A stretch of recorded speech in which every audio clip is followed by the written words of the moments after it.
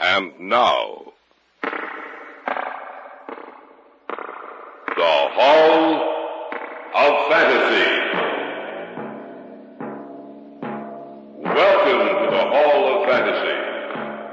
Welcome to the series of radio dramas dedicated to the supernatural, the unusual, and the unknown. Come with me, my friends. We shall descend to the world of the unknown and forbidden. Down to the depths where the veil of time is lifted, and the supernatural reigns as king. Come with me and listen to the tale of the Crawling Thing. Be quiet. I don't want to wake the others.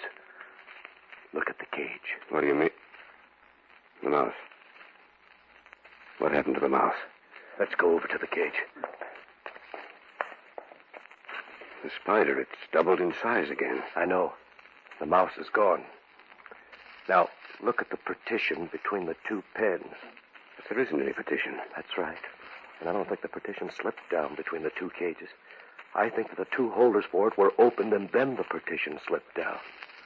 But that means you're endowing the spider with intelligence. Yes, that's right. Remember what I said earlier? What would happen if the S quantity also enlarged the ability of the brain to think? Well, it's happened. That spider will kill. It can think. That hairy, crawling thing can think. In just a moment, the Hall of Fantasy will present The Crawling Thing. And now for our story. An original tale of fantasy by Richard Thorne entitled The Crawling Thing. Quite by chance, I've come upon this little diary of Emery's. The mirror of a man's mind. I shall read you only those parts which concern the experiment. The months which brought him into contact with his ultimate death. Oh, yes. It begins on this page. July 7th. Today I met Dr. Henry Sindler. I've always recognized him to be one of the greatest research men in this field. I applied for the position of his assistant. I only hope that he accepted me. It will be a great opportunity for me if I manage to get the position. I remember when he walked out to meet me. I take it that you are Mr. Bolton? Yes. Sindler, Dr. Henry Sindler. Yes, I know. Please sit down, Mr. Bolton. It distresses me to see a man like you nervous and shaky. I'm not going to hurt you. Well, I'm sorry, sir. Now, you no doubt are aware that I drive my assistants to a state of utter exhaustion, that I expect quite a good deal from them. Yes, I'm aware of that, Dr. Sindler. Yes, all right, good. And thank you for coming to see me, Mr. Bolton. I have many other applicants to see before the day is over. If you are accepted, we will notify you. The Dr. Sindler... That is all, Mr. Bolton. Good afternoon.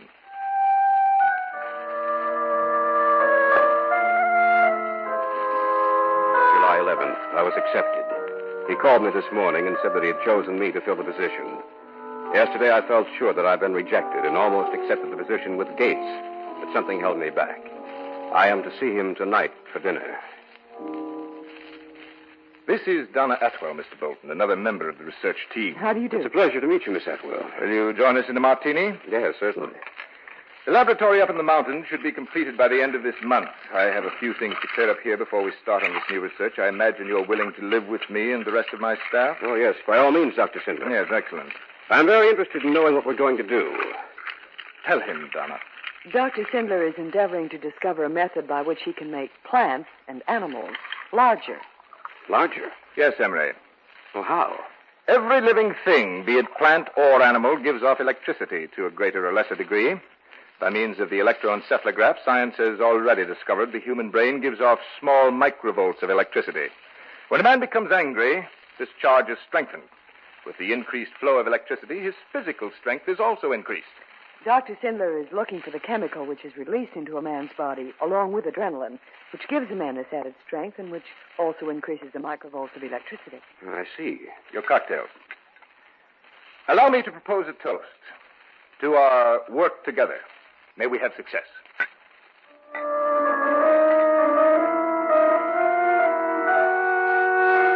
July laboratory is finally completed. Sindler and I are going up by car tomorrow. I am impatient to begin. July 24th. We arrived shortly after noon today. I'll take you on a tour of the building later, Emery. Now I want you to meet the others. Donna, will you and Dr. Henderson come into my office, please? Yes, Dr. Sindler. Besides the four of us, the only other persons in the building are the cook and janitor. I dislike having too many people engaged on one problem. You understand, of course. Certainly.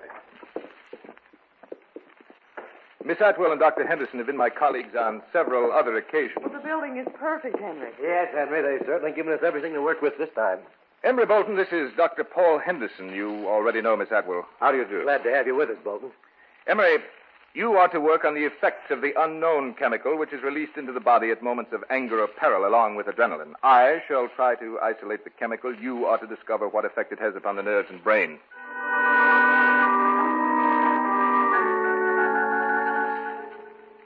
August 4th. Sindler has isolated the chemical. He calls it the strength quantity or S quantity. He fed some to a lab mouse. How much time has passed since the injection? 3 hours, Dr. Sindler. Let's look at the pen. I hope we have more success this time. I think we will. Maybe I'm wrong, but the mouse does seem to be larger. It is larger, Donna. Then we found the formula. We can't be too sure if it's safe. The other subjects died. Dr. Sindler, Yes? how large will the animal grow? We have no idea of knowing that, my dear. Do you think there's any possibility of it growing too large? What do you mean? We're changing the size of that animal beyond all proportion to what nature has evolved. Do you think there's any possibility of the subject growing too large for us to handle?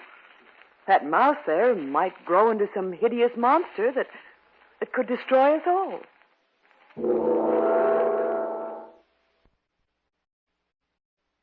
Back now to our story. An original tale of fantasy by Richard Thorne entitled The Crawling Thing. I'm here in this seemingly deserted laboratory.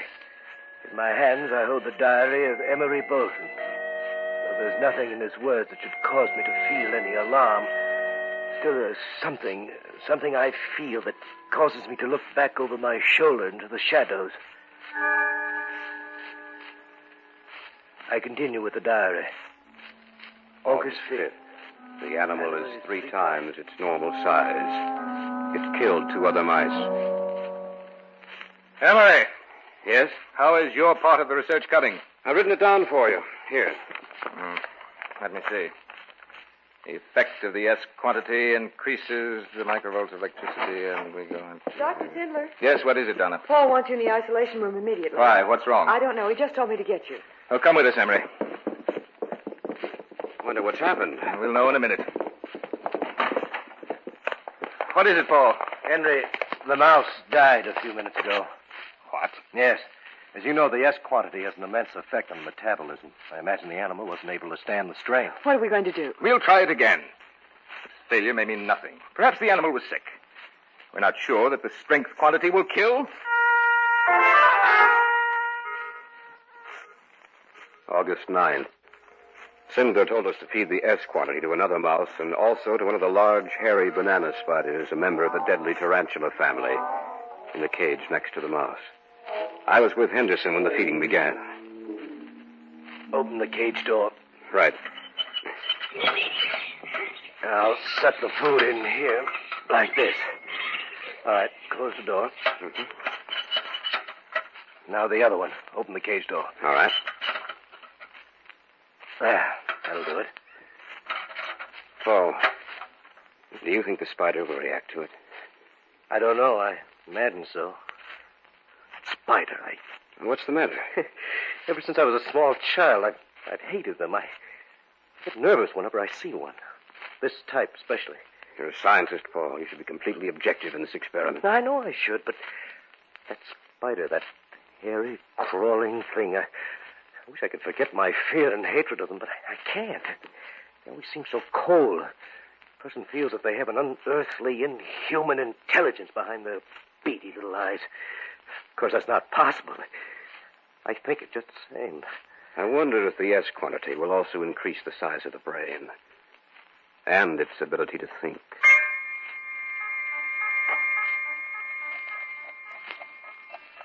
Still, August 9th, 4 hours later. The mouse has increased slightly in size, but the growth of the spider has been amazing. Its size has been more than trebled. It's almost as large as a child's fist.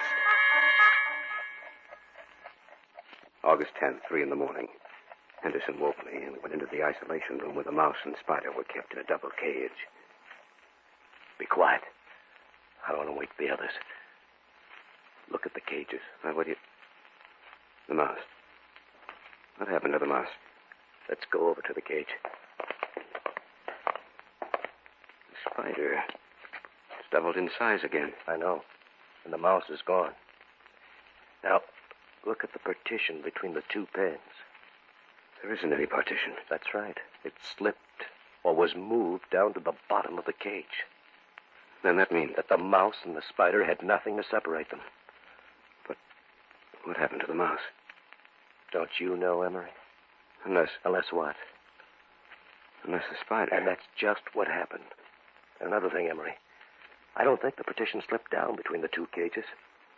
I think that the two holders for it were opened, and then the partition slipped down. That means you're endowing the spider with intelligence. Yes, that's right. Remember what I said earlier? Would have happened if the S quantity also enlarged the ability of the brain to think? Well, it has happened.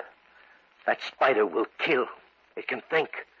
That hairy, crawling thing can think.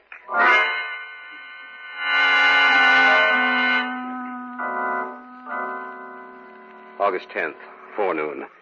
I didn't get much of a chance to see Sindler before 11. When I did, I discovered Henderson had already told him what had happened in the isolation room. And you know about the spider. Yes, Emery, I do. Henderson told me earlier. What do you think about it? Think? What do you mean? Don't you think we ought to destroy it? Destroy it? Of course not.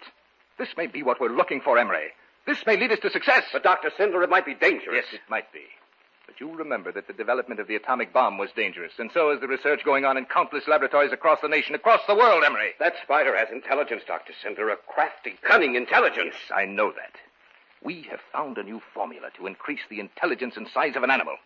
And, Emery, it will increase man's intelligence, too. Our contribution to the science of the world will be invaluable. There's nothing to worry about, absolutely nothing.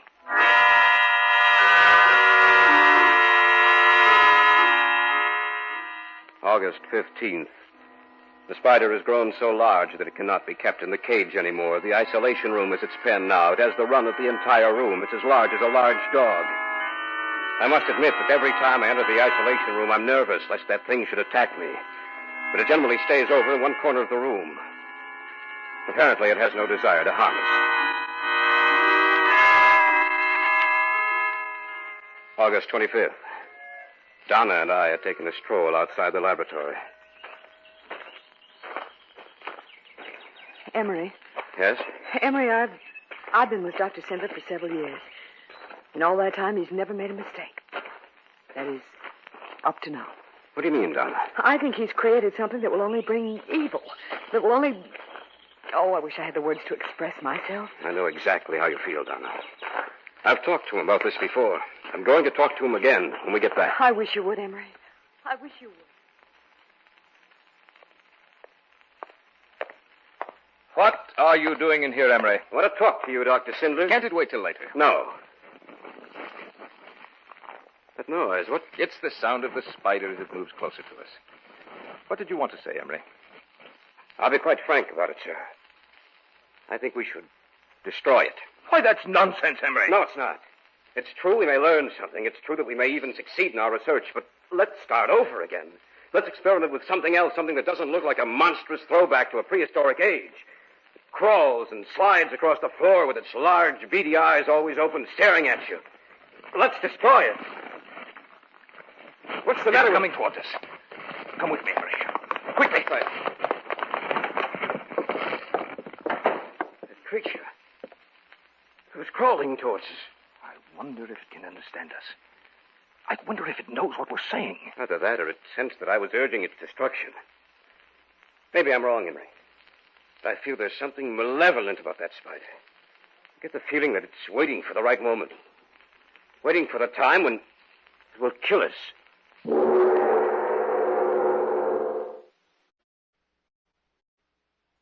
Back now to our story. An original tale of fantasy by Richard Thorne entitled The Crawling Thing.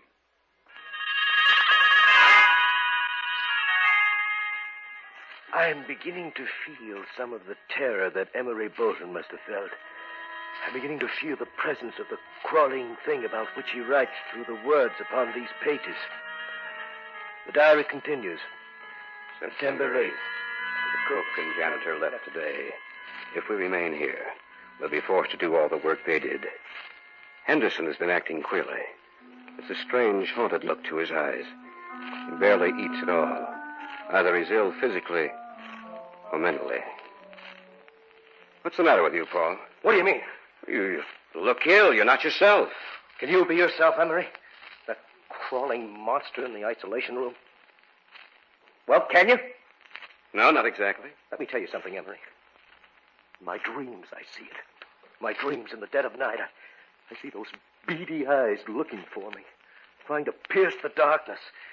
And I feel drawn to it, as if it hypnotizes me. And I feel that I'm caught in its web, just like a fly, Emery. Just like a fly. It's only your imagination. I'm not insane, if that's what you think. And I'm quickly being driven there. Did you ever look at those eyes for any length of time, Emery? Did you ever see the hatred and loathing and evil mirrored in them?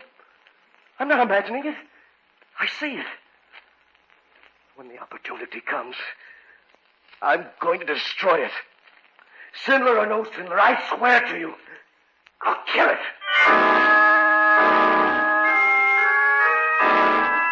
October 10th. Henderson has been so quiet lately that I know he has some plan in his mind. Some plan that will culminate in the destruction of the spider. Sindler hasn't noticed any change in Henderson. He's engrossed in his work. October 16th. Henderson whispered to me this evening that tonight he will kill the spider. I sit in my room and write this, with only the desk lamp lit. It is almost 11 o'clock now. And I have the feeling that the moment is drawing near.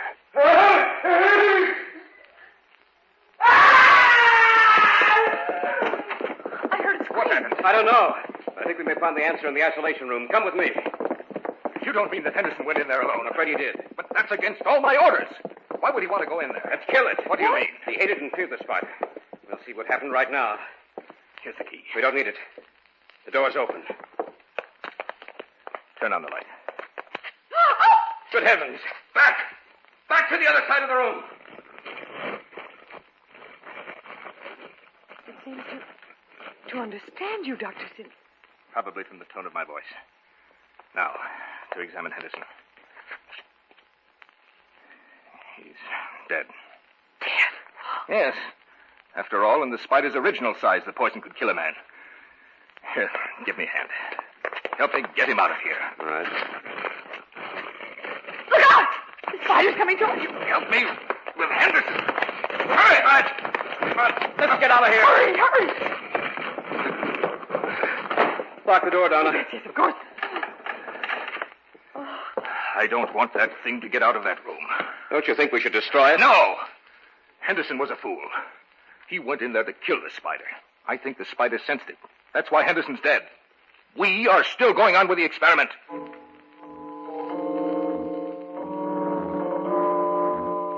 October 17th, we buried Henderson in the graying light of dawn. Even Sindler was quiet. October 18th, I am in charge of feeding it. Donna and I were in the isolation room today when a curious thing happened. Emery, look. What's wrong? The spider. It's crawling over to the table where the S quantity is. I wonder if what? the spider's trying to get more of the S quantity. Stopped growing now because we stopped the injection. If it were to get more of the serum, it would grow larger. Going to get that bottle and take it out of here. Be careful, Emery. Don't worry, I will. Look out! It won't let me get past. Maybe we better get out of here. It's crawling towards the table. We have to stop We it. can't. It's lifting one of its legs. What is it trying to do? Get the bottle, Donna, the bottle of serum. Knock the bottle to the floor. It's going to drink that serum. Let's get out of here. You're right. What are we going to do, Henry? I don't know. I heard some commotion down here. What's the matter? Spider just got through knocking the bottle of chemical serum to the floor. What that means is... That it'll grow larger. I told you we should destroy that thing in there. Now it's too late. We don't know how large it'll get. Be quiet. I have to think. That's right. Use your mind now, Cinder, when it's too late. We had a chance to destroy it earlier, but no, you wouldn't have any of that. A man of science, that's what you are. But you're a fool, too, Cinder, a stupid, misguided fool. That thing in there can kill us all. What's that? It's trying to break the door down. We'd better barricade that door. If we don't, it'll break it down in a matter of seconds.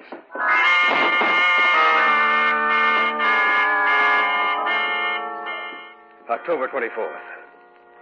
6 terrifying days have passed. That creature in the isolation room is out of all proportion. Though we've barricaded it, the door is weakening. It won't hold up much longer.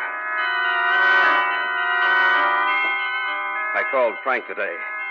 We can't leave that thing alone. If it were to get loose, we must destroy it. Cinder has a plan.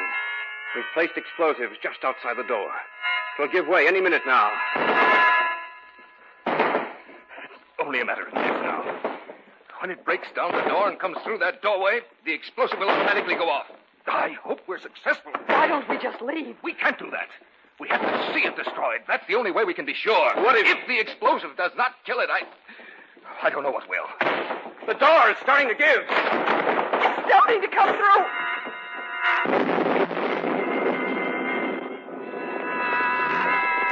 Ah! It wasn't her.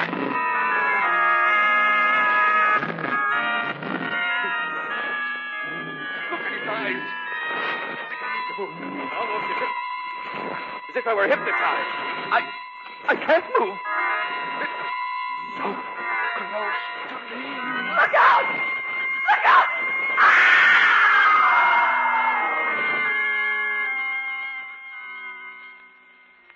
Even though the last entry in the diary was marked October 24th at 7 in the morning, in my mind I've reconstructed what must have happened after that last entry.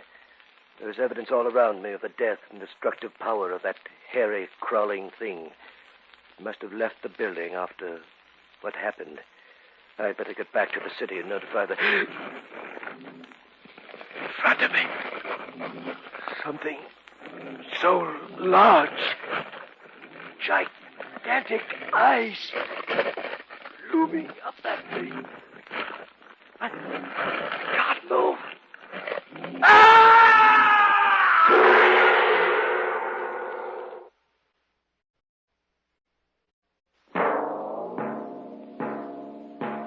So runs tonight's tale of the unusual, the terrifying, the unknown. Join us again when next we journey down the corridors of the Hall of Fantasy to hear another strange tale of the supernatural. All characters and events portrayed in these programs are fictional, and any similarity to actual events or persons, living or dead, is purely coincidental.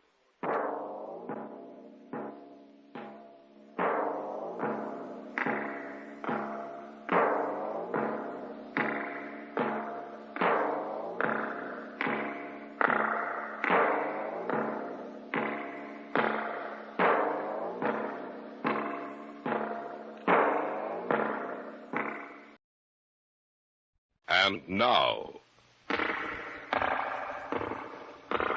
Hall of Fantasy. Welcome to the Hall of Fantasy. Welcome to the series of radio dramas dedicated to the supernatural, the unusual, and the unknown. Come with me, my friends. We shall descend to the world of the unknown and forbidden, down to the depths where the veil of time is lifted, and the supernatural reigns as king. Come with me and listen to the tale of the twisting weeds of death. Try the door, Doc. All right. It's open. Let's go in. Put your light on, too, Doc. All right. Don't look like anyone's been in here for years. Still in pretty good condition, though. Yeah. Now, let's see. That room should be over here. The door's open. Let's see what's in there. There doesn't seem to be anything in here.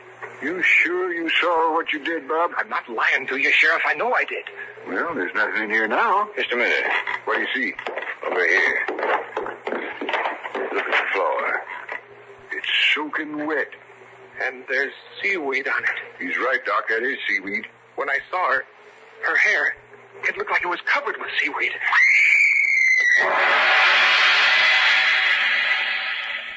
In just a moment, the Hall of Fantasy will present The Twisting Weeds of Death. And now for our story. An original tale of fantasy by Richard Thorne entitled The Twisting Weeds of Death.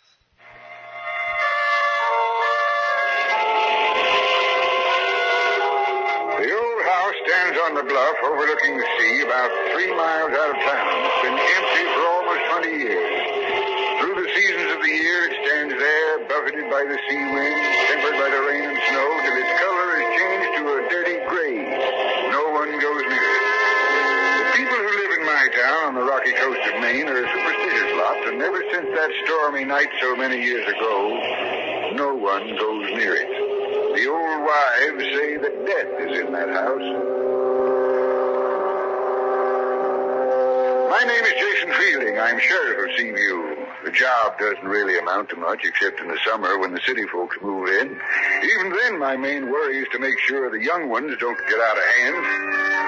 That night, the night it began, I was over at Doc Jordan's place. Usually of an evening when he isn't out on a call and when I'm not making my rounds, you'll find me there playing the longest tournament of chess in history. Your move, Doc. Now, don't press me, Jason. I have to think this out. You've been thinking it out for 10 minutes, Doc. You just wait now. There. Did it take all that time for you to figure that move out? Now, look here. It might be Mrs. Lord. Wife's going to have a baby. Come in.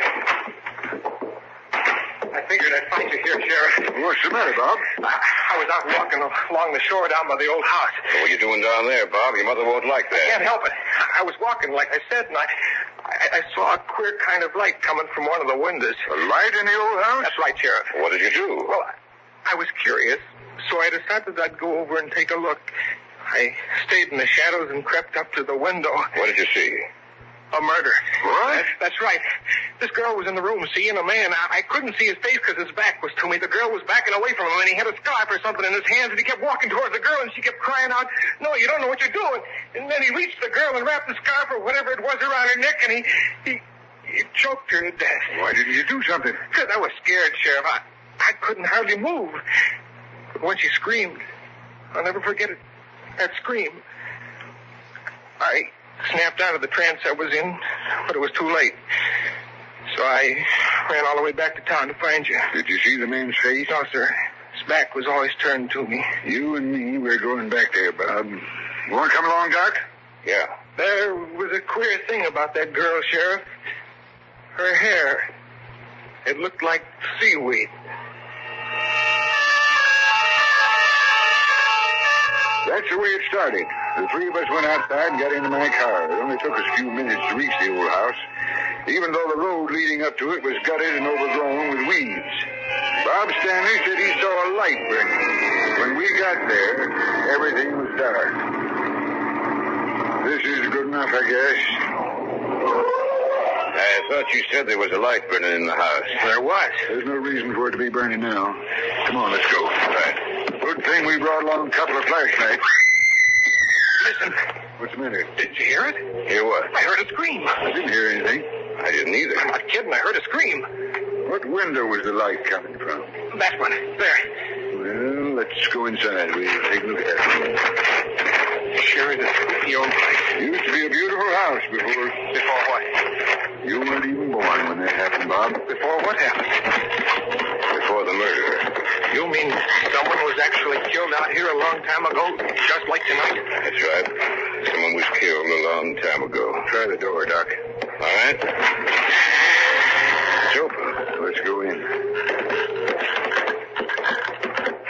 Put your light on, too, Doc.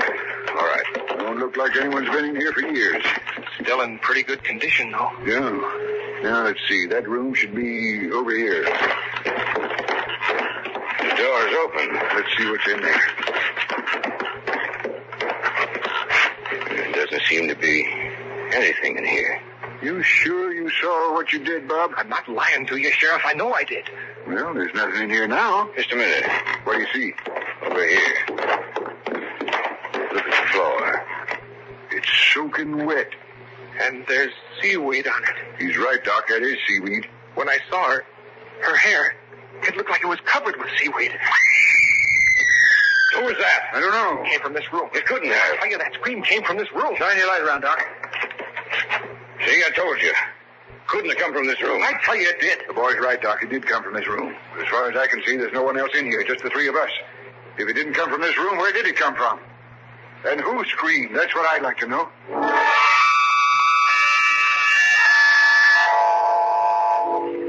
We went through the whole house, but we couldn't find a thing. I knew Bob Stanley wasn't lying. He had seen something there in that house, but whatever it was, there was no trace of it now. I dropped Bob Stanley off at his house and then let Doc off at his place. I went home, got into bed, and I couldn't sleep. In my mind, I heard the echoes of the scream in that house, and I saw again that wet section of the floor with the strands of seaweed twisting this way and that, like squirming snakes. And I had the same feeling I had when I was in the house, nervous and frightened. Sheriff? Speaking. This is Mrs. Stanley, Sheriff. Anything wrong, Mrs. City wrong, Sheriff. My boy's gone. Bob's gone. What? That's right. And up in this room, it's all wet, Sheriff. And there's seaweed all over the place.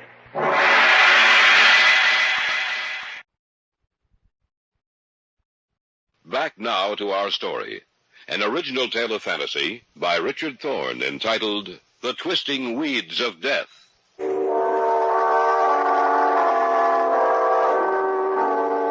After I put the receiver down, I got dressed as quickly as I could. I went downstairs, got into my car, and drove the short distance from my house to the Stanleys. Come in, Sheriff. Come in. Have you called your relatives, Mrs. Stanley? He might be there. I've called everyone. In every place I thought he might have gone. He wasn't at any of them. I'd like to see his room. Just come with me. When you came in, he said he'd been with you. Is that right? That's right, Mrs. Stanley. Where were you so late? He wouldn't tell me anything about it. We were out at the old house outside of town. At the old house? Well, what were you doing there? Bob said he saw a murder being committed out there. A murder? Do you mean he was out there alone? Yes, he came into town and got me. Will you show me his room, please? Oh, yes, of course. He's never done anything like this before. Such a nice boy. I know that, Mrs. Stanley. This is his room. Do you see what I mean, Sheriff? It's wet. The whole room, it's wet. And the seaweed. Look at the seaweed. I see it, Mrs. Stanley. Did you hear anything tonight? Hear anything? What do you mean? After you'd gone to bed, did you hear anything? No, Now, just a minute. I'm not sure, but I thought I heard a scream. A scream? That's right. I didn't hear it at all well. It was just there. I felt it more than I heard it. How did you discover that Bob was missing? I couldn't sleep. I came into his room to see if he was covered, but he was gone. Now, Mrs. Stanley, we'll get him back for you. Ever since his father died, he's been my whole life. I don't know what I'll do if anything happened to him. I'll do my best, Mrs. Stanley. Where is he, Sheriff? What's happened to him? And why is his room like this?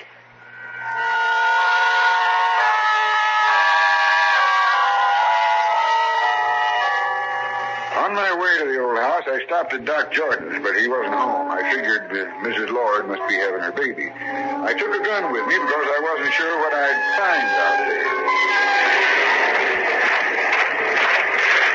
Bob? Bob, are you out here? Answer me, Bob! Jason, is that you? Who's calling? Doc Jordan, near the edge of the bluff. You seen anything about Stanley? I found him. He's here with me, near the edge of the bluff. I'll be right with you. Be all right, son. You'll be all right.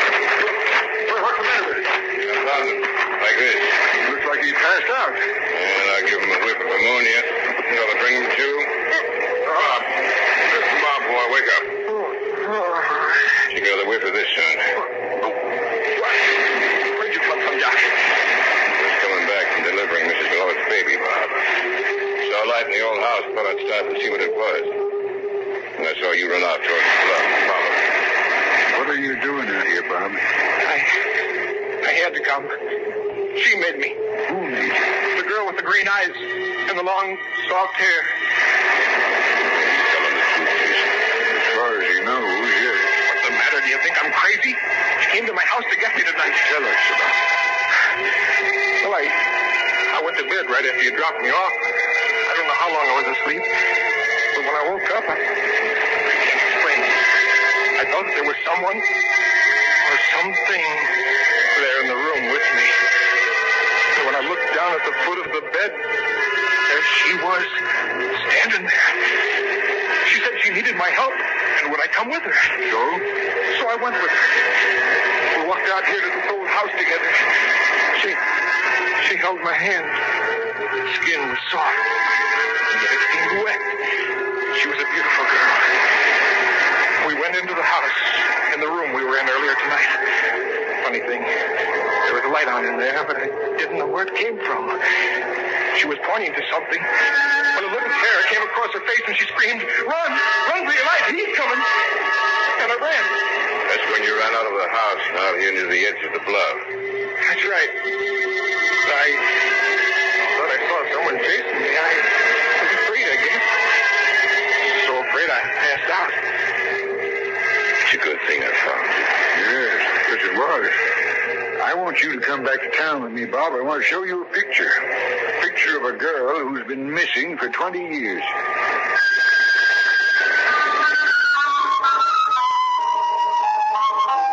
Doc Jordan and I helped him to his feet.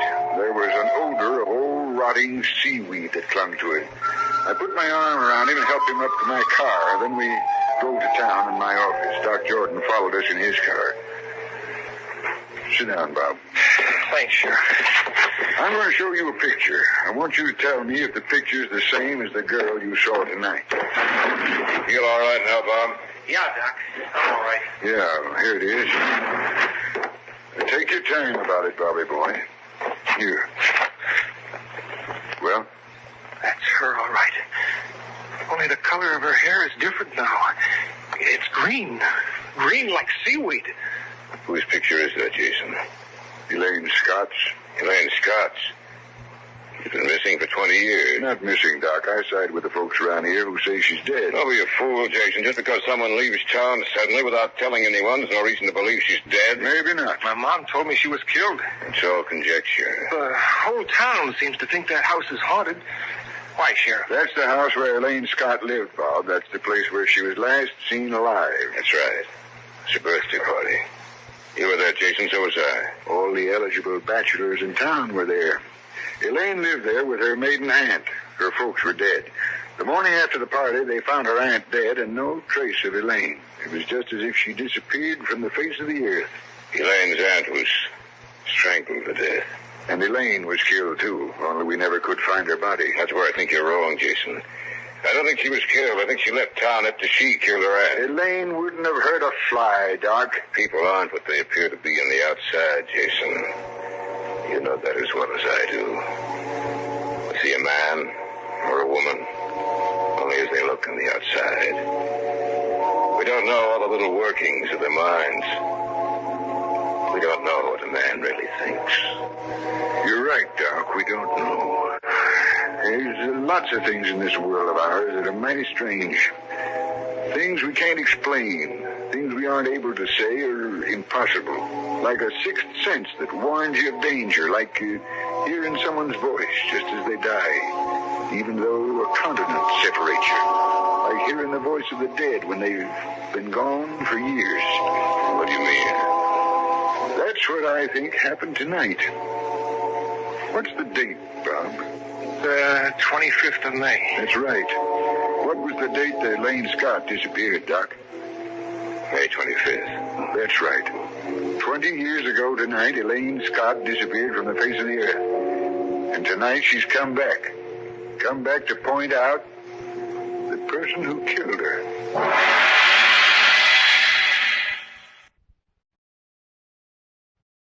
Back now to our story.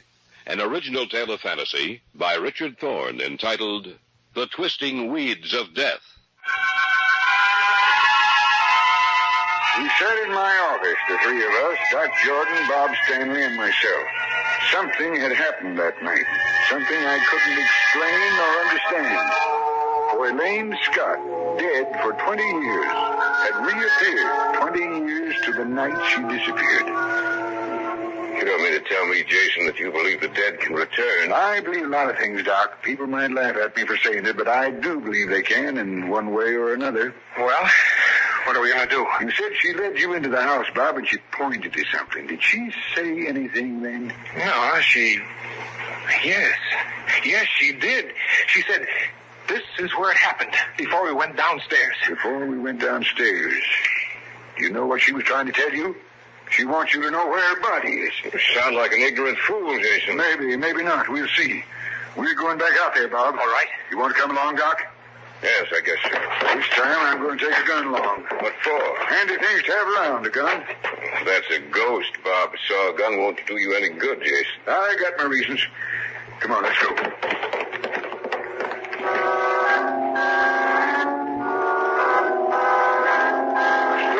Been brewing because we hadn't any more than stepped outside when there was a big crash of thunder. It started to rain. We got into my car and drove out to the old house. The wind was strong and the ocean was washing in pretty heavy. Keep your flashlight, Tom. Well, there's nothing to be afraid of, Doc. I don't know about that. He said before we went downstairs. Is that right? Yes, sir. Now, let's go downstairs. All right. Someone's in this house. It came from that room. The same room. Do you want to go in there, Sheriff? No, we won't find anything in there now. We'll go downstairs. Here's the door that leads to the cellar. All right, open it. Why don't we go back to town and wait till morning? We're here now. We might as well go through with it.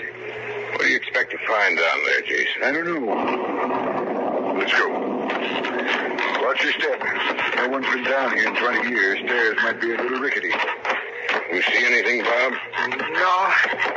The place is heavy with dust, cobwebs. When a house gets a reputation like this one has, it's bound to be like that. No one lives in it except spiders. You see houses like this anymore? They've all got cement on the basement floor, not earth like this one is.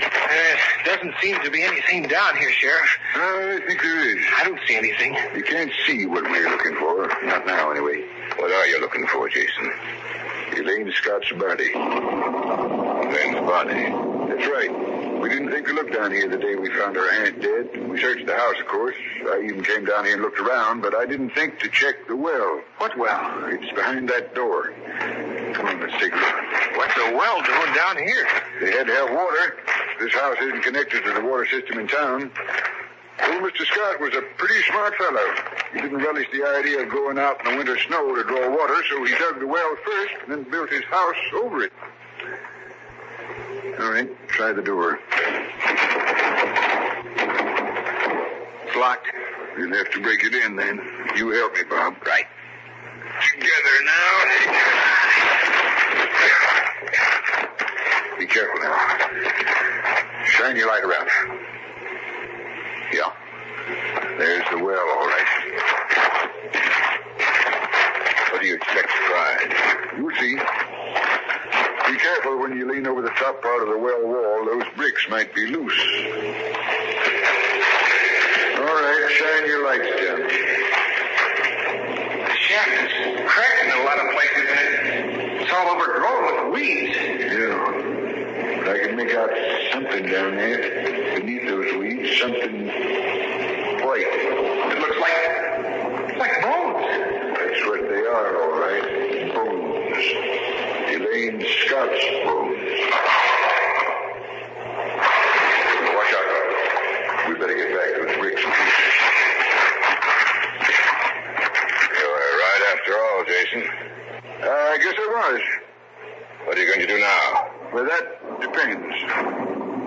On what? What happened that night, Doc? What night? The night you killed Elaine and her aunt. You're crazy, I Jason. don't think so. Comes back to me now, all of it. You stayed behind after the rest of us left. What happened? Look out, Sheriff! I don't take that gun. He's got the gun, Sheriff. That's right. Now, don't try anything, Jason. Now, you in there, Bob? You did kill a man. That's right. Why? You know how I felt about her?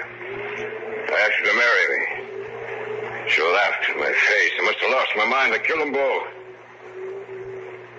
Ever wonder why I like to play chess with you, Jason? Because I wanted to be sure of what you were doing. Because I wanted to be sure you never found out what happened. What are you going to do, Doc? I'm going to kill you. Both of you. And put you down where she is. The gun isn't loaded, Doc. What? The gun isn't loaded. You're lying. Try it and see. You asked for it, Jason. What? Take your gun, Jason. He's making a break for us here. Well, let's get him. Go away, Doc. You'll never get me again. Get out of here. He's running toward the bus, Sheriff. We've got to catch him. What's he going to do? I don't know. He can't get away running in that direction. He doesn't watch out. Watch where you're going, Doc. Look out, Doc. Get close to the edge.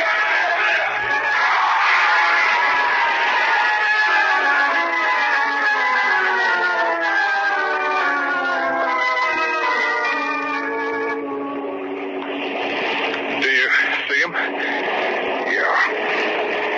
Down there on the rocks. Is he still alive? After that fall? No. It's 200 feet down there to those rocks. He isn't alive. We'll come back and get him in the morning. Sheriff, Yes. the girl I saw, she wasn't real, was she? She was real, all right, Bob. You mean she came back? That's right. She came back. There's a lot of things. Oh, just a lot of them. Like I said in my office, like hearing someone's voice just as they die. Or like seeing them, as you did, after they've been gone for years. Those things can't ever be explained. Elaine Scott came back tonight, 20 years to the day she was murdered, to right a wrong. Now, she can rest content.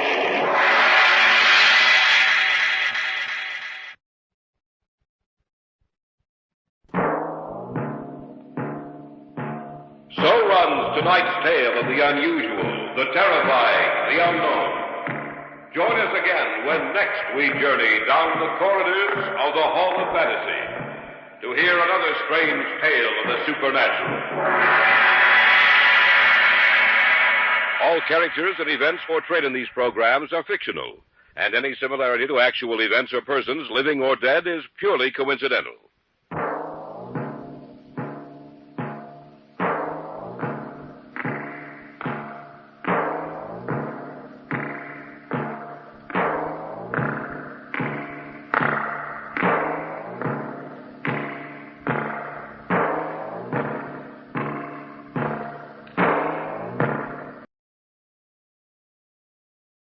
And now, the Hall of Fantasy. Welcome to the Hall of Fantasy. Welcome to the series of radio dramas dedicated to the supernatural, the unusual, and the unknown. Come with me, my friends. We shall descend to the world of the unknown and forbidden, down to the depths where the veil of time is lifted, and the supernatural reigns as king. Come with me and listen to the tale of the Telltale Heart.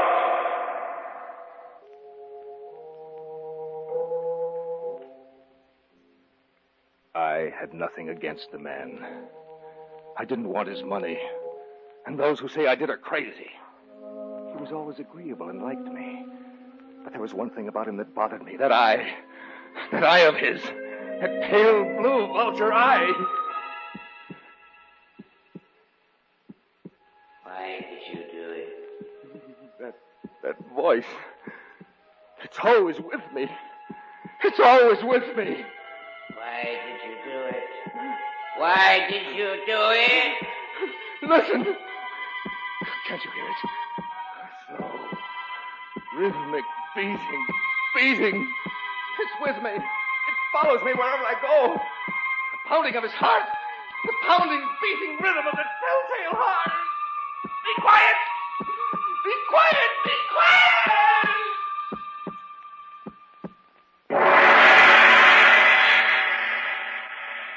In just a moment, the Hall of Fantasy will present The Telltale Heart. And now for our story. Adapted for radio by Richard Thorne, entitled The Telltale Heart.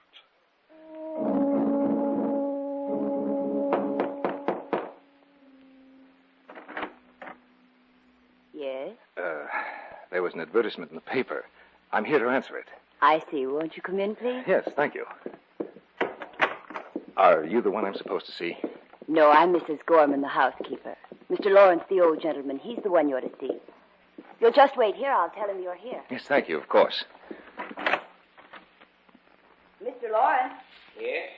someone here in answer to the advertisement you placed in the paper. Send him in, Mrs. Gorman. Sir, Mr. Lawrence will see you now. Thank you. He's over by the desk, sir. Yes, ma'am, I see him. Thank you. You come in answer to the advertisement in the paper? Yes, sir. You care to sit down? No, I'll stand, thank you. What's your name? Crowther. David Crowther. Aside from my housekeeper, Mr. Crowther, I live here by myself. I feel the need of a companion, someone to whom I can talk. Mrs. Gorman is a housekeeper. She doesn't talk very much. Very competent person, but very uncommunicative. You have references, I suppose? No, Mr. Lawrence, I haven't. Oh. What work have you been doing? I'll be completely honest with you, Mr. Lawrence. I haven't been working for the past year. I was only released from the hospital 2 weeks ago. I noticed you looked rather pale. Are you well now? Oh, yes. I've completely recovered. Well, you don't have references. I don't know. Please, Mr. Lawrence. I need employment. My money is all gone, and I must work in order to live. I see. What about your family? I have no family. No other attachments? No, sir. I'm going to take a chance on you, Mr. Crowther. Thank you, Of sir. course, your salary won't be too large. But you'll have a roof over your head and plenty of food to eat. When can you start? Tonight, if you like, Mr. Lawrence. Excellent. You know, Mr. Crowther, David, if I may call you that. Yes, sir. I have the feeling that we're going to get along quite well together.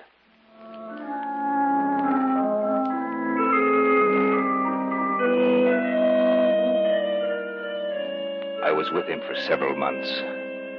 I don't know when the idea first entered my mind, but once it was there, it haunted me day and night. It enveloped my brain with its cunning.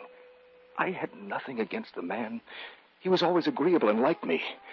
But there was one thing about him that bothered me, that eye of his. One day I asked the housekeeper about it. Mrs. Gorman. Yes, David? The old gentleman. One of his eyes. Is there anything wrong with it? What? I don't think so, David. I hadn't noticed. To me, one of his eyes resembles that of a vulture. Pale blue it is, with a cloudy film covering it. It didn't bother me at first, and, well, in fact, it doesn't bother me now unless he looks at me, but... Unless he looks at you? Why? Well, every time he looks at me, my blood runs cold. That pale blue vulture eye... I think you're imagining things, David. Yes, Mrs. Gorman. Perhaps I am imagining things. You won't say anything about it to Mr. Lawrence, will you? Of course not, David. I don't know what came over me. Of course, there's nothing wrong with the old gentleman, nothing at all. Yes, but there was. That eye of his.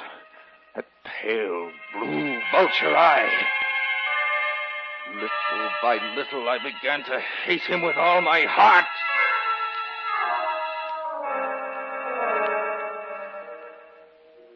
One evening, a few weeks later, the old man and I sat in the living room.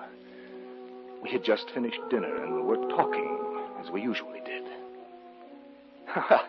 Just as you say, Mr. Lawrence, we'll have to wait and well, what are you looking at? What, David? Are you staring at me? No, of course not. Yes, you are. Don't look at me like that. I'm not looking... Don't look at me! Turn it away. Turn it away. Turn your eye away. David, what's wrong with you? Nothing's wrong with me. Only your eye. It's like a vulture's.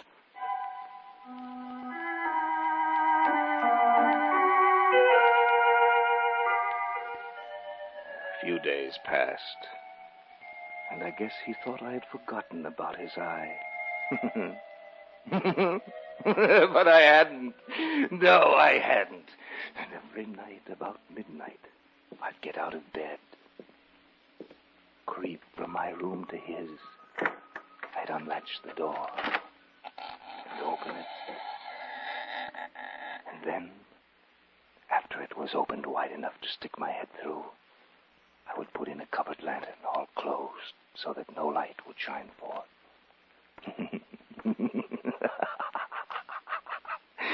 And after I had my head in the room, I would undo the lantern so that only a single ray of light darted out. And I would shine it on his face to see if his eye were open. But no, it never was. Not then. I found the eye always closed. And you see, that made it impossible to do my work. For it wasn't the old man that bothered me, but his eye. His evil eye. And unless his eye were open, I couldn't do it. But I knew that one night it would happen. Yes, it would open, and then I could do it. Then I could kill him.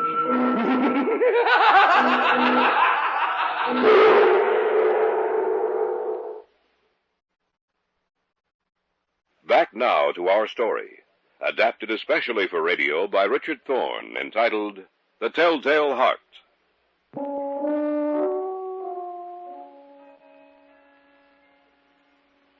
And so I waited. I went out of my way to make him comfortable. I made sure that I never mentioned anything about his eye to him. And every morning I would go into his chamber boldly and ask him, "Well, Mr. Lawrence, did you sleep well last night?" Why, yes, David, I did. You didn't hear anything? Any noises? No, not a one. I'm glad of that. Why? Did you hear anything? No, not a thing. And why did you ask me if I had? Oh, I was just asking, Mr. Lawrence. I wanted to make sure. I wanted to make sure.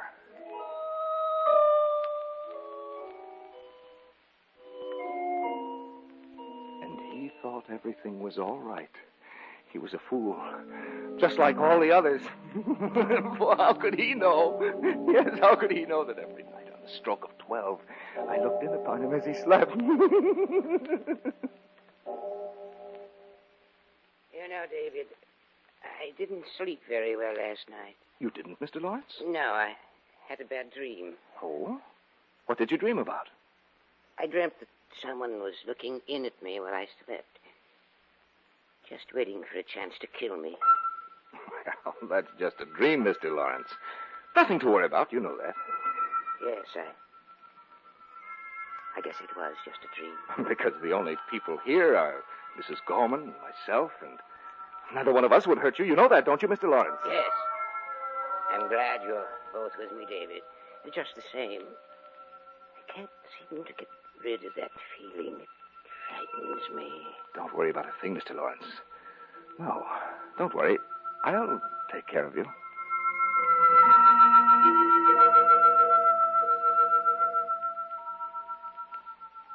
On the 8th and last night, I took special pains to make sure he wouldn't hear me.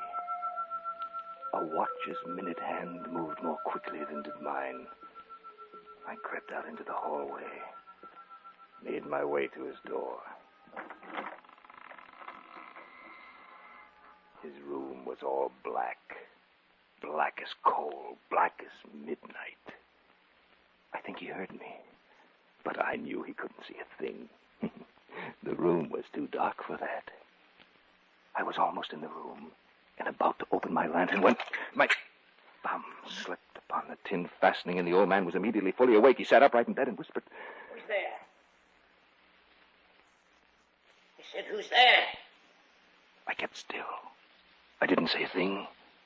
No, not a thing. And for what seemed like an hour, I stood there and didn't move a muscle.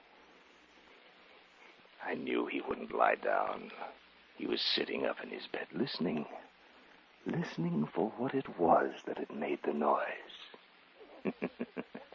The old man was in mortal fear. When I had waited a long time and still had not heard him lie back upon his bed, I resolved to open my lantern a little. Yes, just a little, just the tiniest bit. And presently, the tiniest bit of light struggled out. I directed it towards him like the thread of a spider. And finally it came to rest upon his vulture eye. And then I seemed to hear something. I didn't know what it was. I couldn't distinguish it at first, and I racked my mind to think of what it was. And then finally it came to me. Yes, that was it. It was the beating of the old man's heart. Who's in here? I could hear it distinctly. He was so afraid. Beat, beat, beat, beat, beat, beat. It went. I could feel its rhythm. The old man was in mortal terror. But I held the lantern motionless. I tried to keep the beam of the light focused on that terrible eye, that pale blue vulture's eye. The incessant drumbeat of his heart increased. It grew quicker and quicker. Beat, beat, beat. Louder, louder every moment. The old man's terror must have been extreme. Then I thought of something else. The sound of his heart was so loud it might be heard by someone else, by Mrs. Gorman, by some prying neighbor. And I couldn't allow that, could I? No. And the beating grew louder and louder and louder until I could stand it no longer. Who's there? Don't be afraid, old man. Is that you, David? Yes, that's right. It's only me. Nothing to be afraid of. What are you doing in my room? Just watching over you, Mr. Lawrence. I thought it was someone else. You have nothing to fear from me, old man. You should be asleep. Oh, I'll go to sleep. And so will you, old man. So will you. David, what's wrong with you? Nothing. Nothing, old man. Nothing at all. Don't come any closer, Jimmy. Stay away from me. Die, old man! Die! Let your heart die with you. Let me go. Die! Die! Close your eye, that vulture eye! Close it forever!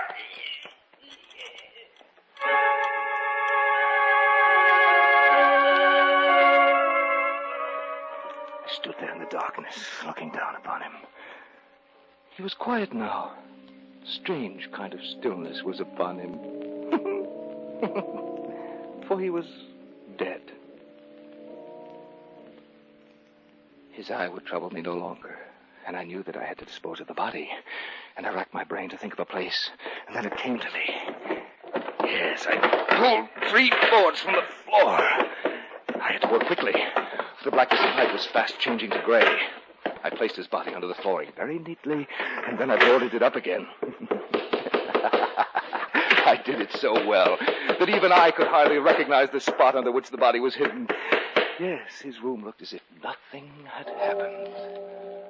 The striking of the town clock made me realize how late it was. Well, the job was over, and no one would ever be the wiser. Who's there? Mrs. Gorman. Just a moment.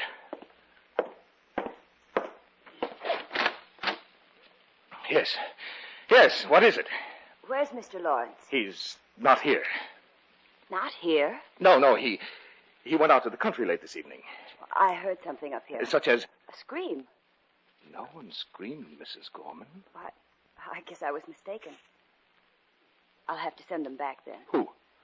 I was afraid when I woke up I heard, or I thought I heard a scream. You didn't hear a thing. Mr. Lawrence has been gone for some time. What are you doing up here? I wanted to make sure he hadn't forgotten anything. What you probably heard, Mrs. Gorman, was the neigh of the horse as the carriage carried Mr. Lawrence away. Then I must tell him to go. Who? Who's downstairs? Who is it? Well, I was frightened. I called the police. Huh? They're waiting for you downstairs. For both you and Mr. Lawrence.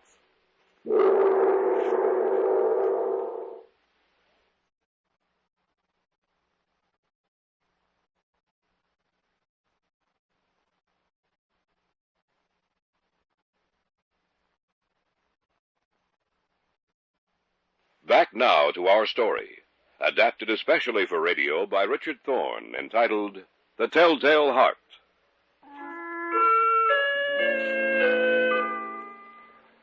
I was so sure that no one had heard anything. But Mrs. Gorman, the housekeeper, she must have heard him scream. Or did she hear the beating of the old man's heart? I went downstairs with her. Here's Mr. Crowther, officer. Thank you. Will you be needing me anymore? No, I don't think so. Good night, then. Well, what can I do for you, gentlemen? You'll have to pardon us, sir, for disturbing you. We received a complaint from your housekeeper about some strange noises she heard. Oh, she must be mistaken, officer. Nothing's happened here. The housekeeper said she heard a scream from upstairs. Oh, she must have been dreaming. Perhaps. But I hope you'll excuse us, sir, if we take a look through the house. Why, certainly, officer. I have nothing to hide. Well, where do you want to start, gentlemen? If you'll just show us around. With pleasure. Just follow me. I led them from room to room. I took them all over the house. I wanted to show them I had nothing to hide. I showed them every nook and cranny in the place except the old man's room. I wanted to save that till last. Don't you think this is enough? Finally, I took them into his room, and though they searched it exhaustively, they found nothing. I was quite pleased with myself. That housekeeper of yours must have imagined she heard a scream from up here. Probably just a nightmare. Well, perhaps what she heard was me. Yes, I had a nightmare, and I think I might have been the one she heard. Well, there you are. That's a simple explanation of it. Yeah, I often have nightmares, you know. We ought to go to her room and tell your housekeeper. Don't worry about it, Tom. It wasn't her fault. Yes. Well, as a matter of fact, how will she know who made the noise? She said there was a Mr. Lawrence living here, too. Oh, yes. Where is he now? Well, he isn't here. Well, that's evident. But where is he? Well, he went out to the country for a few weeks. He left tonight. I see. Sorry to have troubled you, sir. No trouble at all, officer. Well, let's get out of here, Ed. We're keeping this gentleman up. If you gentlemen won't think it presumptuous, won't you have a glass of wine with me? I know how it is after you've been up all night. Oh, I don't know, sir. We're not supposed to drink while we're on duty. Yeah, but Ed, we're almost through. Let's have a glass of wine. When we finish here, we can go home. Yes, do have some wine. All right, it's a pleasure. All right, I'll get it for you. And Mr. Lawrence always kept a decanter and glasses on that table. Did you say kept, sir? A slip of the tongue, officer. The hour is late, you know. Don't mind Ed, Mr. Crowther. He's suspicious of everybody. Yes, of course. Well, that's your job. Well, here we are. I hope you like sherry. Mm-hmm. Always have it at home. Good. Glad to hear that. Well, here's yours, sir. Thank you. And yours. Thanks. There. Now, shall we drink to something, gentlemen? Well, let's drink to you, sir, as a sort of apology for interrupting your sleep. Yes. That's very good, you know. You did interrupt me. I wanted to show off. I had seated them in the old man's room. And after all, in a way, this was a celebration, a token of my ingenuity. I'd seated myself on top of the very spot under which I'd hidden the body. We had one glass of wine, then another, and another. We were talking quite freely when I heard it. Won't you gentlemen have enough... What's that? What's what, sir? That noise. That beating. I don't hear anything. Anything wrong, Mr. Crowther? No, nothing. Nothing's wrong. Have some more wine.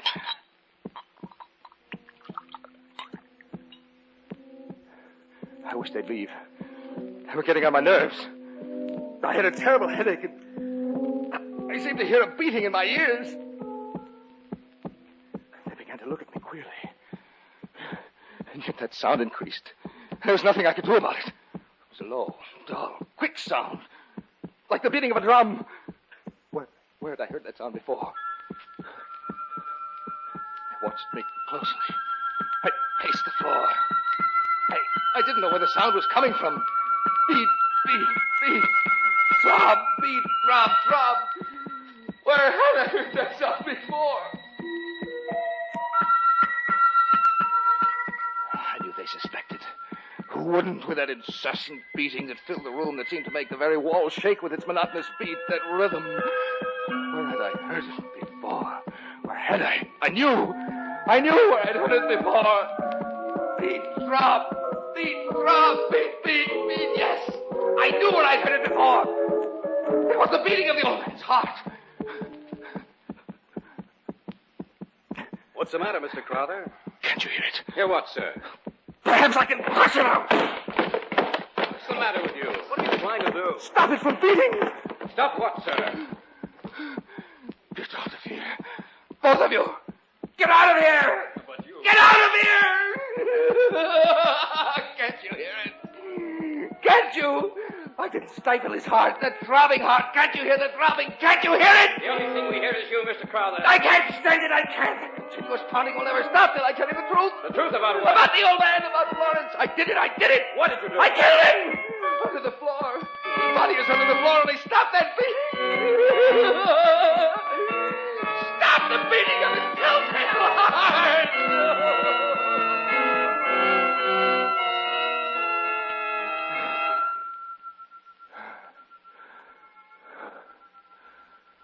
Why did you do it? That voice. It's always with me. Always with me. Why did you do it? Why did you do it? Listen. Did you hear it? Slow, rhythmic beating. Beating. It's with me. It follows me wherever I go. The pounding of his heart.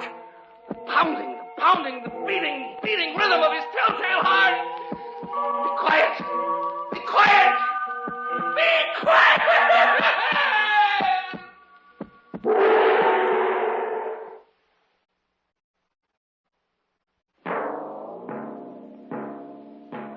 So runs tonight's tale of the unusual, the terrifying, the unknown.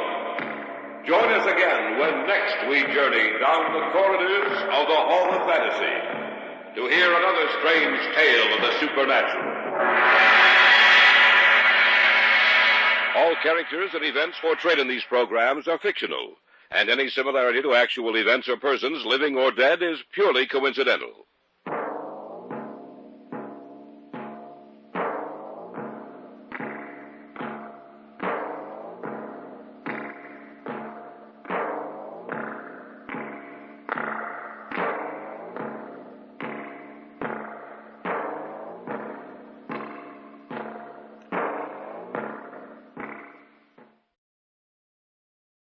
And now, the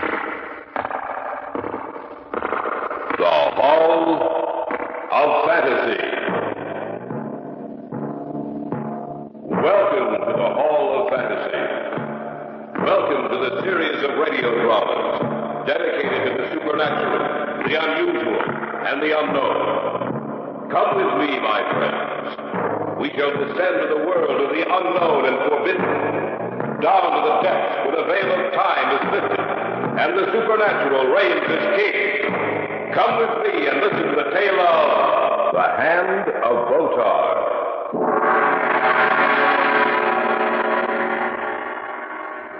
Uncle Simeon, are you all right? He's dead. What? He's dead. I went out to make a telephone call. There's no extension in here, you know.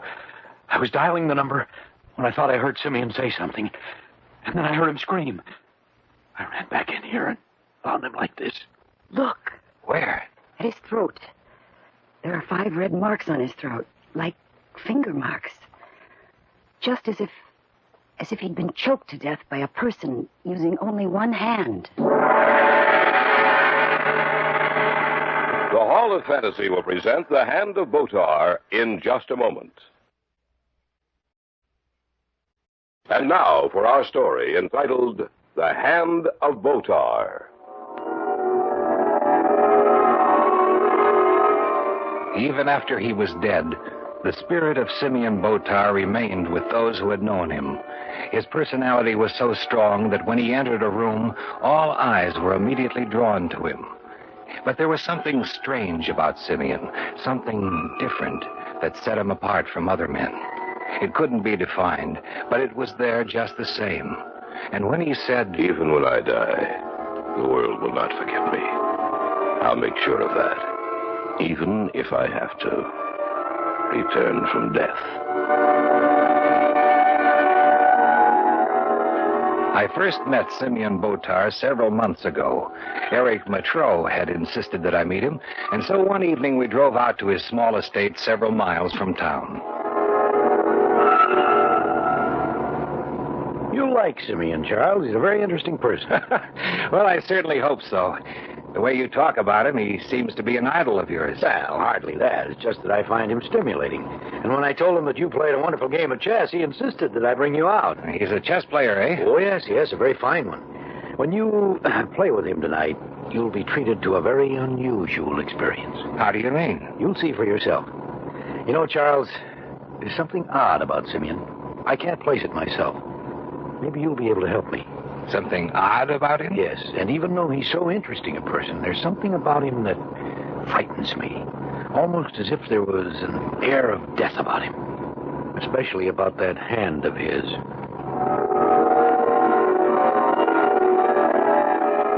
I didn't know whether Eric was trying to play some kind of a joke on me or not. I had no time to think about it, however, as in a minute we turned off the highway onto the gravel road leading up to the house. The door of Botar's house was opened for us by a very beautiful young woman. Oh, it's so good to see you, Eric. Thank you, Marcia. My good friend Charles Brakely. Marcia Jameson, Simeon's niece. A pleasure. Won't you come in? Where's Simeon, Marcia? He's in the living room waiting for you. I understand you're quite a chess player, Mr. Brakely. Well, not a very good one, I'm afraid. Oh, on the contrary. Eric says that you're an excellent player. And Uncle Simeon is most anxious to meet you. It's right in here. Simeon, say we're here. Oh, so good of you to come, Eric. As I take it, is Mr. Brakely? Yes. Well, I'm very pleased to make your acquaintance. Would you gentlemen care for a drink? Oh, none for me, thank you. The usual for me. Marcia, will you prepare a drink for Eric? Yes, Uncle Simeon. You, play chess, eh, Mr. Brakely? Yes? And sit down, please. As you can see, I already have prepared the board for play. Seeing you're my guest, you may have the white, Mr. Brakely. Oh, thank you. Would you put on the blindfold for me, Eric? Oh, of course. Tight enough, Simeon? Yes. Can't see a thing. Thank you, Eric. I hope you don't expect Not at all, me Mr. Brakely. Not at all. Here's your drink, Eric. Thank you. Are you ready, Mr. Brakely? Do you want me to call out my moves to you? Oh, no, that won't be necessary. Well, then, how do you know what move I make? Oh, my hand will know. Proceed, Mr. Brakely. You have the opening move. All right.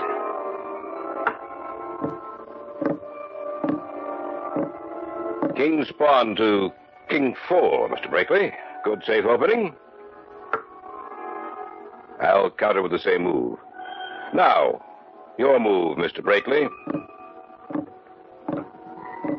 King's knight to King's bishop, Mr. Brakely. Let's say I'll bring my queen out thusly. Mr. Botar, how do you know what moves I make? You can't see the board through that blindfold, can you? Of course not, Mr. Brakely. My hand tells me. Your what? My hand. You notice how the fingers are drumming now, Mr. Brakely? Yes. But my brain is not controlling those fingers, Mr. Brakely. The hand is an entity unto itself. Are you serious? Of course I am. How else would I know your moves? I cannot see you, Mr. Brakely. Neither my niece nor Mr. Matreau have told me what moves you've made. How else would I know? Let us proceed, Mr. Brakely. It's your move, I believe. The game continued. It was incredible. The fingers of his hand would be silent as he moved, but when it was my turn, he would place his hand on the table and the fingers would begin drumming slowly. As I made my move, the tempo of those beating fingers would increase and then stop as Botar made his move. Your move, Mr. Brakely. Check, Mr. Brakely. Check. Check. Check and mate. You play a very good game, Mr. Brakely. I'll take this blindfold off now. Oh, now, tell me the truth, Mr. Botar. How did you know my moves? Well, I've told you the truth. Well, you don't mean to say That's exactly what I mean to say. My right hand is developed to such an extent that I believe it has, well, almost an intelligence of its own. That's impossible. Not necessarily. If I lose the use of one hand, we learn to do things with the other that require two hands before. A blind man learns to make his other senses perform some of the duties of his eyes. It's not impossible. The hand does seem to have an intelligence of its own. It has a strange grayish cast to it, Simeon, as if it were dead. Get me a pin, Marcia. Yes, Simeon. What are you going to do? Strange thing, Eric. There's no feeling left in that hand. I'll show you what I mean. What are you going to do? Prove to you that I feel no pain if the hand itself is injured. Here's the pin, Simeon. Thank you. Now, watch me. There. It's in my hand, and yet I feel nothing. Either you're telling the truth or you've learned to control your reaction to pain. It's the truth, believe me. I'll take it out now. There. You see? I had no feeling whatsoever of pain. That's strange. What? The hand is moving, and I'm not... Simeon, get it away from your throat! I can't move it. Do something. Do something before it kills him. We'll return to the tale of The Hand of Botar in just a moment. Back now to the Hall of Fantasy in the tale of The Hand of Botar. Eric Matreau and I had driven out to the home of Simeon Botar. I had been a witness and participant in the most bizarre exhibition I had ever seen. And then, after the game was over, when Botar was showing us that his hand had no feeling in it, the hand suddenly moved to his throat and began choking him. Do something before it kills him. Help me. I'll get it. Oh, I can't move it, Charles. Let me help you. It's starting to... Simeon, are you all right? Yes, I guess so. Oh, what happened, Botar? I don't know. I can't explain it. All of a sudden, it's in my throat, choking me. You're all right now? Yes. I lost control of my hand at that moment, gentlemen. I couldn't move it away from my throat. But now... now I can move it at will. Have you thought of seeing a psychiatrist, Mr. Botar? No. Why do you ask that? Well, you've heard of schizophrenia, split personality, haven't you? Naturally. But let me tell you right now, Mr. Brakely, I am not suffering from schizophrenia. Well, that's the only rational explanation for what just happened. I don't think so. Do you mean to say that you really think that hand has an intelligence of its own? Yes, I do. Then you'd better be careful, Mr. Botar. If what you believe is true, then that hand could very well kill you. We left shortly after that. As we drove into the city, my mind wouldn't forget the image of what had occurred that night. Eric. Yeah? How well do you know Simeon Botar? Oh, pretty well. Do you think he's all right? If you're referring to his mental condition, I'd stake my life on it. When I took psych in college, we studied split personality and some of the strange courses it takes. Automatic writing, for example. Mm-hmm. The victim claims his hand wrote a certain message that he himself didn't. But actually, he was the victim of schizophrenia, split personality, and his other self wrote the message. Now, that's what could be wrong with Botar. How do you explain the game of chess, then, Charles? He couldn't see anything, I know. I moved my cigarette close to his face while the game was going on. He didn't draw back even a fraction of an inch. Well, that's true, but I still can't believe it. You remember how the fingers drummed on the table prior to each of his moves and during each of yours? And then, just before it happened, remember how they began drumming on the table? When that happens, I have the feeling that the hand is thinking. Then you believe it? That it has an intelligence of its own. Yes, I'm afraid I do. In the weeks that followed, I saw a great deal of Marcia Jameson. I saw Simeon very rarely, going out of my way to avoid him. I didn't believe what he had told me, but he made me feel uncomfortable, and there was something about him that frightened me. One night, Marcia and I had returned from a play downtown. We stood outside the house saying goodnight, and I noticed Eric's car in the driveway. I had a wonderful evening, Charles. Ah, so did I.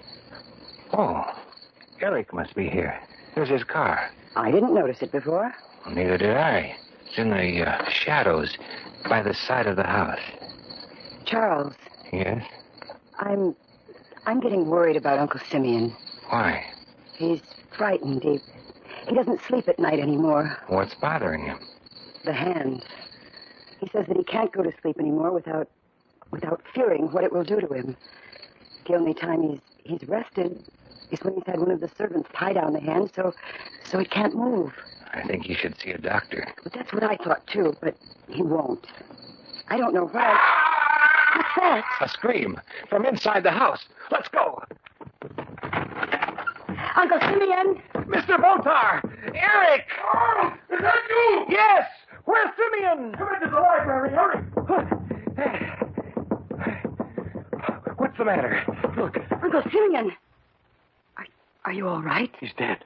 What? He's dead. I went out to make a telephone call. There's no extension in here, you know. I was dialing the number when I thought I heard Simeon say something, and then I heard him scream. I ran back in here, and I found him like this. Look. Where? At his neck. There are 5 red marks on his throat, like finger marks. Just as if he'd been choked to death by a person using only one hand. We called a doctor, and he in turn summoned the police. They questioned us closely, and when Eric told them the story about the hand, they laughed at him. The final verdict was death by strangulation, killer unknown. 3 days later, he was buried. Eric and I returned to the house with Marcia after the funeral. Marcia had taken the funeral very badly, and we sent her up to take a nap for a few hours. I'll get it. Hello? May I speak to Miss Jameson, please? Oh, she's resting now. I don't want to disturb her. I see. It was a rather irregular request that we received, but we did as the note said. I just wanted to tell her that the package is being dispatched and will reach her today. Who's calling? Mr. Erskine. Goodbye. Huh. Erskine. Now, from where do I know that name? He was a mortician. Oh, yes. What do you want? Oh, he said something about a package being delivered here today. I wonder what it is. I don't know. Well, I'll tell Marcia about it when she wakes up. It's strange that he didn't mention what was in it. Well, the package will arrive today. Then we'll know what's in it. I'll get it. Hello? This is Erskine again. I'm afraid I can't do what the note said. The thing is... Hello? Hello? Mr. Erskine, are you still there? What's the matter? I don't know. He sounded like he was choking. It was about 5 o'clock in the afternoon. Marcia was still asleep. The sky was heavily overcast, and I knew that we were due for a bad storm shortly. Eric and I heard the front door chimes ring, and a few seconds later the maid ushered in a man we had seen before, the lieutenant of detectives who had been at the house after Simeon Botar had died. What can we do for you, Lieutenant? I don't like to trouble you, Mr. Brakely, especially today, but I'm afraid I have to. What's the matter, Lieutenant? Do you know Mr. Erskine? Yes, he handled things for Marcia. That's right. Well, he's dead. Dead? Yeah. Well, he called here on the phone. He started to choke. He choked all right. He was strangled. What? That's right. And he has the same marks on his neck that Mr. Botar had that night. 5 little red marks, like the finger marks of a hand. You are listening to the tale of The Hand of Botar on this week's journey down the corridors of the Hall of Fantasy. We'll return to our story in just a moment. And now back to our story, entitled The Hand of Botar. We had come back from the funeral with Marcia Jameson. She was upstairs getting some rest. A few minutes before, Lieutenant Hillman of the police had come out to the house. I learned then the reason Erskine had seemed to be choking when I talked to him on the telephone. That's right. 5 little red marks, like the finger marks on a hand. It's starting to rain. Yeah, we're in for a bad storm. Erskine didn't have any enemies. He was preparing a package to send out here, and then he was killed. Who did it? Not who, Lieutenant, what? How's that? I believe it was Botar's hand that killed Erskine. What are you talking about? Botar's dead. But his hand isn't. But Simeon's been buried, Eric. I don't care. I think it was... That was Marcia. Come on. Marcia! Marcia, what's the matter? Is he up there alone? Yes. Marcia! I saw it. I saw it. Saw what, Marcia? I was half asleep. I felt that something was in the room with me. I looked up. The window was slightly ajar, and then on the floor, I saw it creeping along. What was it you saw? Uncle Simeon's hand. What? That's right. Let's take a look. Are you sure? Do you know what you're saying? Of course I do. You'll see for yourself. There doesn't seem to be anything in here. Maybe it went back out the window. Lieutenant, take a look at this. What? Look, on the windowsill here. Little scratches as if they were made by fingernails. You don't expect me to believe... I didn't believe it either, Lieutenant, but now I do. Botar's hand has an intelligence of its own. I believe that both Botar and Erskine were killed by that hand. I think you're crazy. And I think I can prove it to you. How? Lieutenant, get an order to give us permission to exhume Botar's body. Then you can see for yourself.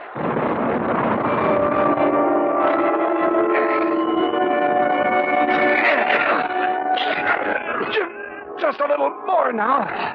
This had better be more than a wild goose chase. I think that's enough. We're going to open it now, Marcia. All right. Let's get this outside casing top off. There you go. Get it now. That's it. Now, let's get this casket open.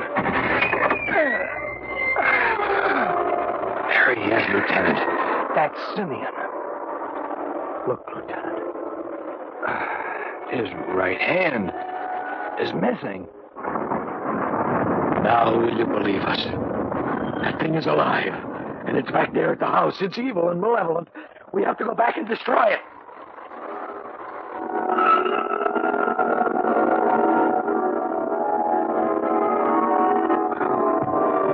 We searched the whole house, and we still can't find it. Maybe it left the house. I don't think it has. I think it's hiding. Where? I don't know. How did the hand ever get... When Erskine called me on the phone, he said something about an unusual request written in Simeon Botar's hand, and that he was sending the package here. While he was preparing that package, the hand killed him. That thing is somewhere in or around this house. I have a feeling that... Oh! What was that? Sounded like a window breaking. Where? Upstairs. Let's take a look. We'll break up into 2 groups. Mr. Matroa and Mr. Breaker will go together. I'll keep Miss Jameson with me, all right? All right. Let's go then. I have the only gun. If you see it, call for it. All right. Stay behind me, Miss Jameson. I'll be with right you. behind you. You take the front part, and we'll take the rear. Fine. If you see it, don't forget to call. Let's go. Why don't we try Simeon's bedroom? That sounds like a good idea. Come on. Remember, that thing can hide almost anywhere. I know. We might as well... Look. The bottom left pane of the French door leading to the sun porch is broken. Then the hand is in here somewhere. We can't be sure. It might have found entrance this way, but... Listen. It's in here, all right. Lieutenant! It's in here! You're right there! Eric, stand over there by the broken pane there. Make sure it can't get out. Right. Oh, where is it? How we know it's in here somewhere. Come in quickly. Let's get that door closed. Right. Now, be quiet. There it is again. Where's it coming from? Be quiet. It's moving. I can't see it. Neither can I. Look out, Charles, in back of you! It's climbing up the wall in back of you! Where? It's making for the light switch. The lights are out. Be quiet. It's dropped down to the floor again.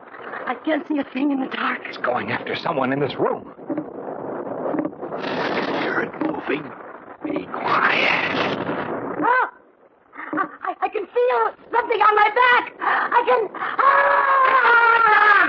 The hands are on her throat. Get the hand away from her. Right. Hurry. Hurry. We're doing our best. A little bit more. A little bit more. Throw it on the floor. Shoot it. It'll get away. Hurry, Lieutenant, hurry. It's making for the front door. It's horrible. I would never have believed it. Nor would I. I'm still afraid of it, even though I know it's dead. I'll make sure that it's destroyed once and for all. Oh, I'll never forget the sight of it, creeping across the floor like some crawling monster.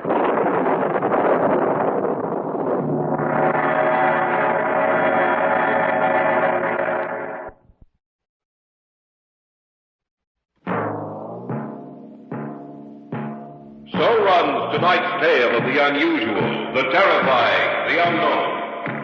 Join us again when next we journey down the corridors of the Hall of Fantasy to hear another strange tale of the supernatural. All characters and events portrayed in these programs are fictional, and any similarity to actual events or persons, living or dead, is purely coincidental.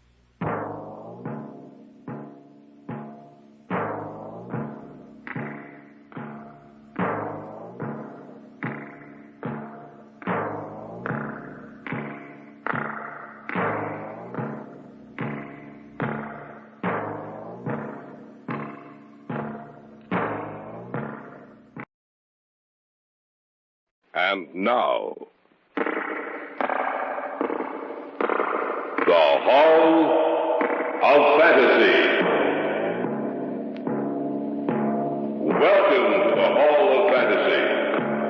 Welcome to the series of radio dramas dedicated to the supernatural, the unusual, and the unknown. Come with me, my friends. We shall descend to the world of the unknown and forbidden, down to the depths where the veil of time is lifted and the supernatural reigns as king. Come with me and listen to the tale of the Jewels of Kali.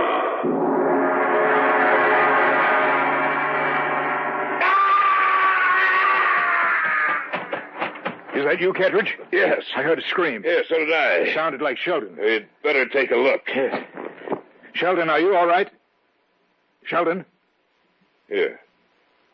Let me light a match. Sheldon, are you... Kettridge. What's the matter with them? Both of them. They're dead.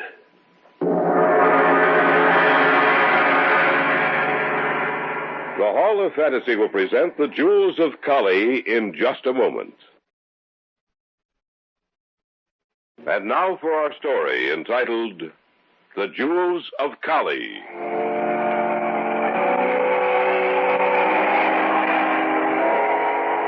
I hear and obey, Mother Kali. If need be, I shall follow them to the ends of the earth, and they shall know that I follow them. Peace they shall not have, nor quiet rest, and their days shall be lived in fear of the death that creeps behind them. One by one shall they die, and I shall return to you bearing with me the jewels of Kali.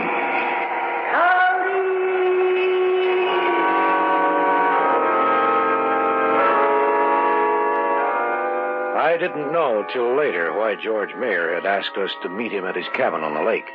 Elaine and I knew that Kettridge was going to be there, but we couldn't understand why he hadn't gone to George's apartment in the city. At any rate, we wanted to hear about Kettridge's trip to India, and so Friday evening we drove out of the city, heading for the cabin.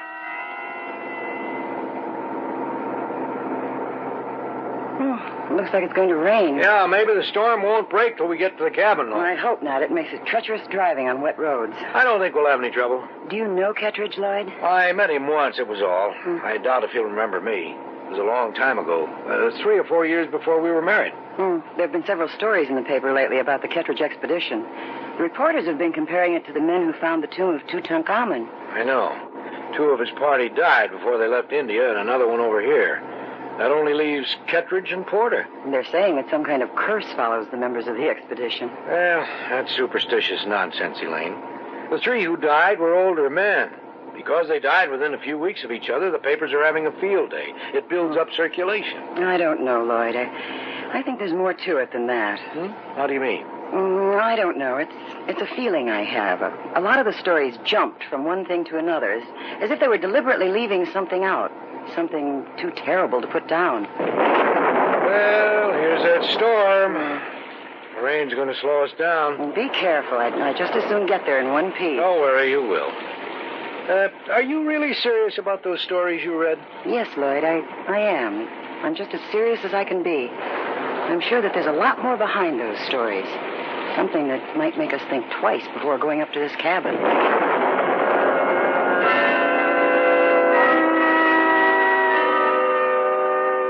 You know how it is. Every once in a while we get a warning, a premonition of things to come.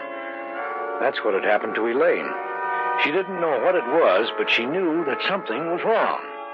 What she didn't know was that we would meet death up there at the cabin. It took us an hour longer than it usually did to reach George's cabin. Do you have everything? I guess so. Well, let's go then. All right. It's going to feel mighty good to get inside. Did Kettridge drive up with George? I think he's coming up by himself. Oh, well, he's not here then. Look, there's only George's car. Yeah, he'll probably get here soon. It certainly gets cold up here at night. Oh, you must have heard us drive up. Hey, hi, George. Hi, George. So you made it all right. Yeah? Oh, why shouldn't we? Well, the storm and all. I thought maybe you wouldn't come. Come on in.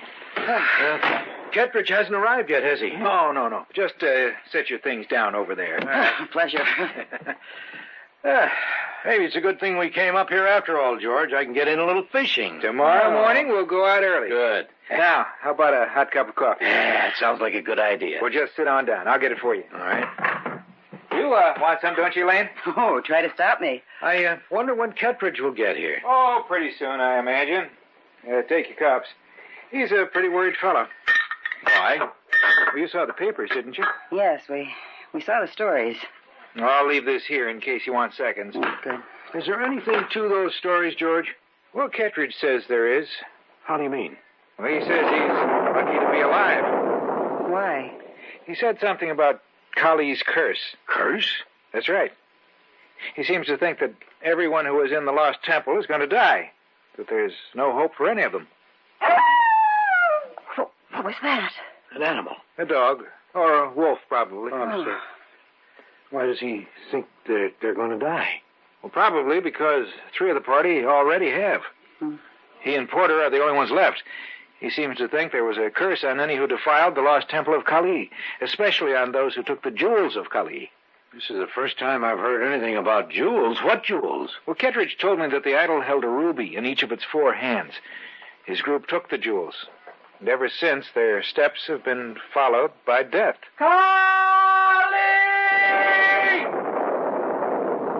Listen. Don't get so nervous, Elaine. It's probably just a dog out in the rain. That wasn't a dog. Then what was it? I don't know. Hey, a car just pulled up outside. Well, that must be Kettridge.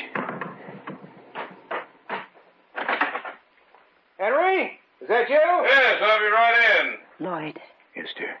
That wasn't an animal I heard. You're letting your imagination get the best of you. Elaine, calm down. Well, it's so good to see you, Henry. Well, thank you, George. Henry. Henry, these are the Erskines. Lloyd and Elaine. Henry Kettridge. How do you do? It's a pleasure. Cup of coffee, Henry? No, thank you. What's the matter? Anything wrong? Yes, plenty. What is it? Just before I left town, I learned that Porter had died. What? Yes, that's right. Porter and I were the only ones left, and now he's dead. I'm the last one of the party left alive. That my turn is next. What about the jewels? I have them, all of them, with me. Porter gave me the 2 he had. He said he didn't want them anymore. He was afraid, and he thought that by giving them away to me, that he would escape death. But he was wrong. It didn't do him any good. That means that I am the last one, that soon, perhaps within the next few hours, I'll be dead, too.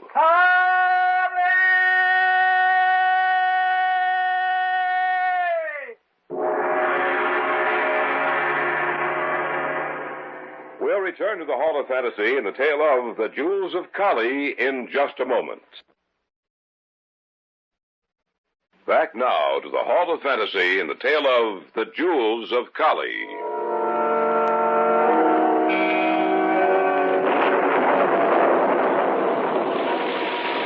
The storm seemed to be getting worse. We stood there, the four of us, in George Mayer's cabin. Our eyes were turned to Henry Kettridge, whose face was white and drawn with the fear he felt inside of him. That means that I'm the last one, that soon, perhaps within the next few hours, I'll be dead, too. Do you really believe that, Mr. Kettridge? What else do you expect me to believe? There were 5 of us on that trip. 4 are dead. I'm the only one left alive. Why don't you tell us about it? It's not a pleasant tale, believe me. Tell us what happened. All right. We'd heard stories of a lost temple of Kali. As you know, the British government outlawed Kali worship many years ago. But we had heard of a lost temple some 15 miles northwest of the Indian city of Amritsar.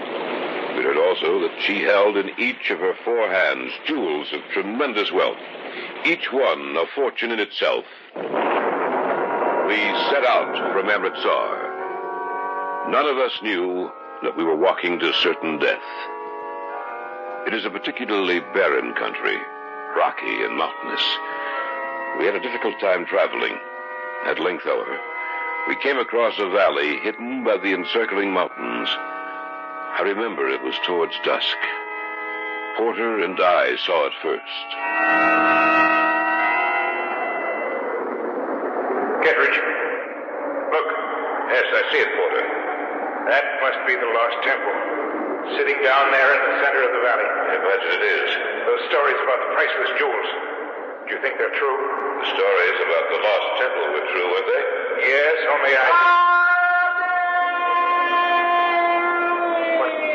What was that? I don't know.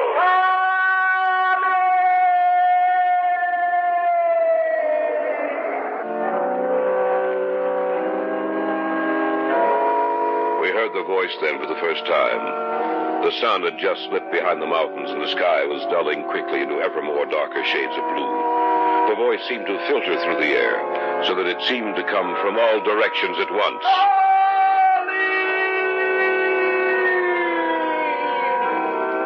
We decided then to push on that night, to travel until we reached the lost temple. We reached the temple several hours later.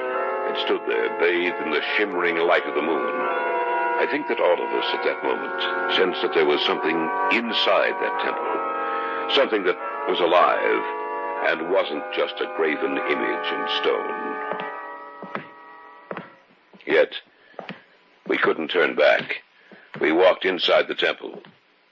No one was there save for the black and besmeared idol of Kali, who held out her 4 stone arms beckoning to us. We stopped before her and saw that in each of her 4 hands she held a huge, glittering ruby. We took the gems and left the temple. Later that night, we made camp. All of us felt that we'd done something wrong, but we knew that we wouldn't return the rubies. Sometime after we'd retired for the night, I heard the voice. But I put it down to my imagination. I must have fallen off to sleep. What woke me was Sheldon's scream. Is that you, Kettridge? Yes. I heard a scream. Yes, so did I. It sounded like Sheldon. Better take a look. Right. Sheldon, are you all right? Sheldon. Let me light a match. Sheldon, are you all... Kettridge. What's the matter with them? Both of them. They're dead.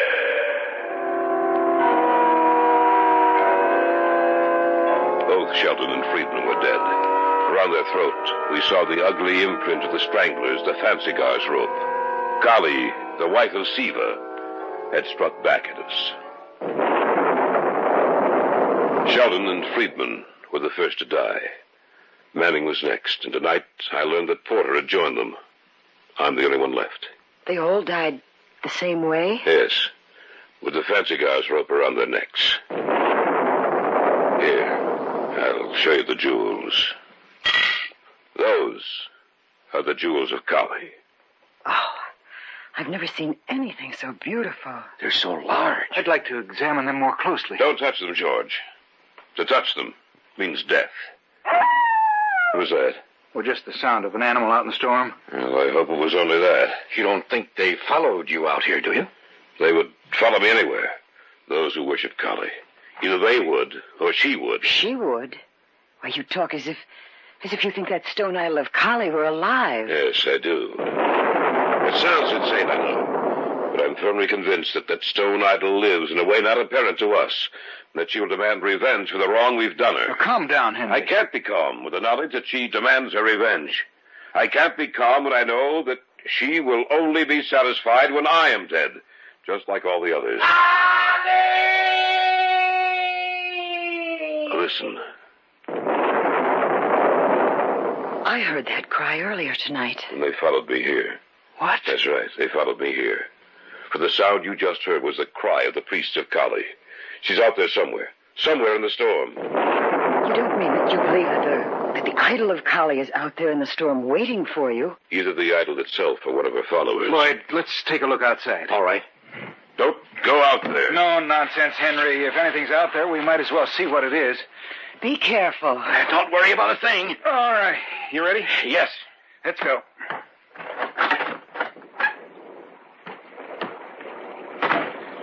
Do you think he's telling the truth? Well, there'd be no reason for him to lie to us. I still can't believe it. Well, we'll see if there's anybody around the cabin itself. If he's telling the truth, George? What? Look, over there, by the window. Oh, I don't see anything. I thought I saw someone over there. Let's take a look. All right.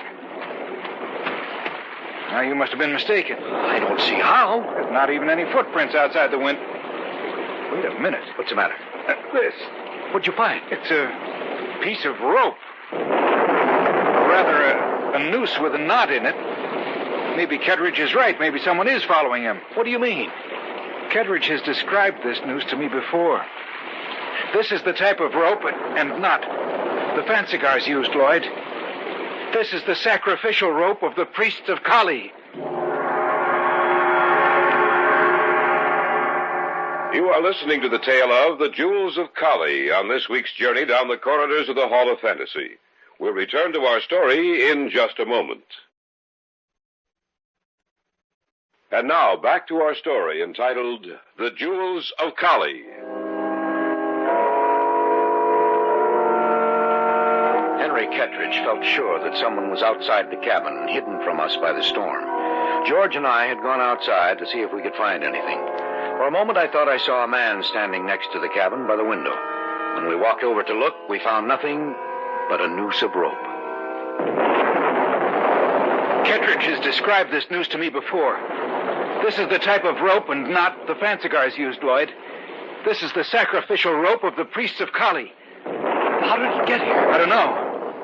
Well, there are no footprints here, except ours. I thought I saw someone standing over here. I can't be sure, but I thought I saw someone. If anyone has been over here, we'd be able to see their footprints. Then how did the rope get here? I don't know.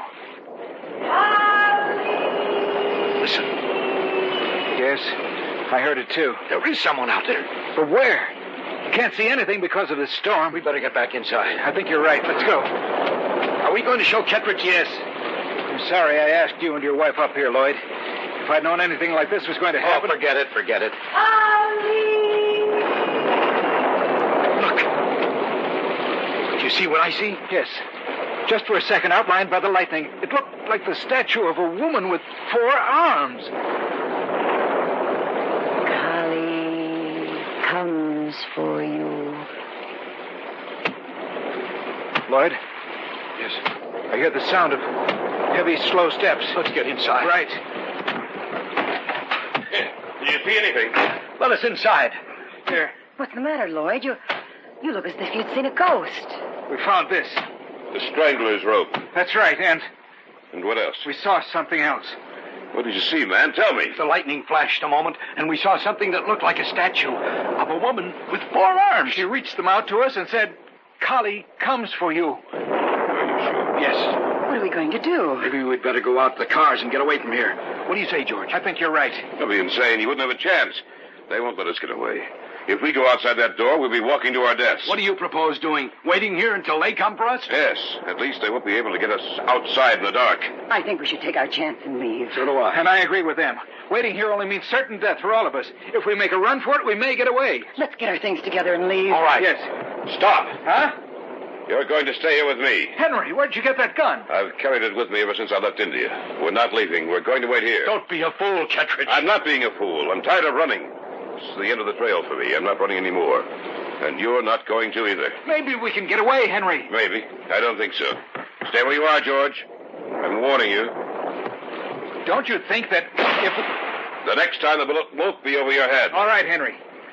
You win. Look, I don't like to do this. There's no other way. Ever since we returned to the States to split up, I've had to face this thing alone. It's only a question of time when they'll catch up with me. I can't run anymore.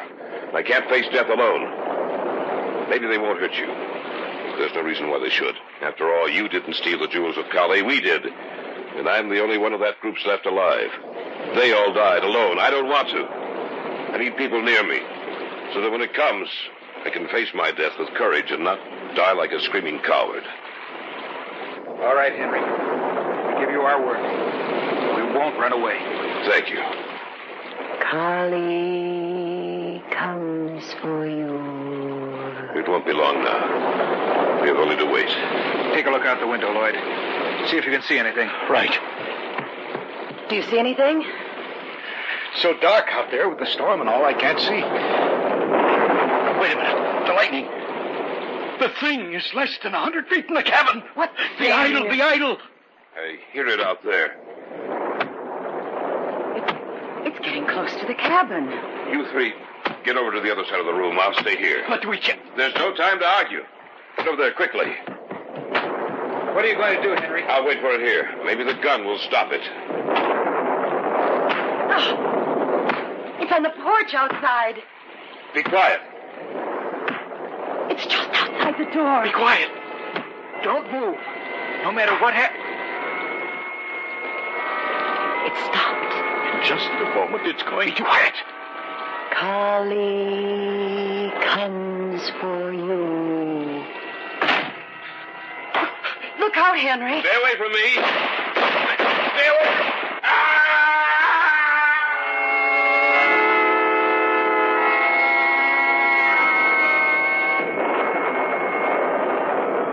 Is it gone? Yes, it's gone.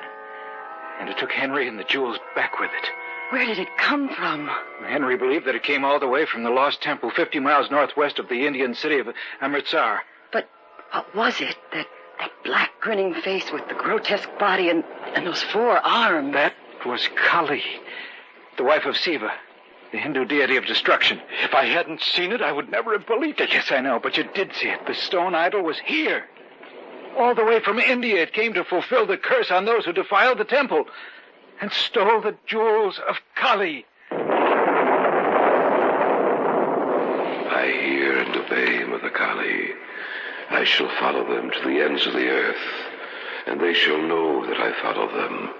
Peace they shall not have, nor quiet rest, and their days shall be lived in fear of the death who creeps behind them. One by one shall they die, and we shall return, bearing with us the jewels of Kali. Kali!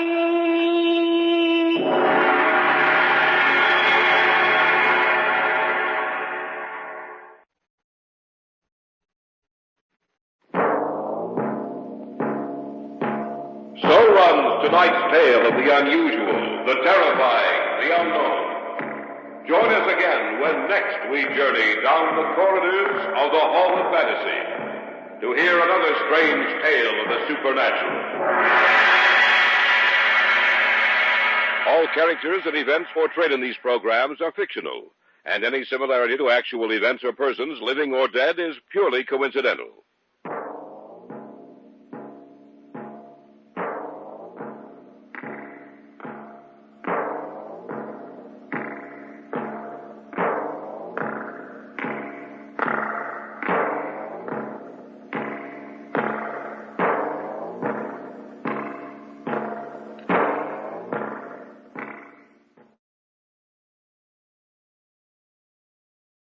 And now, the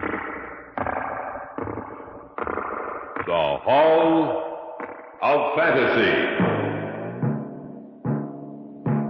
Welcome to the Hall of Fantasy. Welcome to the series of radio dramas dedicated to the supernatural, the unusual, and the unknown. Come with me, my friends. We shall descend to the world of the unknown and forbidden, down to the depths where the veil of time is lifted, and the supernatural reigns as king. Come with me and listen to the tale of the Marquise of Death. Are you coming, Davy? Yes, Andre. Where are you? Right along the riverbank. Oh, yes, I see you. Where is he? Over here. Everett. Don't worry. He is alive. What happened to him? I will show you. Let me light a match. Take a look at his throat, monsieur. 3 little red marks. That is correct, mon ami. The mark of the vampire bat.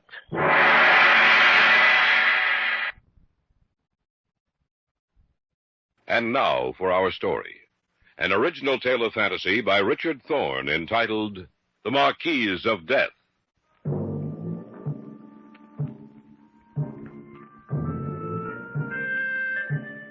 My brother went with me to Millau in the southern part of France. For while I wrote my novel, he was to rest. The doctors in the States had told him to take a complete 6 months rest. I knew of no better place in which to do it. It was a warm evening in June when it began, this tale I tell. A warm evening, cooled by the soft breath of a summer's breeze. Everett, my brother, had gone for a walk. Monsieur Andre Lecour, the son of the mayor of Millau, had dropped in for a glass of wine. Another glass, Andre? One more, and that is all. And how are you coming with your novel, mon ami? Haven't even started, Andre. I've only been here 2 weeks, you know. What's the matter? Why do you wait so long to begin? Oh, your wine, Andre. Avec plaisir. Oh, I can't explain it, Andre. It just can't get started. I thought I had a good plot when I came over here, but the more I think about it, the less I like it. Then you do not know what you will write about? No. I hope you'll not think it presumptuous of me, monsieur. But I know the story you could write. Oh? I shall tell it to you. Have you ever heard of those they call the undead, les morts qui vivent?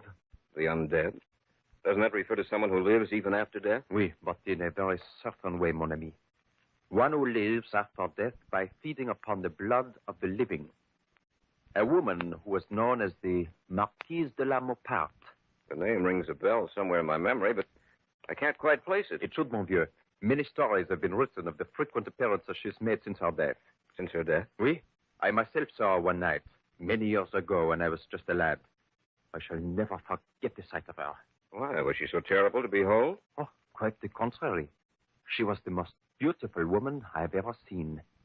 Shall I tell you about her? Oh, yes. Mettez-vous à votre aise, for it is a fairly long tale. 150 years ago, this part of France was the personal property of the Marquis de la Mauparte. The Marquis was a kind man who cared for his people as much as they cared for him. He was a lonely man, the Marquis, but he entrusted himself with his people and this way forgot his loneliness. When he was almost 45, he married her. No one knew how she came to this province, nor when she arrived. Immediately, the Marquis began paying attention to her, and in a short while, they were married. It was after the marriage that the Marquis began to change. She seemed to bring out in him everything that was bad.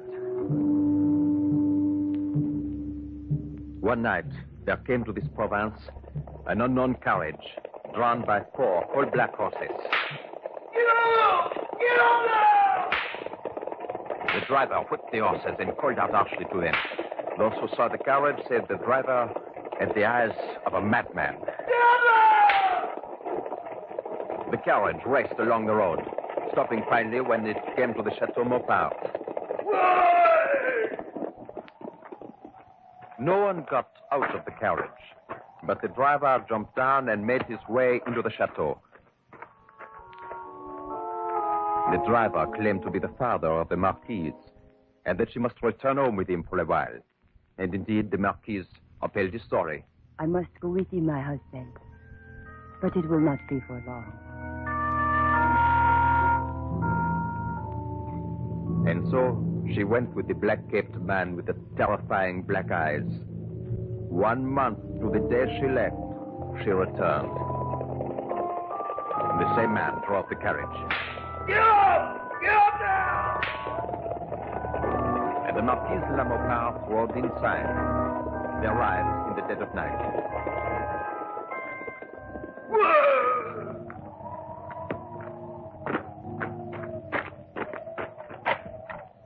We are here, my daughter.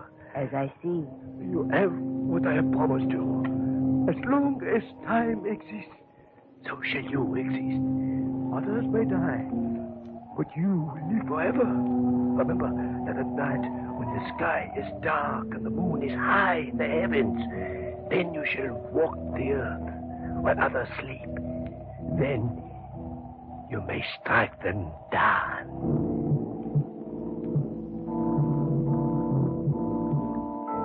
The Marquise went into the chateau, and the carriage and man disappeared and were never seen again.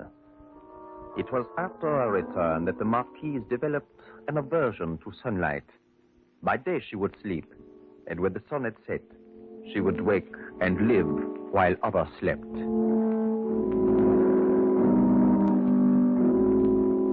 The Marquis soon died, and he was laid to rest. And one by one, the servants died. And those that were left ran away, saying that she had caused their deaths. And they said that the mark on her neck she had when she returned to the Chateau Mauparre had been caused by a vampire, and that she too had become one of the dead who live, les morts qui vivent. Is that all of the story? Oh, mais non, mon ami. It captures your interest, I see. Yes, go on. The Marquise disappeared shortly after that, but occasionally the villagers would see her, and some lived to tell about it. What do you mean? Many they found dead. Those who were brave enough to go abroad at night, dead with the triple puncture of the vampire bat on their throats. You don't actually believe that, do you? Oui, I do.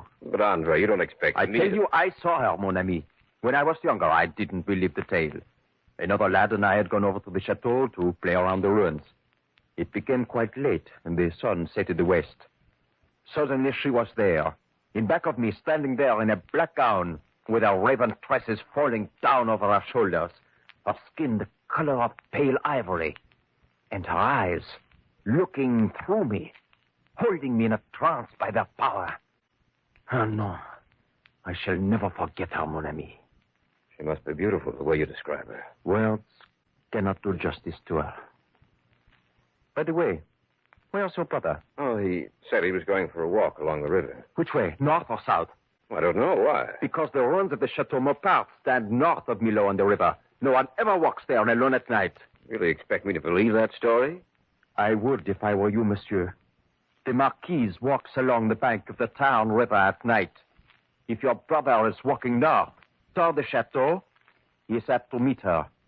And that meeting, monsieur, could very well result in his death.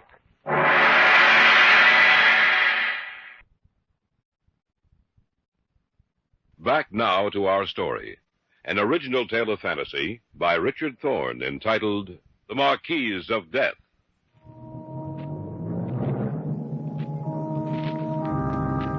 We sat there in the gathering darkness. Andre Lecour had just told me a story I found difficult to believe.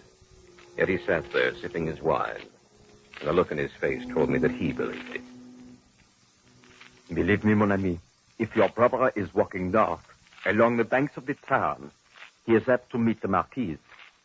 And that meeting could very well result in his death. You really do believe the story, don't you? But of course I do. And I would advise you to believe it too, mon ami. What do you think I should do? Go searching for him. Alone? I shall go with you, monsieur. All right. Venez avec moi. Come with me. Together we shall go to the bank of the Tarn. Perhaps we may not find him. But if we do, he will be a victim of les morts qui vivent, of the dead who live.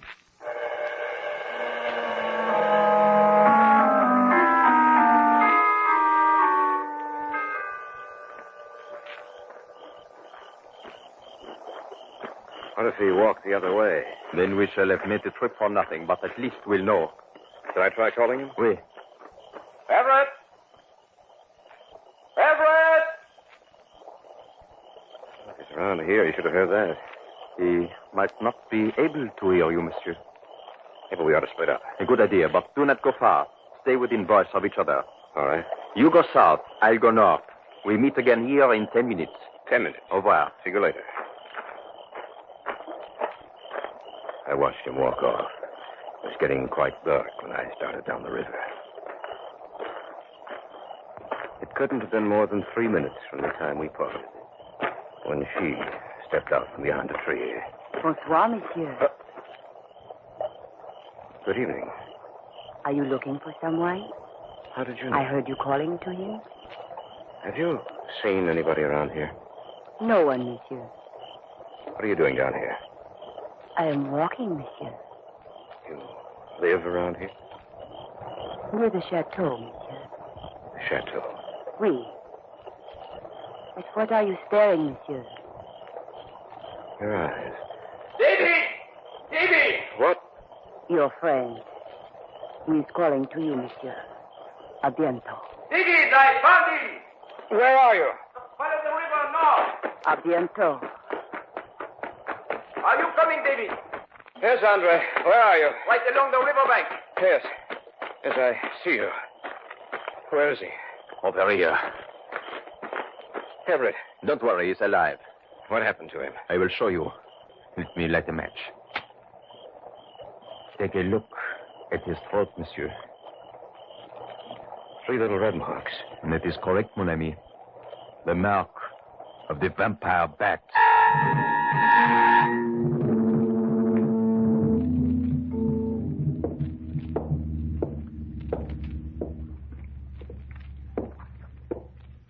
We shall know how your brother is in a few minutes, mon ami. Stop wearing holes in your carpets. I saw someone out there, Andre. Out where? By the river. Oh? Who was it? A woman. A woman? Yes. What did she look like? I don't know. It was pretty dark.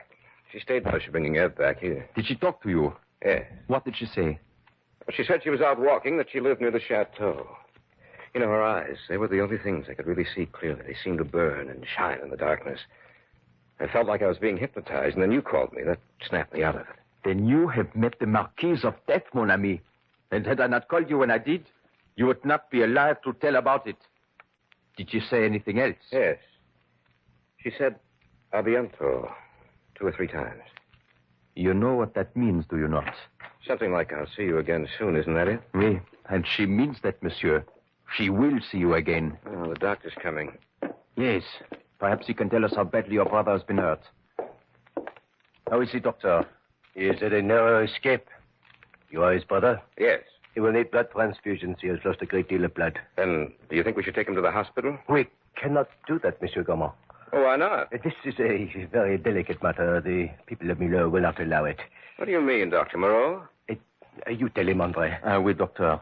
What he means, David, is that she will follow your brother wherever he goes. The doctor cannot take the risk of bringing him to the hospital. The danger to the other patients would be too great. You can't just... I shall bring it back here, Monsieur Gaumont. All right. He was walking down by the river, was he not? Oui, Monsieur Gorman and I went after him. We found him just in time. Those 3 marks on his throat. You know what they are, monsieur? The marks of the vampire bat. The mark of the Marquise of Death. Well, hasn't anything been done to stop her? Because we cannot find her, monsieur. And besides, the townspeople are afraid to go after her. If they went out in sufficient numbers... They've tried that before, mon ami. When the sun shines, they've gone out and searched for her resting place, for she lies helpless during the rain of the sun. They've searched all day, and yet they've not found it. And those unlucky ones who stayed after dark, some of them went to join those she had claimed earlier. That's why they do not go out after her, mon ami. They are afraid, and with good reason. What do they do? There are protective measures, Monsieur Gaumont. Garlic, the cross, things which the dead who live fear. But it is getting late. I shall return as quickly as I can. What was that? It sounded like a window breaking. Came from upstairs. Come on. Could he regain consciousness? I doubt it. Then what broke the window? We'll see right now. Look out! What was it? The dead who live. The vampire bat. What's it doing here? Let me see. He's all right, isn't he? No, Monsieur Gaumont. He is not all right. He will not need the transfusion now. Your brother is dead.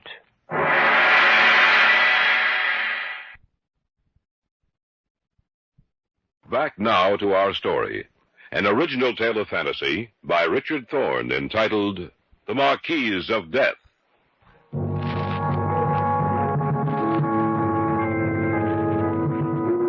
The three of us, Andre Lecour, Dr. Moreau, and myself, stood there, staring out the broken window after the thing that had flown out. My brother lay in the bed, eyes open, seeing nothing. He will not need the transfusion now. Your brother is dead. What? That is correct. Remember what Andre said about her returning? Well, she did. She came back before we could do anything for him. Now, it is too late. You stand here and calmly say that he's dead. You accept it for a fact, but you don't propose to do anything about it. What can we do, mon ami? We can go find her. We can destroy her. Oh, others have tried before you, Monsieur Gaumont, with no success. I don't care. I'm going out there, even if I have to go alone. You cannot go out there alone. But I am, and you're not going to stop me. I shall go with you, mon ami. And I, Monsieur, I shall go with you, too. What about him? He will be all right, Monsieur Gaumont. There is nothing more she can do to him.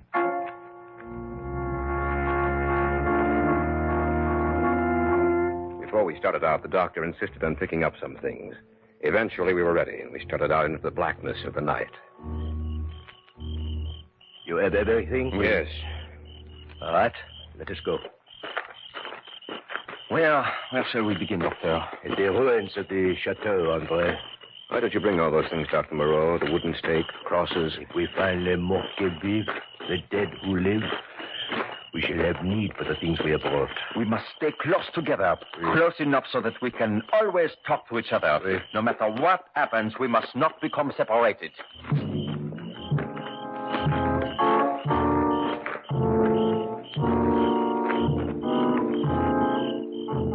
Now we all have a lampe de poche. A what? A flashlight, mon ami. What are we to look for? A trail. A good path worn smooth by the years of returning to our resting place. I've been thinking since we started out tonight, and that, I am sure, is the only way we can find her. At either end of the path, there we shall find the resting place of the Marquise of Death. Let's begin. Oui. I will take the center, Andre. You take the left. All right. Monsieur Gaumont, you take the right. All right. We will circle the chateau at varying lengths from it. Look not only for the path, but for the presence of each of us, so that she cannot destroy us singly. All right, let us go. Right. Bonne chance, messieurs. Bonne chance. Good luck. That is far enough, Monsieur Gaumont. Right. Look for the footpath. Oui. Bonsoir, monsieur. We meet again. What? Silence. Where did you come from? I have been following you, monsieur. You're so beautiful. My eyes. Look at my eyes. Your eyes. And I come close to you. Like this, monsieur. So close. Davy! Doctor, look! Hold up your cross, David! Your cross! À bientôt, monsieur. David, are you all right? Are you all right, Monsieur Gaumont? What happened? Let me see your neck, monsieur. Is he all right? Oui.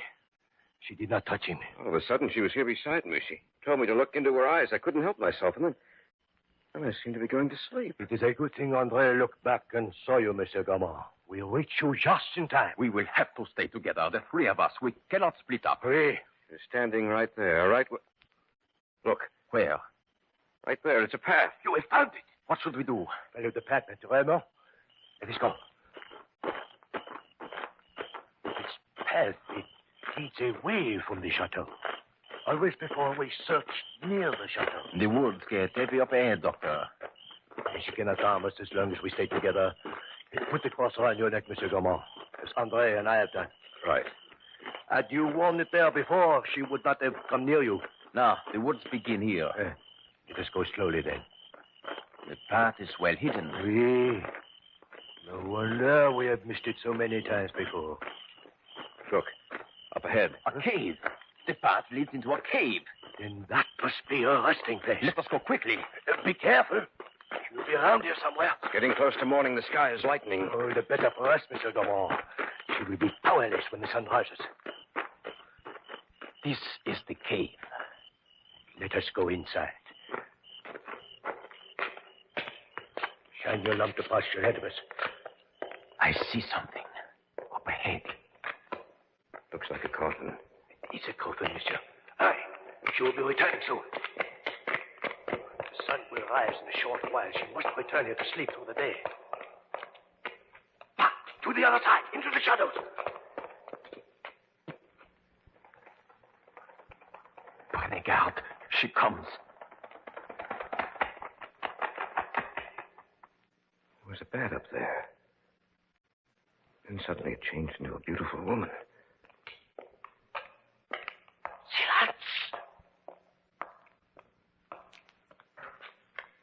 She has stopped. Now, she is getting into the coffin. The sun is rising. Now we get her! Where did you go? You die, Marquis de la Mopard! The sun is rising, Marquis! There's nothing you can do! Now, where is you? No! Die! Come on!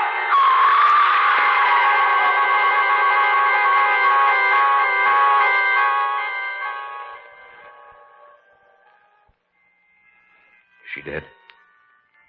Oui. She is dead. Truly dead. A stake through her. Why did you kill her that way? That is the only way. The dead who live can be killed, mon ami. So perishes the Marquis de la Mopard. The terrible toll of death she has taken through the years is now ended. She has crossed a barrier from which there is no return. Below has been freed from the curse of the Marquis of Death.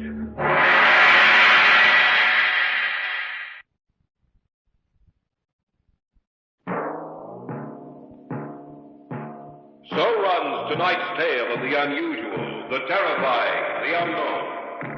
Join us again when next we journey down the corridors of the Hall of Fantasy to hear another strange tale of the supernatural.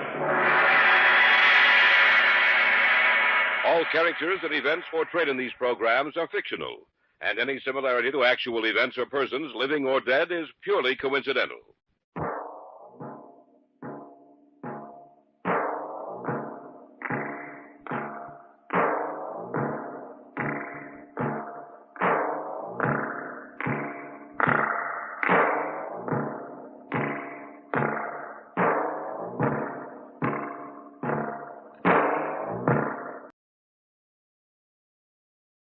And now,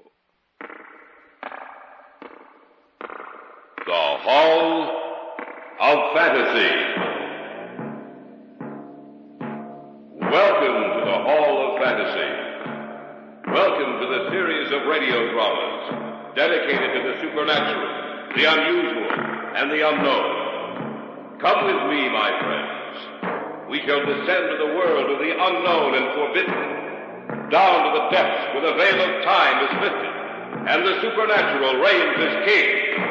Come with me and listen to the tale of the Temple of Huitzilopochtli. The drums again. They have such a plaintive sound to them, do they not, senores? They have nothing. They give me the creeps. You seem to know a lot about this area, Juan. Oh, a good deal, Senor Prescott. In the unexplored area is a race of people thought lost to the world. What do you mean? What people? When Cortez conquered Mexico, he did not conquer all the Aztecs. Part of the nation followed Cuitlahua down through Central America into South America, into Brazil, senores. Into an unexplored part of Brazil, on the very edge of which our camp lies tonight. Are you serious, Juan? Why should I lie, Senor Prescott? We stand close to death. The three of us.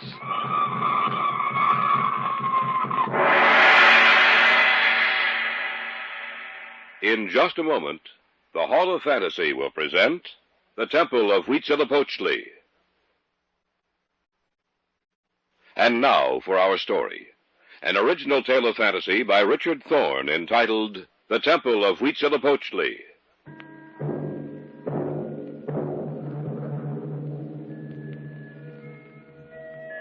I didn't think that day when I came back to our apartment in Caracas after a talk with the old man that Fred Taylor and I were going to wish we'd never heard of oil. That you, Mike? Yes, Fred. What are you doing? Taking a shower. Come on in. Well, did you see him? I saw him, all right. What'd you say? I said I saw him. Well, what did he say about the vacation? He said no. Well, how come? We have one coming. Yeah, but not till we finish this next job. Hey, just a second. Now, tell me what he said. Ever hear of the Juruena River? Yes, it's in Brazil. Empties into the Amazon. Well, that's where we're going. What? That's right. Oh, you're kidding. No, I'm not. The company just leased a big tract of land along the river. We're to go in and see if we can find any traces of oil or uranium. Uranium? Yes. Bartel's group flew over the tract. The way they've got it figured out, there's not only oil there, but also uranium. So Bartel flew over it. Why don't they send Bartel to walk over it or paddling down the river like we'll have to do? Well, Bartel is senior on the staff. He gets the cream. We get the hominy grits. The Juruena. Mm-hmm. Say, if I remember right, there's some parts of that river that have never been explored. It's in the northern Mato Grosso region, isn't it? Yes. There might be a few natives in that unexplored part that wouldn't want us to be sticking our big noses into their business. Well, the old man said he'd throw in an extra week in the States with pay. Hey, I can hear you talk. When do we start? As soon as we can pack and hop a plane to Cuyaba. He doesn't want any grass to grow under our feet, does he? I guess not. And don't forget to pack your guns. We might need them. We cleared ourselves with the Brazilian Consul General in Caracas, picked up our visas, and at midnight boarded the plane that would take us to Cuyaba. Mike, you wake. Where I am now. Where are we? Just crossed over into Brazil. Why'd you wake me? I don't know. That's nice. No, I don't know what it is. I can't sleep. I keep thinking we should never have started out on this trip. Why shouldn't we? It's a funny thing. I just have a feeling. Yes, senor. Please be quiet. Oh, I got you, amigo. You go to sleep and keeping the other passengers awake. Well, just the same. I wish we hadn't started out on this safari. It's got me worried.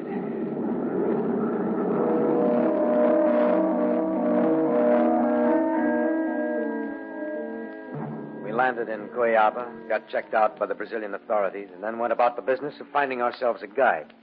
Most of them were familiar with the territory leading to the source of the Juruena on the plateau of the Mato Grosso. But none of them had been any farther than 200 miles down the river, and none of them were willing to act as our guide. After we spoke to them, I received the impression that they were afraid. Fred was having a drink when he came up and spoke to us. We're doing fine. We can't even find a guide. Well, we can always follow the map Bartel drew up for us. We're not in the mood to go into the lowlands alone, Mike. There are too many ways a man can die down there. Well, what else can we do? Pardon me, senores. You want something, amigo? I understand you are looking for a guide. That's right. I may be able to help you. My name is Juan Torrigo. Well, have a seat. Gracias, senor. You care for a drink? No, senor. You know where we can get a guide? Si. Where? I can guide you. You know the Juruena River? Si, senor. Most of it. And that I do not know, I am willing to make the acquaintance of. Well, what do you know? We look all over Cuyaba for a guide, and then one falls right into our laps. Right. When can you start? When do you want to leave, senor? As soon as possible. The other guide said that no one was familiar with the river. I am, senor. I will be ready when you want to leave. Can you get the supplies and the boat we need? You will not get a boat in Cuyaba, senor. Supplies and a canoe, that is possible. A boat, I cannot get that for you. Nor can anyone else. We'll settle for that, then. Oh, you'll need some money. Here. No, senor. I can pay for the canoe and supplies. You can repay me later. Well, that sounds all right to me. Perhaps you can rent an automobile and hire someone to come with us as far as the river. Then he can drive it back to Cuyabo. That's a good idea. Now, as for I payment... am not worried about payment, senor. I am sure I can trust you enough to pay me well for my work. I will be ready to leave tomorrow morning. Good. Get the canoe and the supplies. See, I will meet you at your hotel tomorrow morning. Mm-hmm. From there, we can pick up our supplies. We leave early? Yes, about 6. Bueno. Tomorrow morning, we begin a great adventure. Buenas noches, senor. Buenas noches. Seems to be a pretty competent guy, doesn't he? Yes. Well, we'll know tomorrow morning. Right. Senores, Yes, senorita. I could not help but see you talking to Juan Torrico, senores. I know you are looking for a guide. Has he offered to guide you? Yes, he has. Why? I would not do it, senores. He's El Diablo, that one. What do you mean? Many parties he has led out, senores, to the Huorena River. Always, he has returned alone. Never has he brought back with him any of those he has led out. Something happens to them, senores, and they are never heard from again.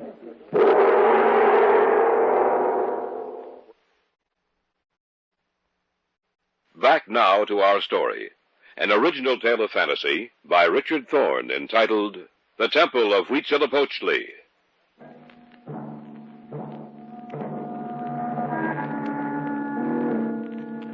Notwithstanding the warning of the girl, we started out the following day for the source of the Huorena. The roads for the first part of the trip were fair, but as we drew farther away from Cuyaba, they became worse, and we bumped and jolted our way along for the next 5 hours until we came to the source of the Huorena. We unloaded the canoe and supplies and had to portage downstream for almost a mile before the stream became wide enough to use a canoe. Where does this tract of land your company lease begin, senor? About 150 miles down the river, about 10 degrees south of the equator. That is an unexplored area, Senor Prescott. We had a party take a look at it from a plane first, before the lease went through. But no one has ever been through the land underground. No one has ever really seen that area. That's right, Juan. How far do you think we can go before dark, Juan? 50, 60 miles, Senor Taylor. As long as we paddle with the current. How far have you been down? Oh, don't worry, senor. I have been down this river quite far.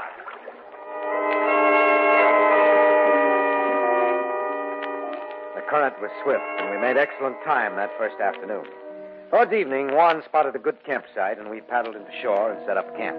We had a good meal, and we were sitting around the fire when we heard the first drum. With good luck, we ought to make the edge of the tract your company leads by tomorrow night, senores. That's when the work will really begin.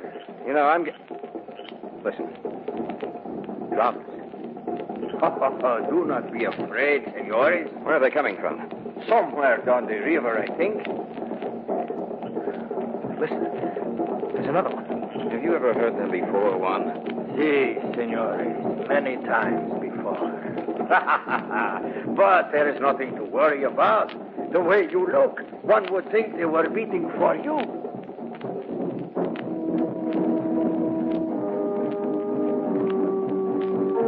The drums pounded throughout the night. I didn't sleep very well with that incessant throbbing beating against my ears. Towards morning, they were quiet, and I fell off to sleep. By 6 o'clock, we were up, had eaten, and were on the river. Rapids coming up, senores. Yeah, they sound pretty bad. They are bad ones.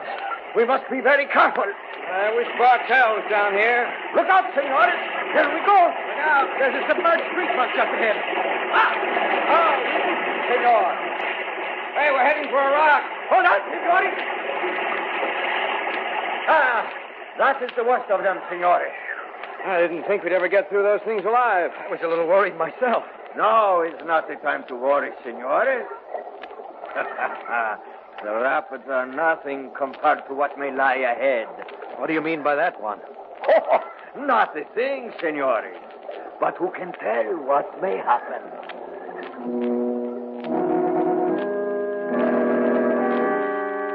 According to our map, we had reached the beginning of the company's tract of land. We made camp at a spot about 10 degrees south of the equator. Good meal, Juan. Gracias, Senor Taylor. Yeah. According to the stories we heard, this is as far as anyone has ever penetrated down the Huorena. No one has ever gone beyond this. You are wrong in that, Senor Prescott. No one has ever gone beyond this point and lived. Many have gone beyond, and All of them have crossed into the land of their ancestors. It sounds like a threat, Juan. Why should I threaten you, Senor Taylor? I don't know. The drums again. They have such a plaintive sound to them, do they not, senores? Plaintive nothing. They give me the creeps. I wonder why they never explored this section of Brazil. Many have tried. All have failed. You seem to know a lot about this area, Juan. Oh, a good deal, Senor Prescott. In this unexplored area is a race of people thought lost to the world. What do you mean? What people? When Cortez conquered Mexico, he did not conquer all the Aztecs. Part of the nation followed Cuitlahua down through Central America into South America, into Brazil, senores.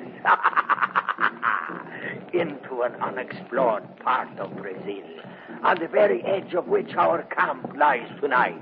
Are you serious, Juan? Why should I lie, Senor Prescott? We stand close to death, the three of us. Listen.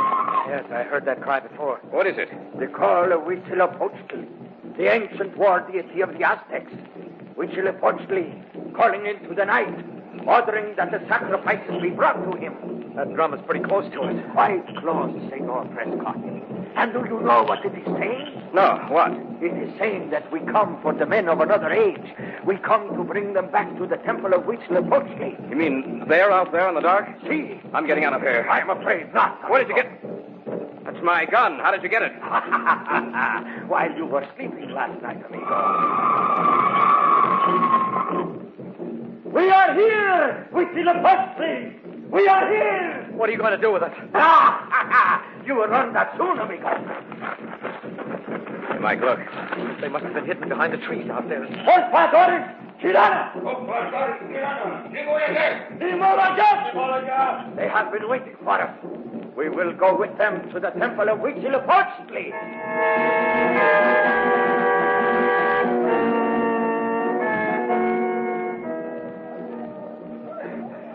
They didn't want to take any chances of our getting away, did they? They tied my hand so tightly, I think they stopped the circulation. That's the way mine feel, too. Yeah. I read about these when I was still a kid. Do you know where we are? No. Cortez found them when he first went into Mexico. This is a Teocalli, temple of the Aztecs. What's in those two towers at either side of this landing? The sacred images of the presiding deities. And those blocks of stone in front of the towers? Those are the sacrificial altars. Mike, we have to get out of here. Look. Coming up the stairs to the top here. It's Juan Tarico. But he's not wearing the clothes he wore before. He's wearing a scarlet robe. Yeah, so I see. The robe of the sacrificial priest. Amigo. Are you enjoying our hospitality? What do you intend doing with us, Tarico? Don't you know? No. Have you looked over the side, amigos? Yes. And did you notice the people gathering? Yes. They have come to witness a ceremony. The altar of Huitzilopochtli has been dry too long. What do you mean? That it has been some time since the high priest has made an offering to Huitzilopochtli. And we're to be the offering. Is that right? That's right, amigos. You are to be the offering.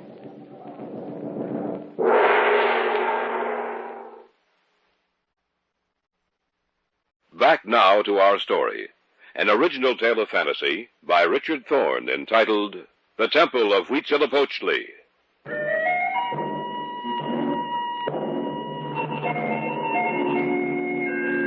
We stood on the square at the top of the temple of Huitzilopochtli.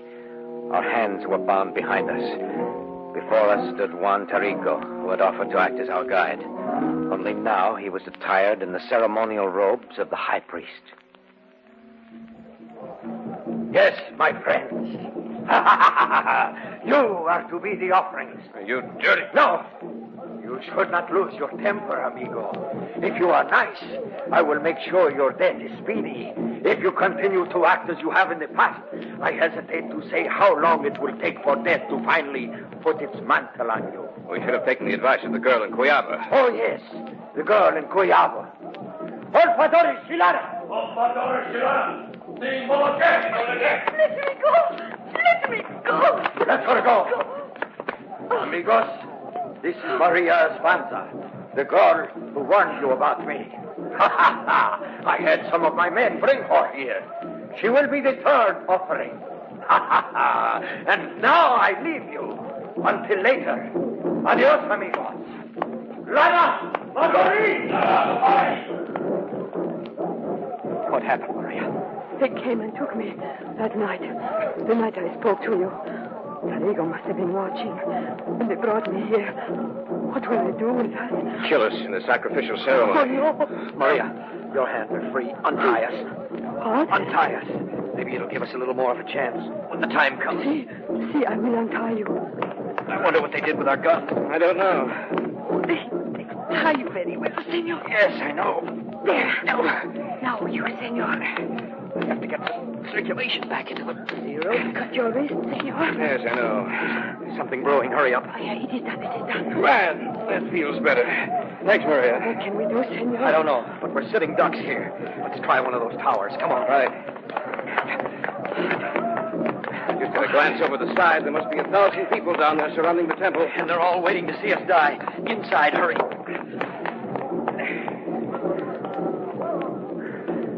Look, senor. Human skulls lining the walls of this place. The ancient Aztecs kept the skulls of their sacrifices. How many have died here? I wouldn't like to know. We're going to die here if we don't do something. Hey, look. Isn't that an entrance over there? Yes. Let's take a look. It is a stairway that leads down inside the temple. They're coming for us. The only thing we can do is take that stairway. Here. You take one of these torches. Right. I'll take the other. Maria, you stay right behind us. Let's go. I only hope I'm not happening out of the frying pan into the fire. If we wait, it's certain death. At least we might have a chance this way.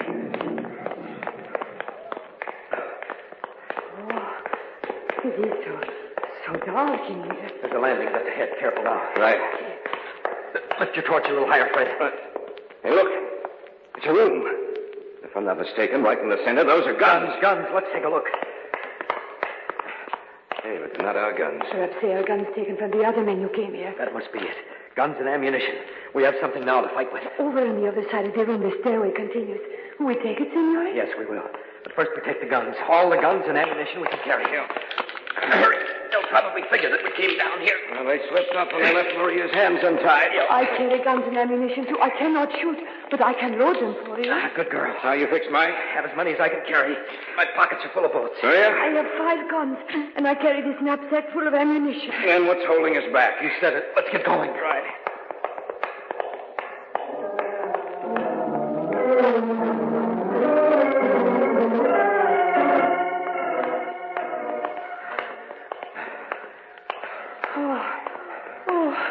We have been walking for almost an hour. When we came to the bottom of the stairs, I thought we'd come to an opening somewhere right away. Now I'm not so sure. Don't know where this tunnel is leading us. I think we're pretty close to an exit. I can feel the air moving. Do you think they are in back of us? I don't know. Oh, Torrigo will not be beaten this easily. I know that. Hey, look up ahead. Huh? Isn't that moonlight up there? See, we are nearing the end of the passageway. I wonder where we'll be when we come out. There go the drums again. But it's a different beat this time. Perhaps they say to look for us. Maybe. Say we're coming to the opening. Be careful when we step outside. You think maybe... I don't know.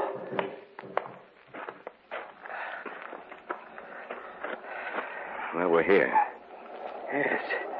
And listen, we're close to the river. Hey, look, Mike. Our camp was here. They must have come through the tunnel when they surrounded us. That must be it. I wonder if the canoe is still there. Let's take a look, shall we? Oh, I have a feeling that... They are here! They have been waiting for us! Nothing like it, we have been waiting for us! Where are you, Torrigo? You did not think we would get away, did you? The canoe is there, I see it. Look, we'll make a break for it. Maria, take a gun in each hand and shoot when I give the command into the trees, anywhere. We'll all run for the canoe. If we keep our firepower up, we may be able to make it. Ha, ha, ha, ha! What you talk about, Torrigo? You go back to the tunnel, baby! Ha, ha, ha, ha, ha! Get ready now. All right, together now. Maria! Si, senor! Get that canoe in the water, hurry! All right, Maria, get in. They're coming for us. Come on. Hey, they're all together. Let's give them a volley they won't forget.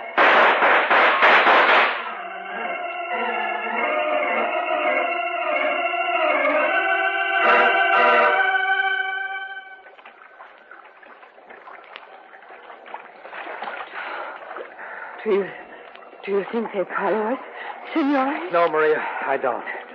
Not after what happened. You know something? What? Tarigo seemed to be their leader. Yes, and as soon as he fell, they clustered around him. No, I don't think they'll be following us. Senores. Huh? Where do we go now? We'll go down the river till we come to a town. It'll be too hard getting back up. What about the company, Mike? I don't know about the company, but I'm not coming back here. It was too close for me. If they want to explore this country, they can send in someone else. I've come close enough to death at the temple of Huitzilopochtli.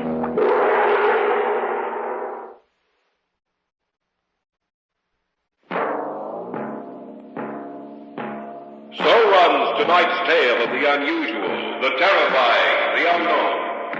Join us again when next we journey down the corridors of the Hall of Fantasy to hear another strange tale of the supernatural. All characters and events portrayed in these programs are fictional, and any similarity to actual events or persons, living or dead, is purely coincidental.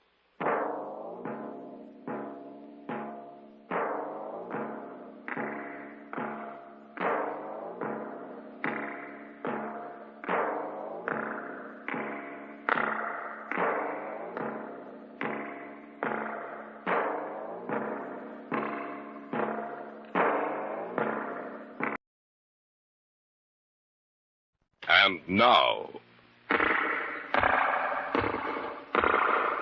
Hall of Fantasy.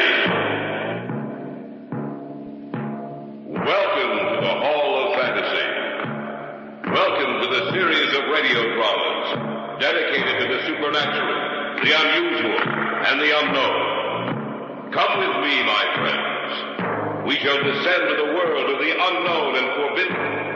Down to the depths where the veil of time is lifted and the supernatural reigns as king. Come with me and listen to the tale of the Man in Black. The wind. Where did it come from? It is always there when he wants to speak to me. It is the sound of his voice. You're not serious about this man, are you? Take it as you will, my good sir. Put your own interpretation upon the words I have spoken.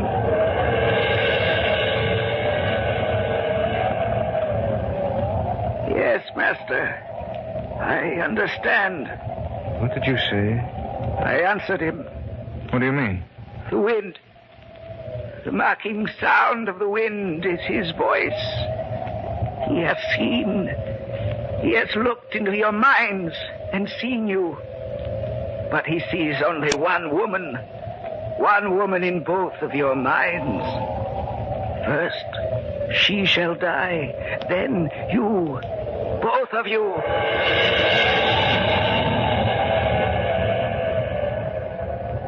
Yes, master. I hear and obey.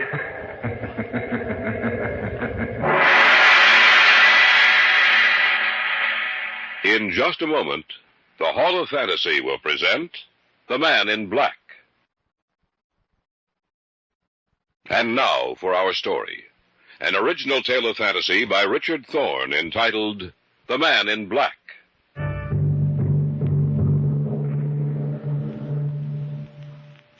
We live in a world which borders at times on the unreal.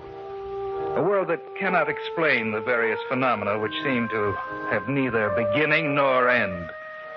That subtle, fleeting power of perception which reveals itself to a human being only at infrequent intervals throughout his life. That sudden, sharp feeling that danger or death is near. These things mankind cannot explain. This sixth sense of warning never appears when we go about our everyday tasks, but only when we're faced with an insurmountable problem, imminent and deadly peril. Such is the tale of The Man in Black.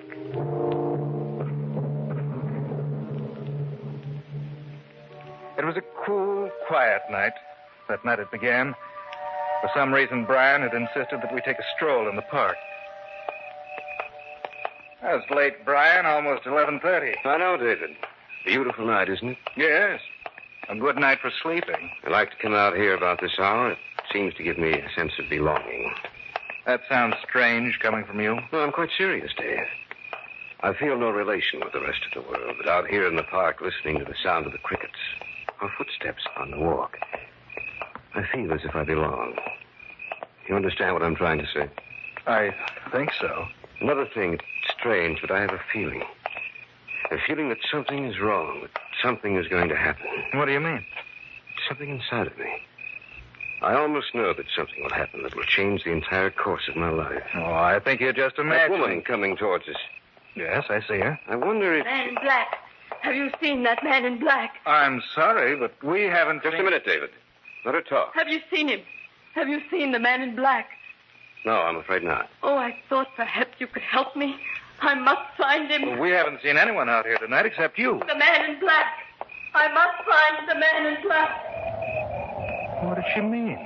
I don't know. The man in black. Maybe we ought to follow her. No, let her go. That's strange. What? It was so still before, now a wind seems to have sprung up from nowhere. Listen. She went off in that direction. Let's take a look. Wonder why she screamed. Well, she couldn't have gotten too far. Look up ahead. That must be her. Lady, is anything... What's the matter with her? She's dead. Dead? That's right. I wonder who he is. Who? The man in black.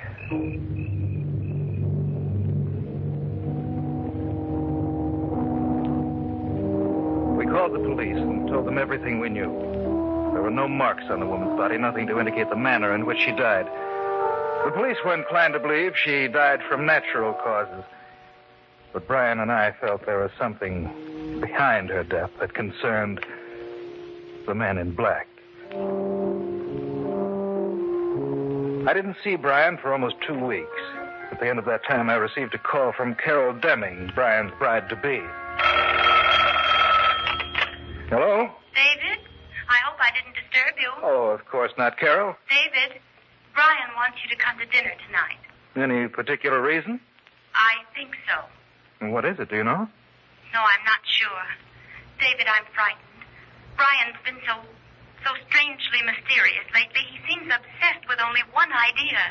Something about a man in black.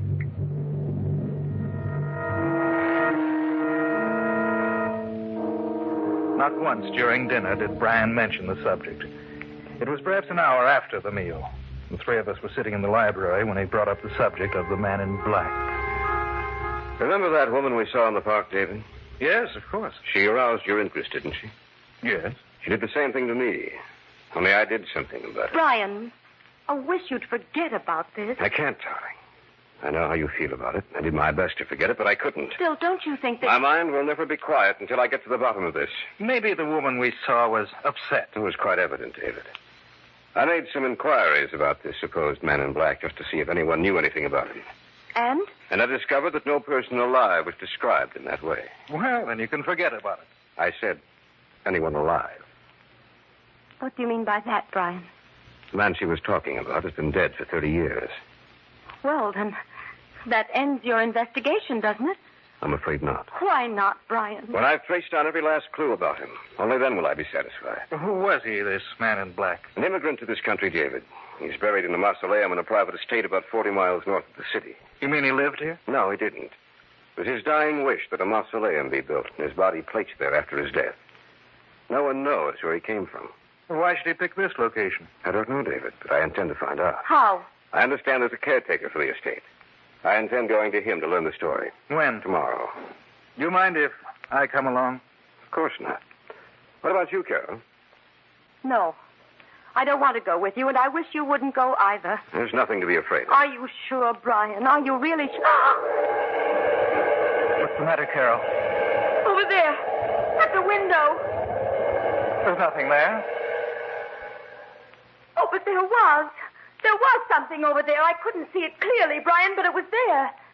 The grotesque figure of a man's face floating outside the window.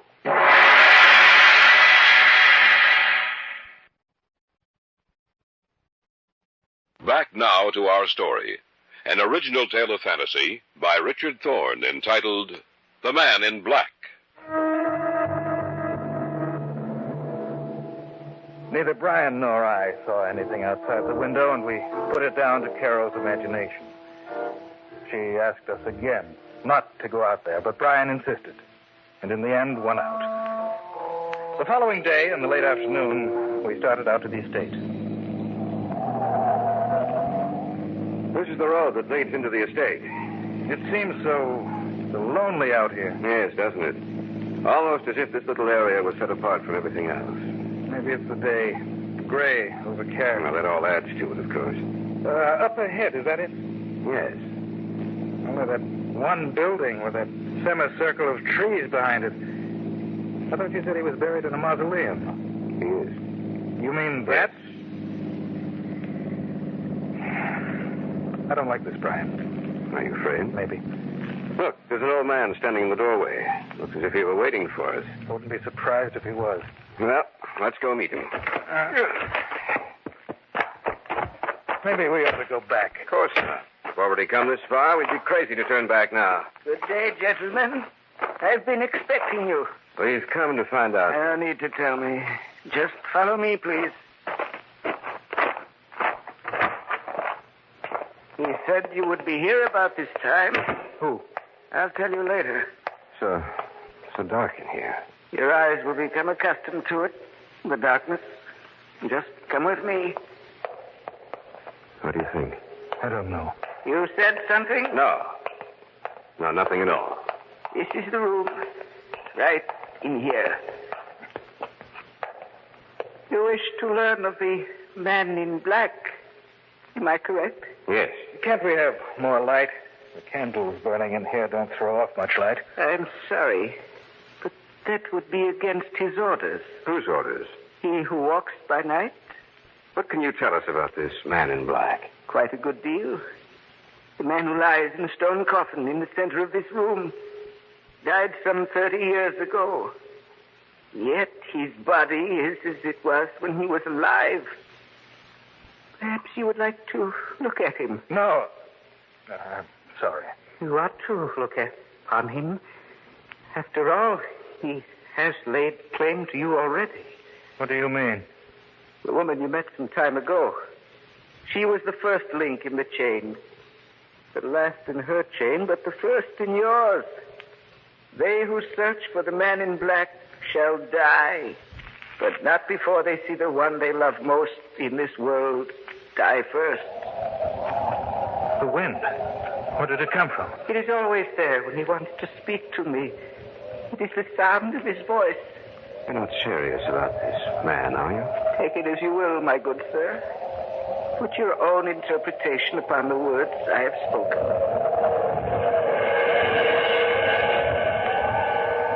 Yes, master. I understand. What did you say? I answered him. What do you mean? The wind. The mocking sound of the wind is his voice. He has seen. He has looked into your minds and seen you. But he sees only one woman. One woman in both of your minds. First, she shall die. Then you. Both of you. Yes, master. I hear and obey. That voice. Where's that voice coming from? From his coffin. Stop now. Yes. He has stopped laughing. Your meeting is over now. But you will see him again quite soon. Remember to look for the man in black.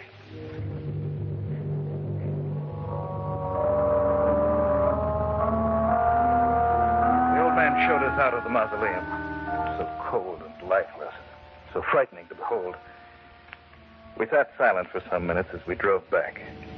But then Brian broke the unnatural quiet. I didn't know you felt that way about Carol. Oh, he was mistaken, Brian. You're not a very convincing liar, David. It's true, isn't it? Yes. I'm sorry. Forget it. All right. What do you think? About the story the old man told us? I hope he's crazy. What if he isn't? Then I don't know. I just don't know. When we get back to town, Dave, we'll pick up Carol and head for my place. Why? It's strange, but something tells me that what the old man said was true.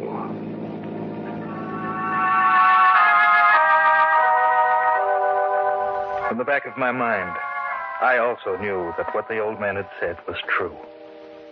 What bothered me was that we knew we were doomed to die, but not from which direction death would come, nor what form it would take.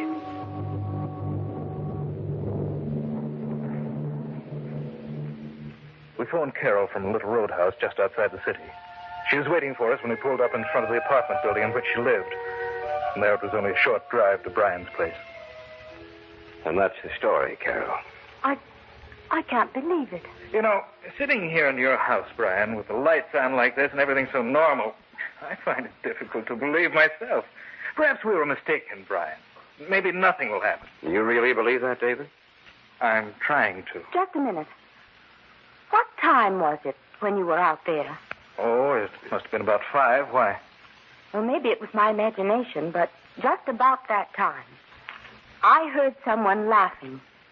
The voice came from behind me. I turned around to look, and no one was there. It could have been the laugh we heard. But we were there. How could she possibly have heard anything at the precise moment we did? The old man said it was his voice issuing forth from the coffin, the voice of the man in black. No. What's that? It's just thunder, Carol. It's been threatening to rain all day. Every time the old man said he heard the voice, did you notice how the wind would spring up? There was another sound, too. I don't know what it was. It was there. I'll never forget it. Well, what are we going to do? Well, I'm going to hire bodyguards, take protective measures against anyone getting near. Listen. The wind. And that sound we heard in the mausoleum. Where's it coming from? I don't know. Carol, what's wrong? What's the matter? There's something at the window. Face. Terrible twisted face. Oh, do something. It's gone. The window's broken. It was looking in at us, watching the three of us. And those eyes. Those terrible eyes. I'm afraid, Brian. Brian, you have to do something before it's too late.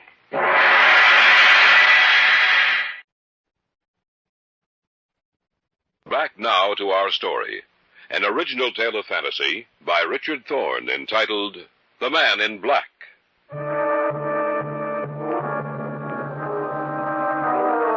A moment before, the three of us had been witness to an amazing and terrifying sight. For outside the window, we had seen a face, distorted and twisted. The fire burning in its eyes bespoke death.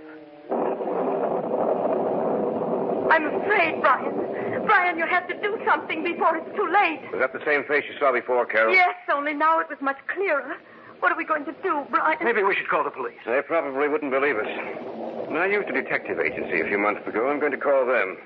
Telephone number should be here in my desk. Now, take it easy, Carol. But it's just that I'm so frightened. We'll be all right as soon as we can get some guards here. Radcliffe, is that you? This is Brian Conley. I want every available man you have to come out here tonight. You know my address? Yes, thank you. They'll be out here as soon as possible. Is Radcliffe coming? No, but we'll have 8 men here in the house to give us protection. We'll stay here, the 3 of us. That way we'll have a better chance. Oh, if only you hadn't been so interested in what that woman had to say, Brian. But I was, and I'm sorry. That's over and done with, Carol. I'm as much to blame as he is. Oh, I suppose we all are. There's nothing we can do except wait, Carol. But I'm sure the man in black won't call on us again. Not when we have help.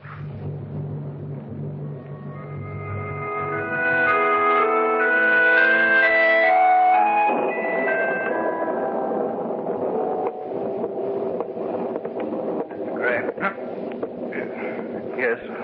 What do you want? I'm just checking up on things, sir. Have all the men been posted? Yes. It's rather dark out here in the hallway. You shouldn't be out here by yourself, sir. I'm just as safe here as I would be with the others. Probably. It's so dark, I can't see your face very well. It's just a face, sir. Nothing else. You seem very nervous. Do you believe the old man's story? I'd prefer not to, but... It is rather frightening, isn't it? Yes. Well, I'll continue on my rounds. Good night, sir. Probably see you again before morning.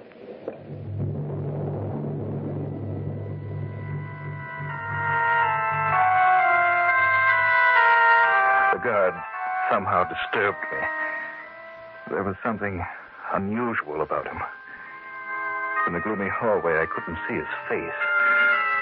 Of course, in the shadows, it was difficult to tell what color his clothes were.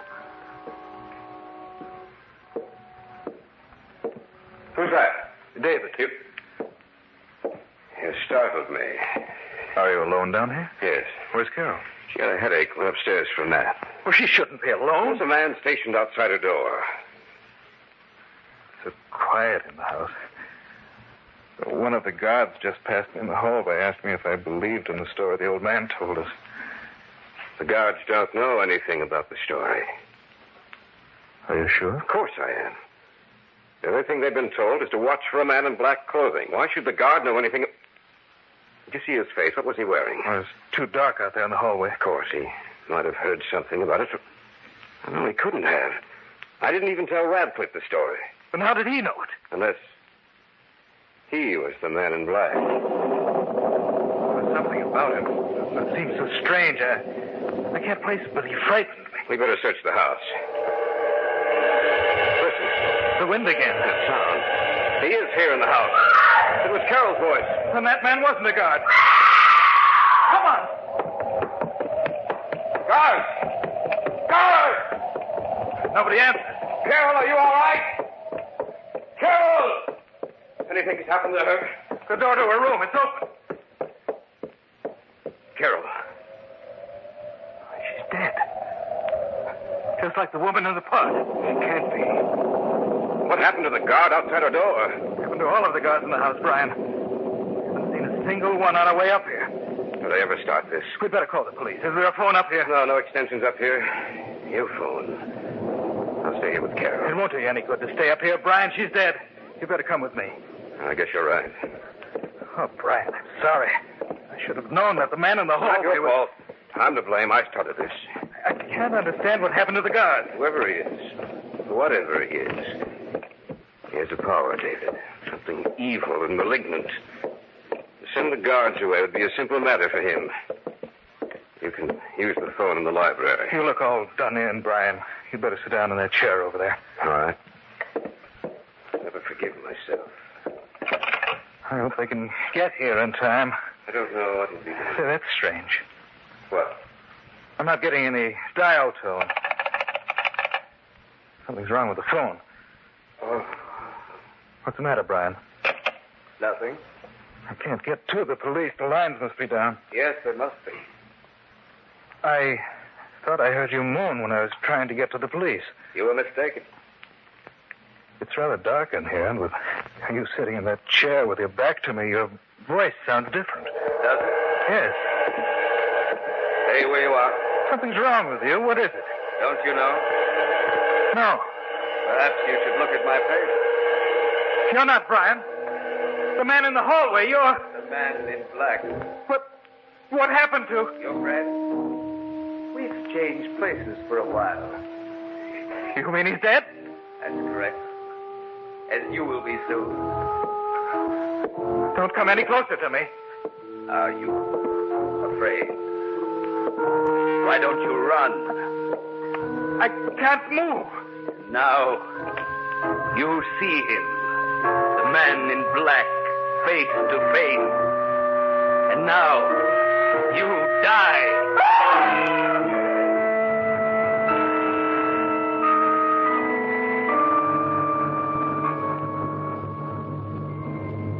The wind, smacking sound of the wind is his voice. The last link in the chain has been broken. Death will strike at those who search for the man in black. For he is dead.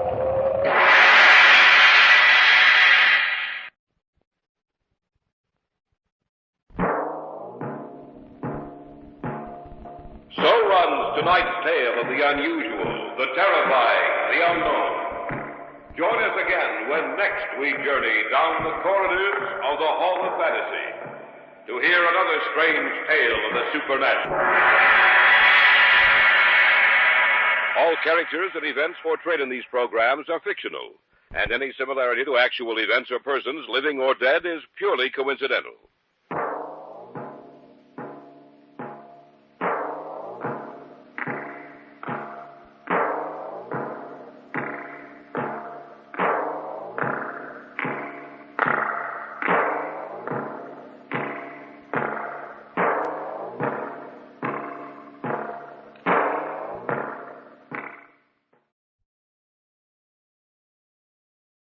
And now, the Hall of Fantasy. Welcome to the Hall of Fantasy. Welcome to the series of radio dramas dedicated to the supernatural, the unusual, and the unknown. Come with me, my friends. We shall descend to the world of the unknown and forbidden. Down to the depths where the veil of time is lifted, and the supernatural reigns as king. Come with me and listen to the tale of the treasure of Kublai Khan.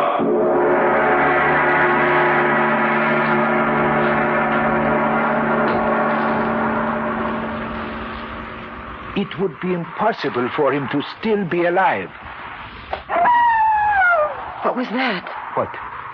The sound I just heard. Only the call of the jackal, Miss Carlton. It frightened me. It is a brother to the wolf. They say its call means misfortune.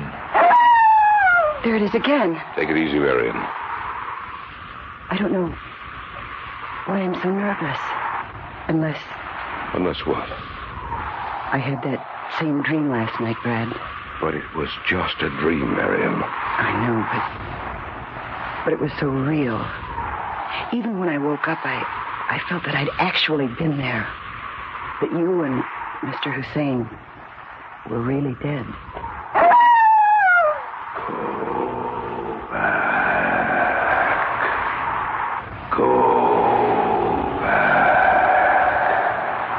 Lest death be your reward.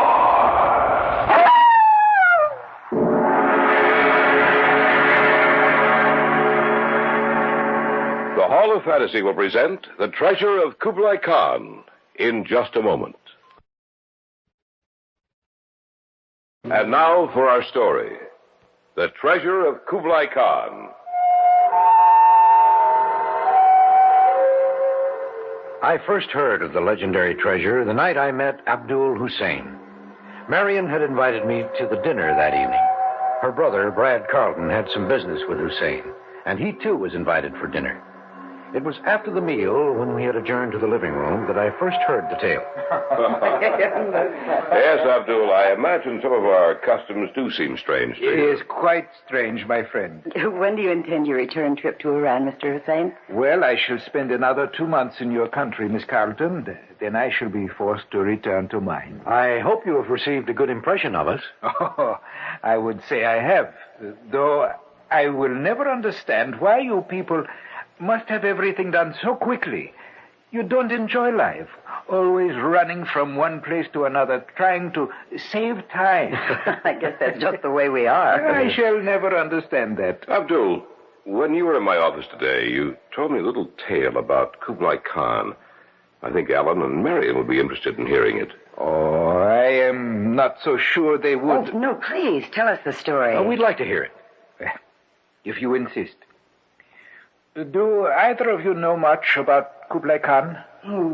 Just that he was the ruler of Mongolia and the Mongol Empire. I'm afraid I don't know much more than that. It is amazing to me that we tend to remember only 1 or 2 facts about a man after he has been dead for some time. Yet, their stories are there in the dry pages of the history books. And if one can read between the lines, the man comes alive. Kublai Khan was a fascinating person. Under him, the empire reached its greatest heights. To his treasure houses came the wealth and the money of the conquered peoples. I wonder whatever happened to all that treasure. Oh, it was probably spent or destroyed. You are right to a point. What do you mean? Most of the treasure was naturally spent or destroyed. especially after Kublai's death and the struggle for power which followed his demise. But there is one treasure catch, according to legend, which was lost, and to this day remains intact. You can't be serious, Mr. Hussein. But I am, my dear Miss Carlton. Where is it hidden? That is the only barrier which remains to be overcome. No one knows where it is hidden. The general area is known, yes, but the specific location is not. Well, what general area? It is said that the lost treasure of Kublai Khan lies somewhere between the Deshti-Keber Desert and the Elburz Mountains. But that's in your country. The seat of government for Kublai Khan was in northeastern China. So it was. Well, why wouldn't Kublai Khan keep his treasure where he could get to it easily? Why would he hide it almost 3,000 miles away? I shall answer your question with a question. Why would he not only be interested in northeastern China? Why would he send his emissary Marco Polo to the far corners of his empire? No. Kublai Khan's interests were large. His armies had to be paid, and they ranged all over his vast empire, guarding its borders.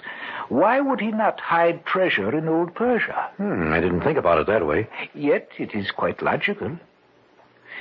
Shall I tell you what I know of the legend? Oh, yes. Please do. I'm sure they'd like to hear it. I shall.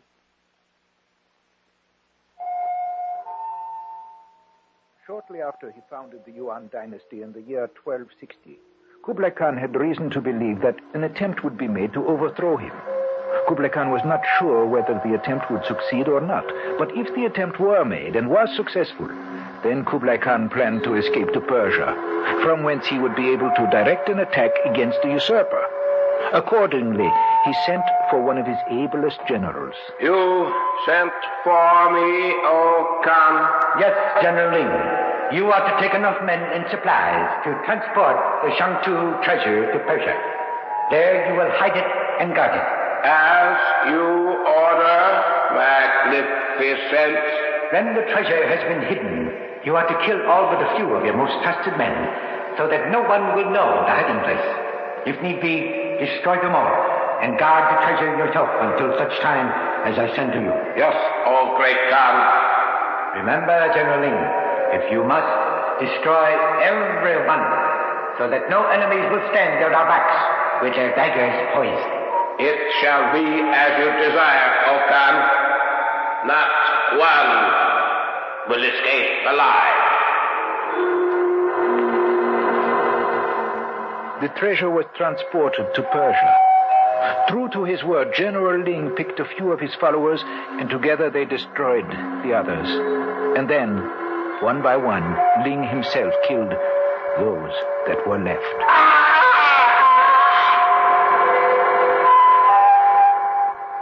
Through the years, Ling guarded the treasure, and those who came too close to the hiding place saw a man on a horse in the distance, who rode towards them at a gallop.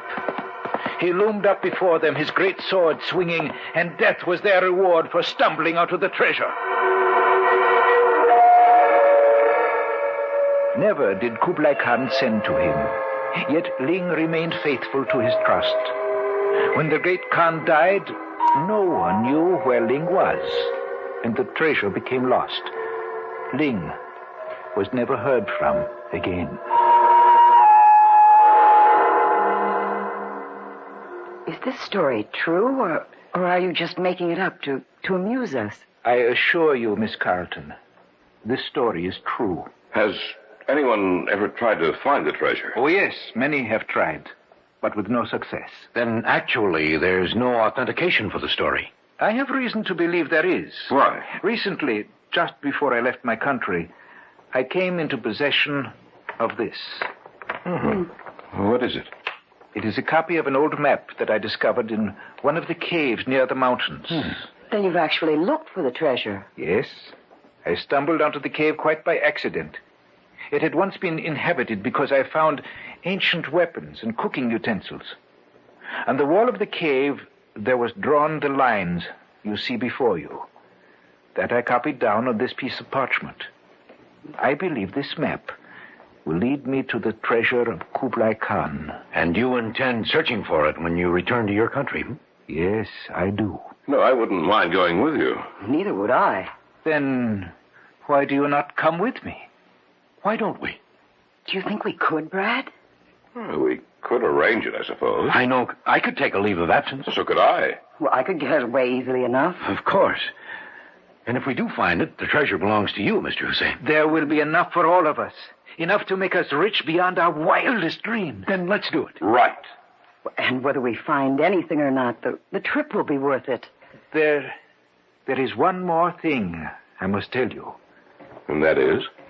When I said that many had tried and none had succeeded, I should have added that many have died or been killed in their attempt to locate the treasure. For it is said that General Ling still guards the treasure of the great Khan, that he still waits for word from Kublai Khan, and that he brings death to any who stumble upon the treasure. We'll return to the Hall of Fantasy and the tale of the treasure of Kublai Khan in just a moment. Back now to the Hall of Fantasy and the tale of the treasure of Kublai Khan.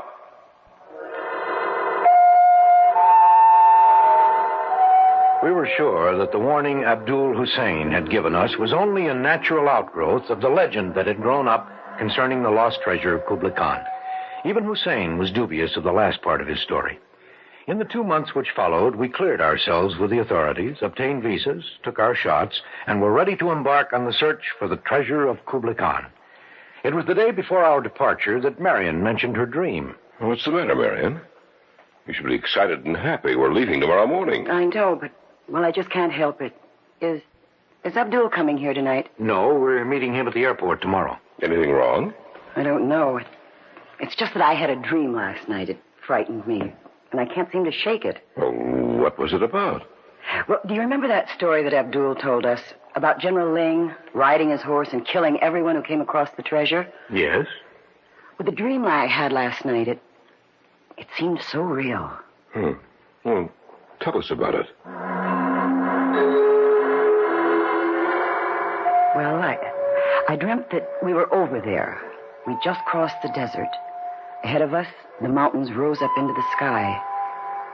I heard hoofbeats, and I looked up and saw a man on horseback riding toward us. He reined in and pointed to us. "Go back," he said. "Go back before it is too late." And then everything became confused. I dreamt that we stood there before the treasure, the four of us. And suddenly, I heard the hoofbeats again. And he rode up beside us and said, "I warned you. Now it is too late." And then he raised his sword over our heads. It started coming down, and I screamed. And then I woke up. And then what happened? Well, that was all, except that when I fell back to sleep, I dreamed I saw pictures. Pictures? Yes, like photographs. They flashed before me one by one. I saw the four of us standing before the treasure, and then the man with the sword in his hand, and Hussein lying on the ground, dead. And what else? I saw you, Brad, lying on the ground, and you were dead. It was just a dream, Marion. You were probably excited last night when you went to bed. We've all been living for the day when we start out. That's why you had that dream last night. I don't know. Maybe it was a warning of some kind. It was only a dream, Marion. That's right. It's just a dream, nothing else. Your brother intends to live a long time. Still, it seems so real. It's so real.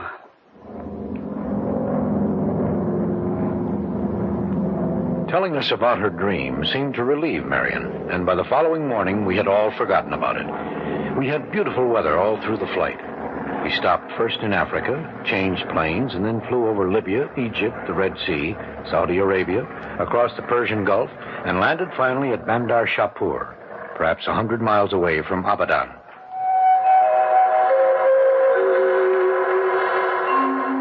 We went by car to Isfahan. There we picked up a guide and camels and started across the desert.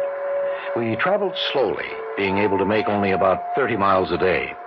8 days after we left Isfahan, we caught sight of the Elburz Mountains. We were seated around the campfire. We have not much farther to go. We should reach the cave sometime late tomorrow. The cave? Yes, I want to go there first to make sure the map is absolutely correct. From there, we will follow the map to its treasure. What if the map doesn't lead us to the treasure? But that is possible, I know. If that is the case, then I shall begin all over again. I have searched for Kublai Khan's treasure for 10 years. I shall continue to search for it. The guide you hired isn't very talkative. You are foreigners.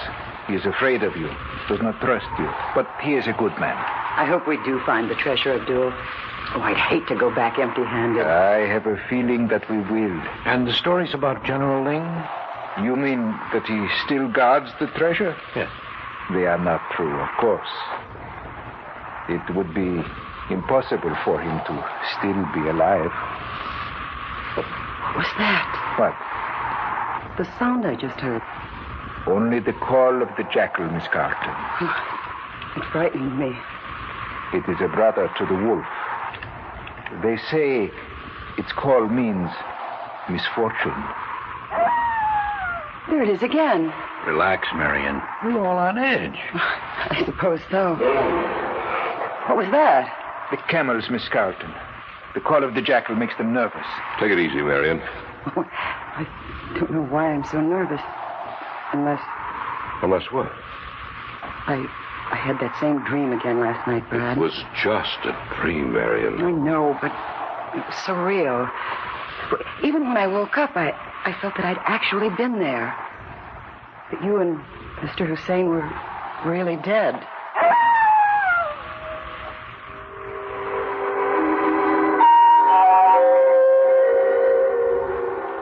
I must admit that the howling of the distant jackal even made me nervous. Throughout the night, the creature cried out to the heavens as if it were warning us that death would be the only treasure we would find.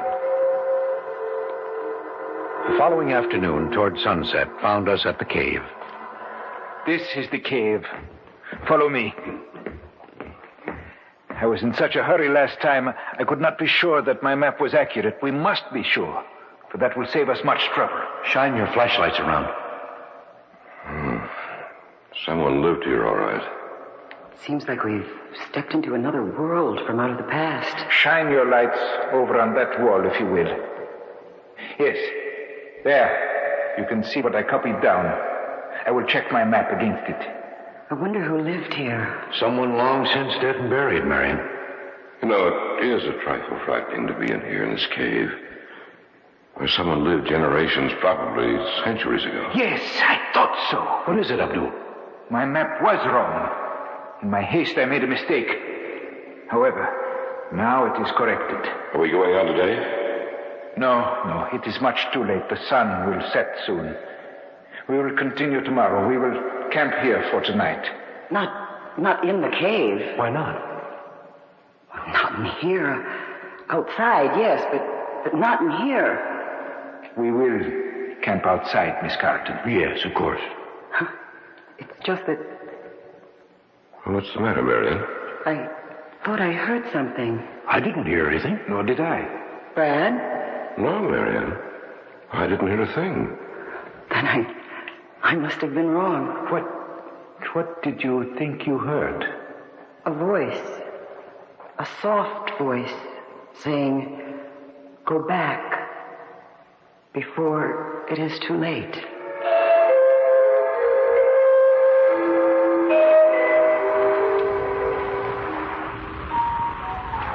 What time is it? Almost 11. Well, Marion had the right idea. She went to bed almost an hour and a half ago. Well, I think it is time for me to retire also. What happened to Ali, the guide? Well, I imagine he retired some time ago. I thought I saw him go into the cave. When? A short while ago. It is possible he went in, but why he should go, that I cannot understand. Unless it is something that... That was a scream. It came from the cave. We'd better take a look. Right, come on. All right. Ollie, are you all right? He does not answer. We'll see what's wrong in a moment. Oh. There he is. Ali! What's wrong? Just a moment. Well? He's dead. What? Yes. He's dead. Go back. Go back. Let death be thy reward.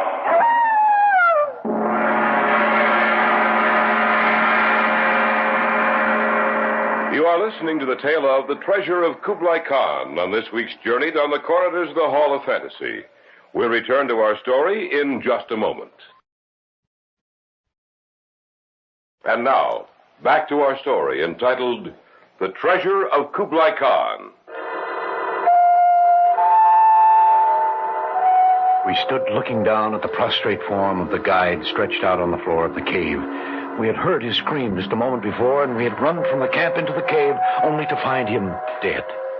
Go back, lest death be thy reward. What was that? I don't know. I heard something. Yes, so did I. Shine your light around. No one seems to be in here. Then where did that voice come from? Maybe we were mistaken, perhaps. It was just the sound of the wind we heard. No, it was a definite warning. It said, go back, lest death be thy reward. I am not going to turn back now. Not after all these years. No one's asking you to go back, Abelu. What are we going to do with him? Bury him here. And then in the morning, we can start out as early as possible. We should reach the treasure by tomorrow evening. I have warned you.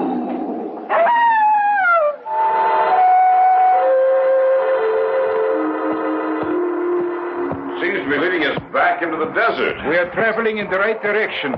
The treasure is located at the Lost Oasis. I hope you're right, Abdul. I know I am right. We're only a few miles from the mountains. But we were at the foot of the mountain before, Abdul. The oasis lies west and south of the mountains, and that is the way we are heading. Does that wind seem to be any stronger than usual? A little. Do you think it might be blowing up a sandstorm? It is quite possible. We must make the oasis within the next few hours.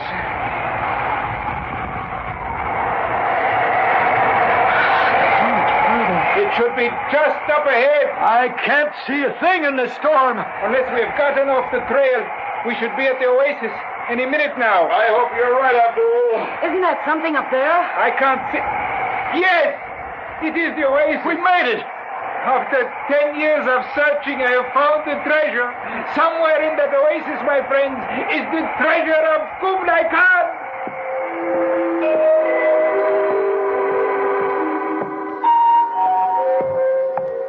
Getting dark. Yes. The night is upon us. Maybe we ought to wait until the morning comes. No, we've come this far. I want to see the treasure now. I sense that we are getting very close to it. Look, up ahead. Yes.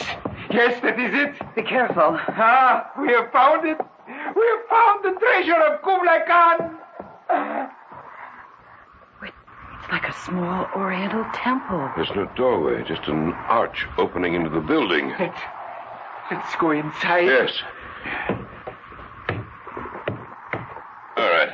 Shine your flashlights around. Oh, the whole building is covered with open trunks and bags of gold and jewels. The wealth and grandeur of an empire now dead. We don't belong here. I feel that we're looking at a dead world. The night is upon us, and the jackal is telling the creatures of the desert that we are here. Why don't we go back to our camp? Just a minute. I'll take some of these with me. I want to tell myself this isn't just a dream. Put them back, Brad. What's the matter with you, Marion? Maybe you ought to put them back, Brad. I think Marion's right. This is the treasure of a dead world. It should remain dead. You mean we should leave a treasure here and go back empty-handed? Don't be a fool. And I shall take some, too, huh? Yes, Abdul. The jewels we hold in our hands are enough in themselves to make us rich. But all of it is ours. All of it. Yes, all of it.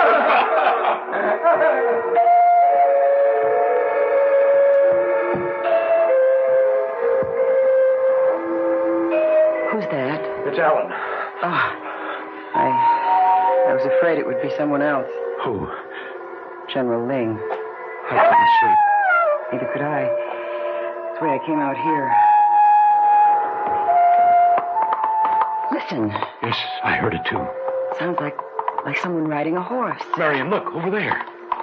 In the moonlight, there's a man on a horse riding toward our camp. Wait, it's just like the dream I had. Abdul, I heard something out here. Yes.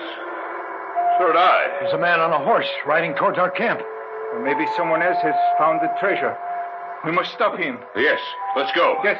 Brad, come back. Abdul, don't be a fool. Brad! I'm going after You're staying right here. The man on the horse has a sword. Look out, Brad! Look out! He's the sword!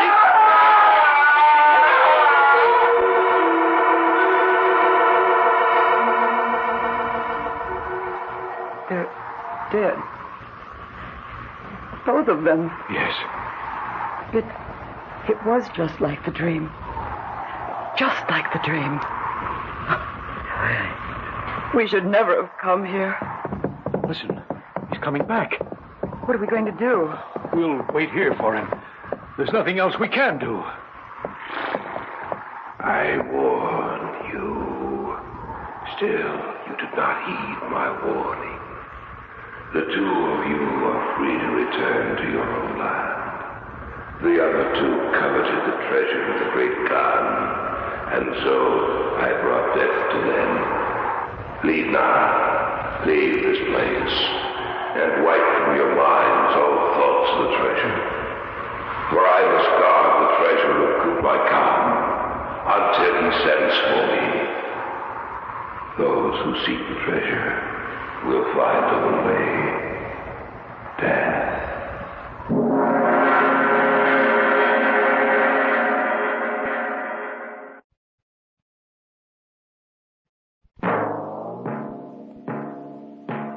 So runs tonight's tale of the unusual, the terrifying, the unknown. Join us again when next we journey down the corridors of the Hall of Fantasy to hear another strange tale of the supernatural. All characters and events portrayed in these programs are fictional, and any similarity to actual events or persons, living or dead, is purely coincidental.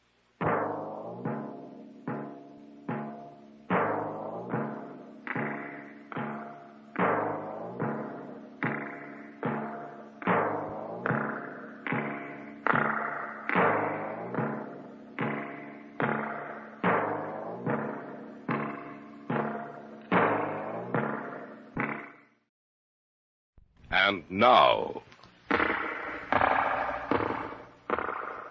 Hall of Fantasy. Welcome to the Hall of Fantasy. Welcome to the series of radio dramas dedicated to the supernatural, the unusual, and the unknown. Come with me, my friends.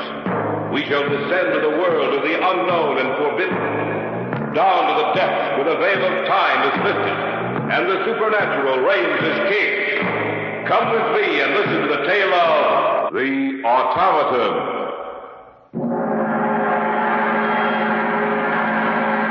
Over here is what I call its brain.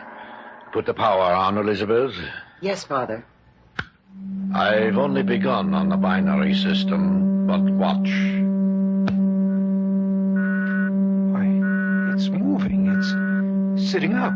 Yes. It's getting down off the table. And now you'll see a sight that no one else has ever seen before. It's walking around the laboratory. Yes, you're witnessing the first movements of a new creation, superior to man in that it will never tire, a servant to man. For that will be its place in the future. A machine that looks like a man and will be able to think like one. The Hall of Fantasy will present the Automaton in just a moment. The Automaton. I first met Dr. Eric Ziegler at the Conference on Scientific Research. I knew of him, of course. His name was famous throughout the world as one of the foremost experts on automatic control. It was the closing session of the conference when he made his now famous speech.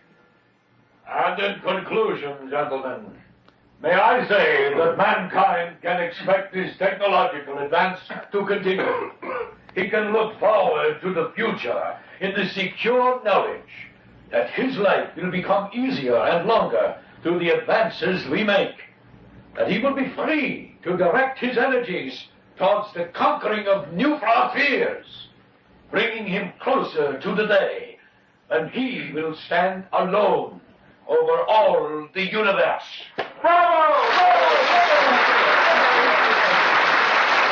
His speech so aroused me that I couldn't help making my way to the speaker's platform, pushing my way through the crowd which surrounded him in order to congratulate him. Congratulations, Dr. Ziegler. Dr. Ziegler? Dr. Yes, Ziegler? yes? My name is Drake Sheridan. I just wanted to tell you I thought your speech was the best thing I've ever heard. I take that as a compliment coming from you, Dr. Sheridan. I know about your work. Oh, nothing at all compared to yours, sir. Dr. Sheridan, I'd like to talk to you further. Why don't you come to my house this evening? What time? After dinner, about 8:30. Here's my card. Well, thank you, sir. You'll be there? Of course. I'll see you then.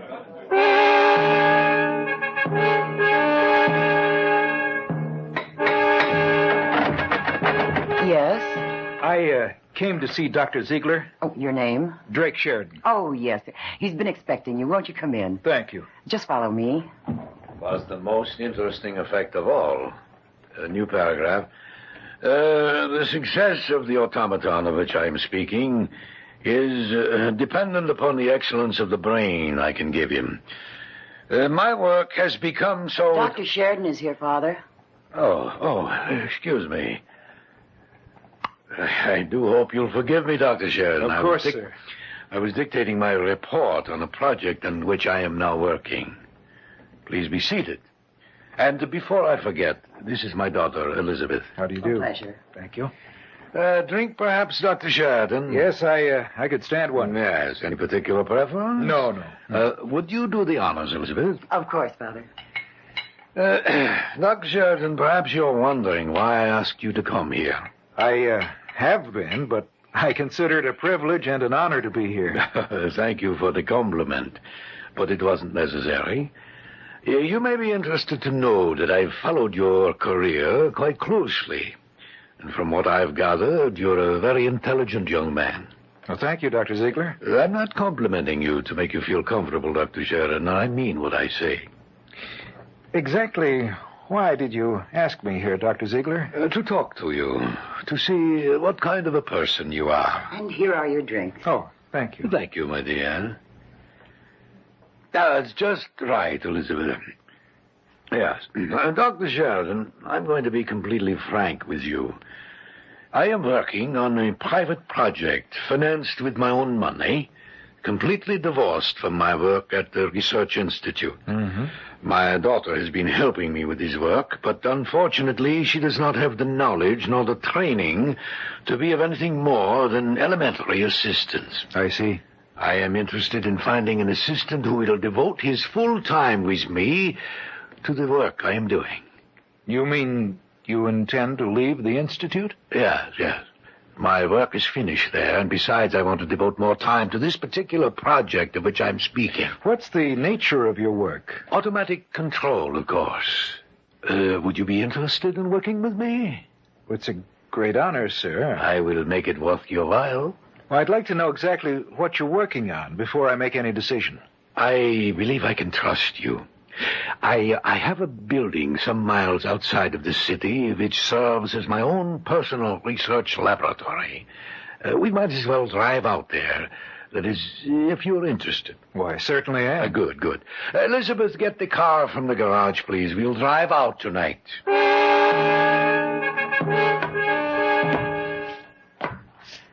Well, you certainly have it well equipped, Dr. Ziegler. I wanted to show you that you would be working with only the finest of equipment. Who's there?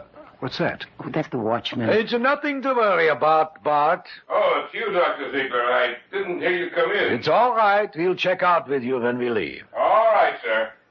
Will you open the door, Elizabeth? Of course. All right, let's go in. I'll put on the lights. Now you'll see what I've been working on for the past year. That sheet-draped figure on the table over there, what is it? My newest research project in automatic control. But what? You'll see. It looks like a human body underneath that sheet. Not quite. Here, I'll pull back the sheet.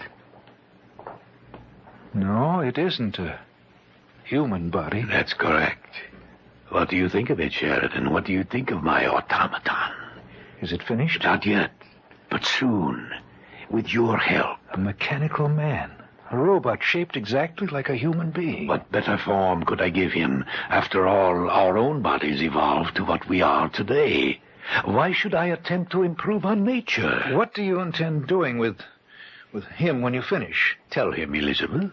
Well, this automaton will be able to do all of the hard and painstaking work of mankind without ever getting tired.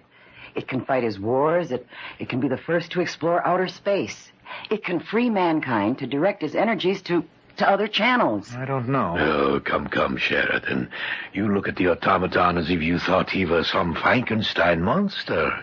Believe me, this is the farthest thing from that imaginary creature. This is a work of science. This is not a monster created from the dark recesses of someone's imagination. This is our key to the future. We'll return to the Hall of Fantasy and the tale of the automaton in just a moment. Back now to the Hall of Fantasy and the tale of the automaton. Dr. Eric Ziegler, his daughter, and I stood looking down at the metallic figure lying on the table before us. In all respects, it resembled a man, a metal and plastic man, created by the genius of Ziegler. This is our key to the future. This automaton will free man from labor. Let him develop his mind to the fullest. How much longer do you think you'll have to work before it's finished? I can't tell. That's why I need you to help me set up the automatic self-regulation of its brain. Then you haven't developed the system of feedback yet? No. As you are aware, that is the basic machine of all self-regulating systems of automatic control. A man's mind is a complex creation. The mind of the automaton must also be complex in order that it can do the work of a man, in order that it can think and regulate itself. Why don't you show him what you've accomplished so far in the feedback system? All right. Now, over here is what I call its brain. Put the power on, Elizabeth. Yes, Father. I've only begun on the binary system. But watch.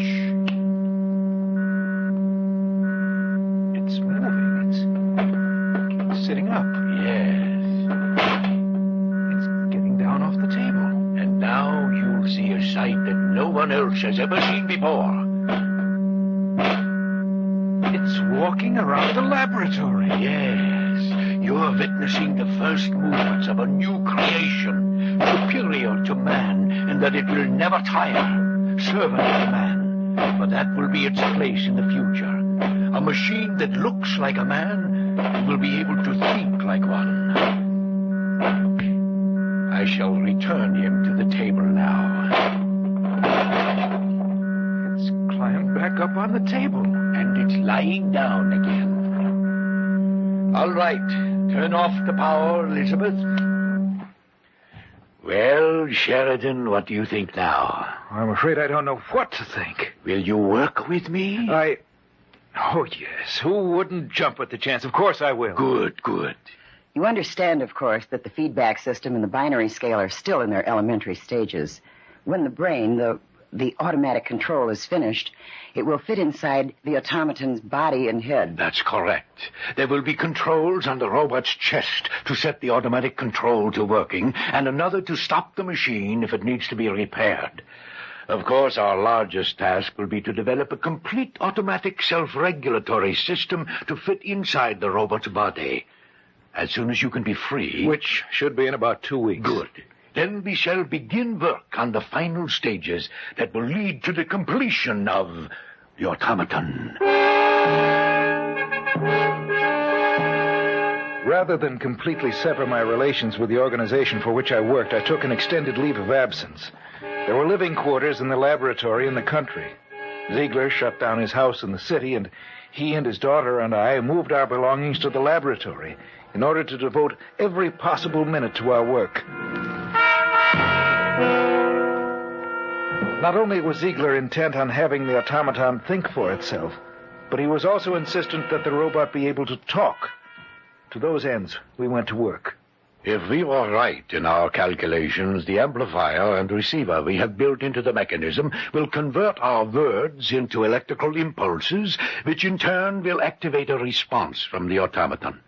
Those responses themselves will be electrical impulses, which will be converted into words. Well, why don't we try it and see, Eric? We might as well, I suppose. After all, the automatic control is almost finished.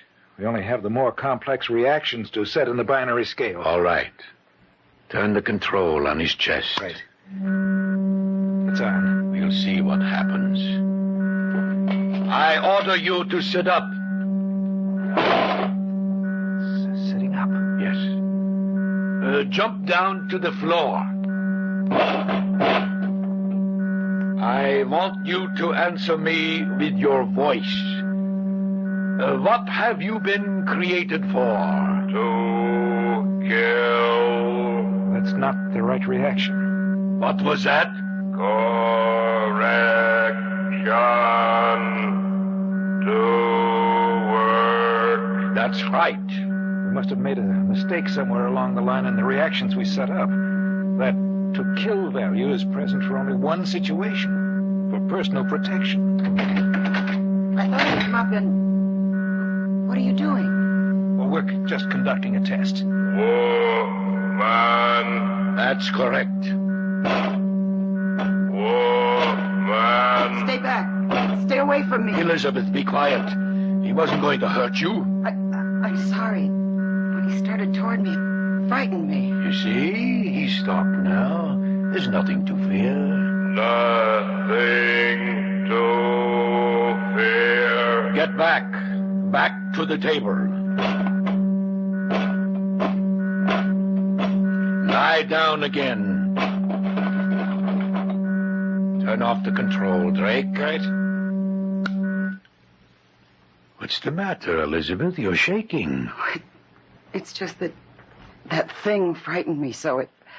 Those lenses that it has for eyes, there's something hypnotic about them. He looks so much like a man.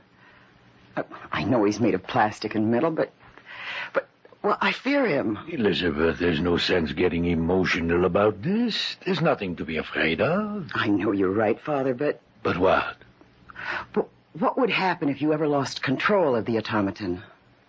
That will never happen. But is it possible? Perhaps. We didn't do any more work on the automaton that day. We went into the city in the early evening to see a play, leaving the watchman at the laboratory to take care of things. We got back about 12 and were having a late snack. More coffee, Drake? Oh, yes. Please. I think it did us good to get away from here this evening. We've all been working too hard. Do you feel better now, Elizabeth? Oh, yes, Father, much better. Yeah. Tomorrow we can finish up with the automaton. Then we can show him, after suitable tests, of course, to the world. If we're successful, you ought to win a prize. What was that? Someone screamed. It came from upstairs. We'd better take a look. Who could it have been? The only other person up there is Bert, the watchman. There it is again. Hurry. Look. The door to the laboratory it's open. He must be in there. The lights are on. We'll see what's wrong in a second. All right.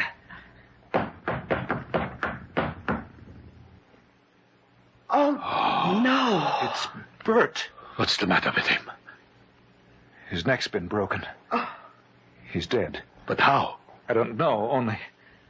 What's the matter? Look, we turned off the control on the robot when we left, didn't we? Of course we did. Why? Because now it's on, Eric. The control is on. You are are listening to the tale of the Automaton on this week's journey down the corridors of the Hall of Fantasy. We'll return to our story in just a moment. And now, back to our story. An original tale of fantasy entitled The Automaton.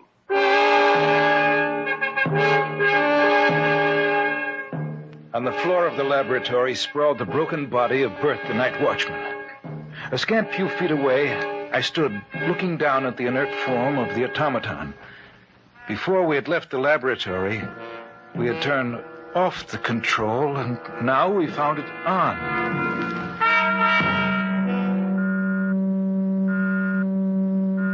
But that isn't possible. Take a look for yourself. The control is on. But we turned it off before we left. Are you sure? Of course, I turned it off myself. How did it get on? Perhaps Bert turned it on. Why should he do that? Perhaps he was curious. But the most important thing to find out is what killed him. The robot? Don't be a fool, Elizabeth. The robot won't kill unless attacked. That's right, Elizabeth. It's the only reason for it to kill. Actually, the reaction was set in the control system for self-preservation. For no other reason than that. It's the only time the automaton is dangerous. Maybe you made a mistake when you set the automatic controls. It's possible that we might have made an error in the feedback system, Eric, and that the automatic selector chose the wrong value.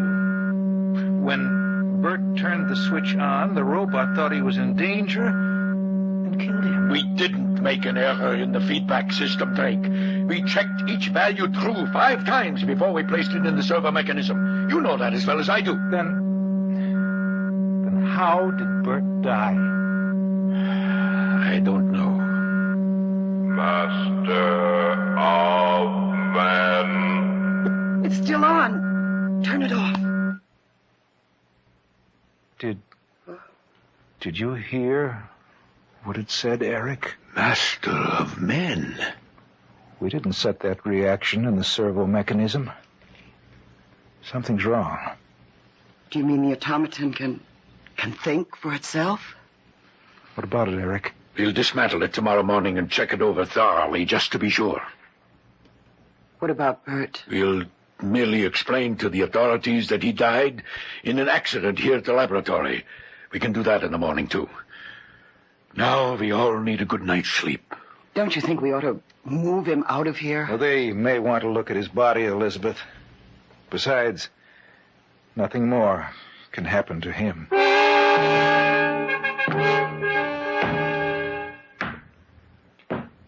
Elizabeth? Who is it? Drake.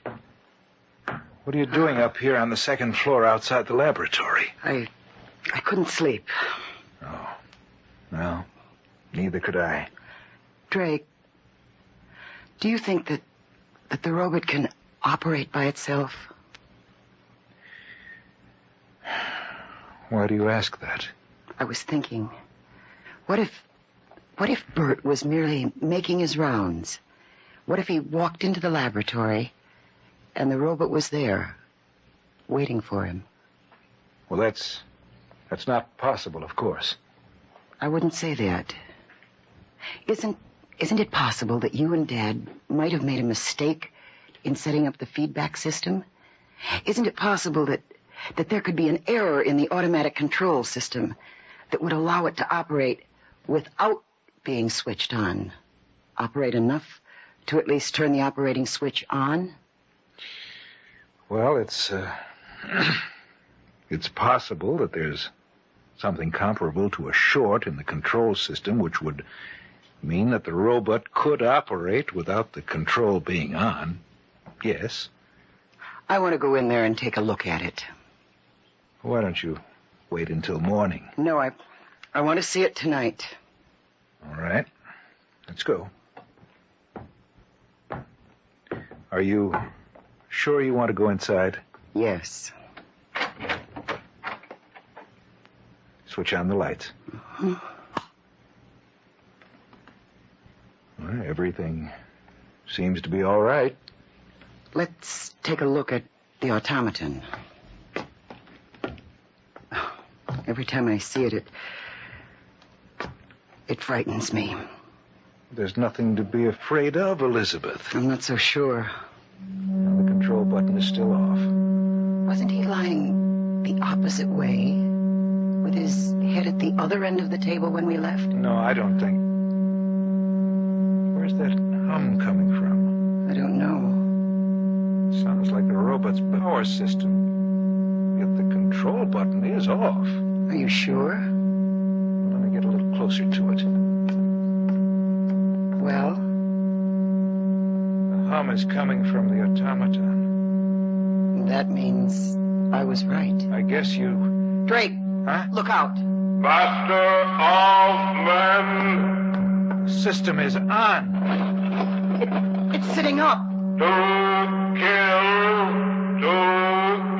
We made a mistake. We must have made a mistake. It's getting down. Let's get out of here. Is it following us? No, it's just standing there. But it will be after us in a few seconds. Hurry, hurry. Let's get this door closed and locked. There. I can see it through the glass panel. It's starting towards the door. I heard some noise up here. What's the matter? The automaton's in operation, without the control being on. What? That's right. We must have made a mistake, Eric. The only thought that thing knows is to kill. We have to destroy it. It's getting closer to the door. That door won't hold. Let's get out of here. It has to be destroyed. But how? It weighs over half a ton. I think I have it. Stop here by this window. Oh, another crash against that door and it'll be out of the lab. What are you going to do? Its reactions are slower than ours. We'll wait here for it. It'll come walking towards us. At the last minute, we'll run to the side. I don't think it'll be able to stop itself in time. It should crash through the window and to the ground below. The 2-story drop should destroy it.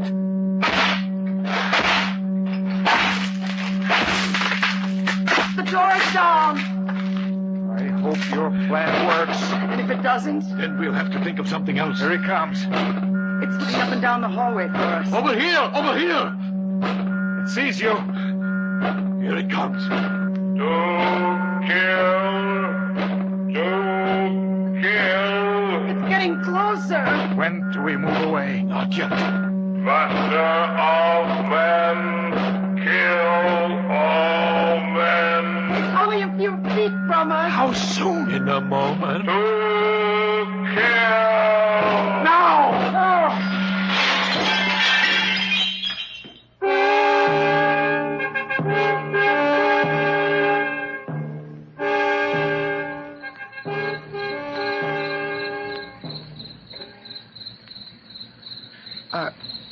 Are you sure it's destroyed? Yes. The fall completely destroyed the automatic control. You're looking at nothing but a pile of metal. What do you intend doing? Starting all over again. Somewhere along the line, we made a mistake. We have to find that mistake and correct it. We don't want a master of men, but a servant of men. Someday, I don't know when, but someday, we'll be successful. And then one of mankind's most useful servants will be the automaton.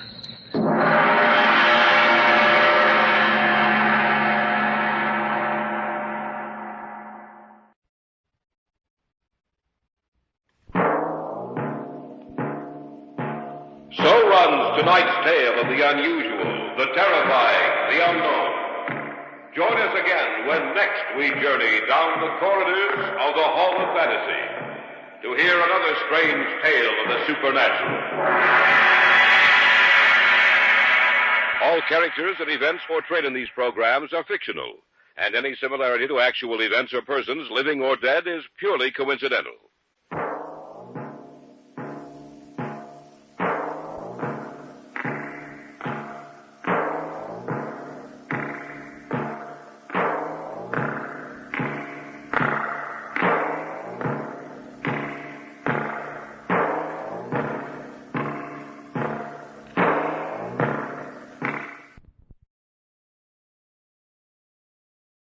And now, the Hall of Fantasy.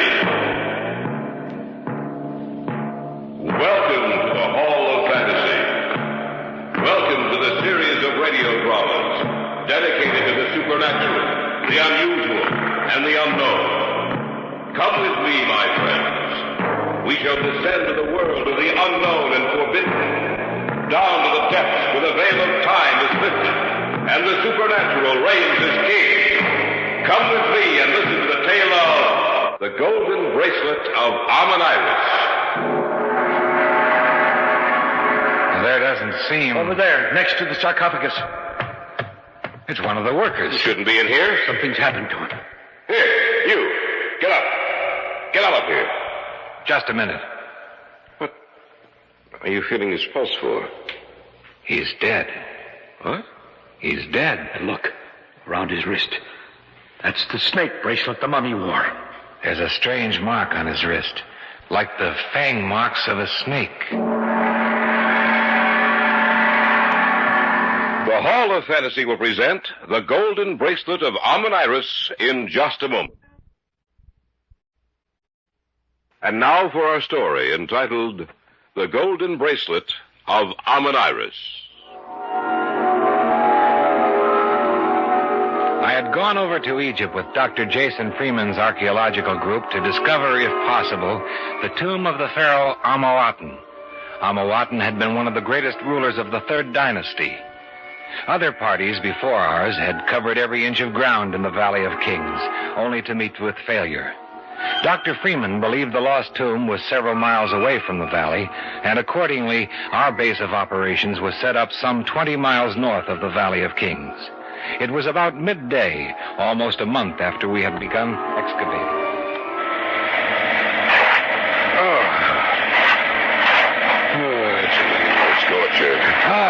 What I wouldn't give to be in a nice, air-conditioned room in Cairo. I should imagine you'd be enjoying every minute of this, Charles. I can enjoy it and still be uncomfortable, Dr. Freeman. Yes, I suppose so. We don't seem to have had much luck so far. But we will. I'm sure of it. One of the men is calling to us. Perhaps he found something. Well, let's see. All right, we're coming. Where's Professor Porter? There he is over there. He's coming too. Yahawaga, we find tomb. What? We find tomb. Look. Here. Let me see. Well? He's right. And we're in luck. The seal is intact. What is it? What's happened? We were in luck when we started to dig here, Porter. We found the tomb. And the seal on the door? It's intact. That means grave robbers didn't break in. The tomb is just as it was left centuries ago. Is it Automaton's tomb? We don't know yet. We won't know till we get inside. There's no marking out here by the door. Maybe the sand is covering it. What are we going to do? We'll clear this area by the doorway. Then we'll use dynamite to blast it down. Men back far enough? There isn't anyone except us within 200 yards of that door. Good. The wire's attached, Porter? Yes. Then set it off. You've done it! Yes, a good, clean job, Porter. When do we go in? You've forgotten about the heat, eh, Charles? You're caught up in the excitement of discovery. Well, it's to be expected. Yes, but when do we go in? In about 2 hours. We'll give the air a chance to get in there and replace that which is present now. I don't want to take any chances of one of us being overcome by the stale oxygen in there. Jason. Yes, Porter? It's strange, but I have the feeling that we shouldn't go inside that tomb. Well, I don't know. I must be reading too many murder stories in my spare time. Everything inside that tomb is dead. Of course, nothing can hurt us.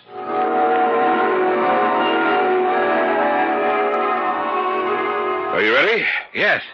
You've told the men to stay back at the camp. Yes. All right, then. Let's go. It's a good thing we waited. It still smells stale, musty in here. It seems strange that there was no inscription on the door outside the tomb. Nor is there any in this passageway. Burial chamber will let us know whose tomb this is. Shine your lights up ahead. I think we're coming to it. Yes, we are. Now, we'll find out if we've discovered the tomb of Amon-Iris. There's an inscription over there. Shine your lights over there. See if you can make it out, Porter. It's not the tomb of Amon-Iris, Jason. It's the tomb of Amon-Iris. Amon-Iris? Yeah. The legendary queen of the Third Dynasty. truly a great discovery. Then you're not disappointed. Of course not, Charles. We've come across something the world thought was lost forever. Amon-Iris, the greatest of the queens of Egypt. Even in the most complete histories of Egypt, only vague references are made to her name. But we were sure she existed, and this will prove it. Who was she? Queen of Egypt, master of men, and one of the cruelest rulers of the ancient world. To disobey her slightest wish meant death to the one who incurred her wrath. Let's see if we can open the sarcophagus. This burial chamber is magnificently preserved. I only hope that the mummy of Amon-Iris will be in the same condition. There's an inscription on the side of the sarcophagus, Jason. What does it say? You see. Whomsoever violates the resting place of the queen and steals her wealth from her shall die the death she reserves for him. Nice and friendly. We went to a great deal of trouble to frighten the grave robbers away. Inscriptions like that one appealing to the superstitious natures of their people. They hoped it would save their tombs from being ransacked. For the ancient Egyptians believed that they needed their wealth and possessions after death. Well, it certainly made me think for a minute. Oh, there's nothing to it. Isn't it right, Boar? No, there's nothing to it. Now then, let's see if we can't roll the top of this sarcophagus off. The three of us together. Right. All right. All together now. A little more. That does it. Shall die the death. Yes. There she is. Wrapped in mummy cloth, and her head covered by a gold mask. The mummy of Amon-Iris. Whosoever violates my tomb shall die. Listen. What's the matter, Porter? Didn't you hear it? Hear what? The voice. Oh, you're imagining things, Porter. No, I'm not. I heard something, I tell you. A woman's voice saying, whomsoever violates my tomb shall die.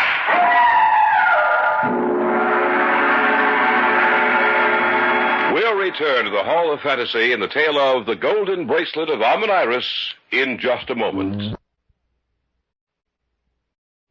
Back now to the Hall of Fantasy in the tale of the Golden Bracelet of Amon-Iris. Both Freeman and I stared at Dr. Porter in amazement. He had backed away from the sarcophagus and stood staring down at the still figure of Amon-Iris in horror. Then he looked apprehensively around the burial chamber as if searching for someone. What's the matter with you, Porter? I tell you, I heard something. Well, I thought I heard something, too, like an animal howling. And that's all? Yeah, that's all. Well, I heard the animal, too. I didn't hear any voice, Porter. Maybe you imagined you heard it. It's possible that I imagined it, but it was so real. As if she were standing right beside me. Stop looking around the burial chamber. There's no one else in here. Are you sure? Of course we are.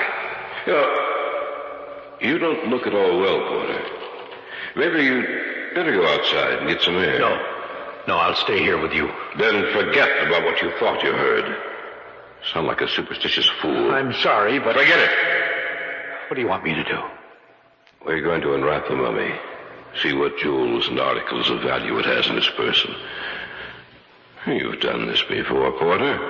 I think you should take charge of the job.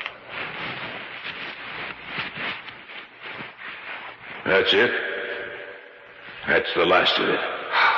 What a remarkable state of preservation she's in. Look, on her left wrist. That's a gold snake bracelet. Yes, I noticed it before. Beautiful workmanship. It looks almost as if it were alive. But it's not. It's getting late. We better go back to camp now. We can catalog the contents of the burial chamber tomorrow. It moved. What moved? The snake bracelet. It moved. Nothing's moved, Porter, except your imagination. You don't stop it. I'm going to recommend that you be sent back to the States. I'm sorry, Jason. I don't know what's the matter with me. I thought it moved. You're not a superstitious man, Porter. Now, that's one of the reasons I wanted you with me in this expedition. But you're sounding like a frightened fool. I'll forget this nonsense once and for all. You'll go back to camp, eat, and then get a good night's sleep. I'm sure that's all you'll need to make you forget about your strange notions.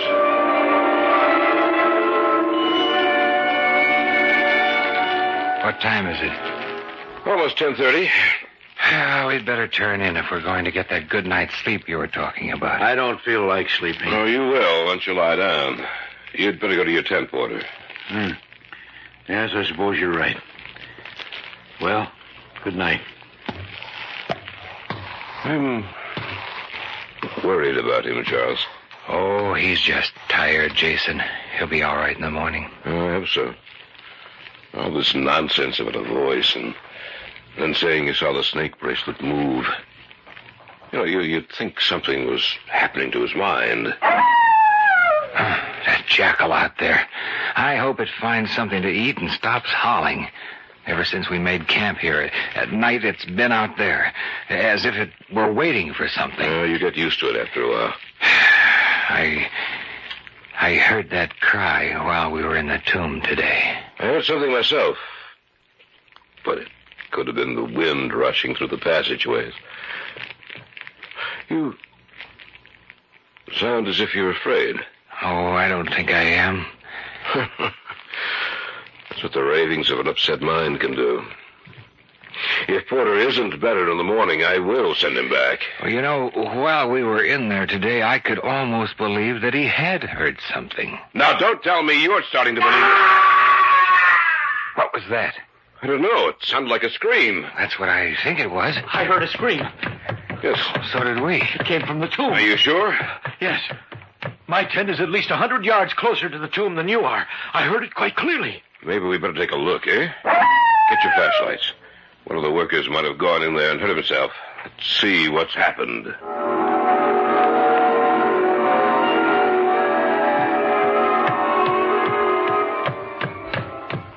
Anyone in here? Shine your lights around. Well, that doesn't seem... Over there. Next to the sarcophagus. It's one of the workers. He shouldn't be in here. Something's happened to him. Here, you. Get up. Get out of here. Just a minute. Oh. What are you feeling his pulse for? He's dead. What? He is dead. And look. Around his wrist. That's the snake bracelet the mummy wore. There's a strange mark on his wrist. Like the fang marks of a snake. Let me see. Those are fang marks. What's wrong? I felt it move. What move? The snake bracelet. You're insane. No, Jason. It did slip down his wrist a little.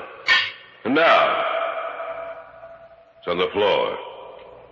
Well,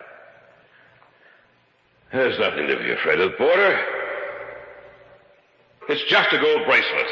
An inanimate object that can harm no one.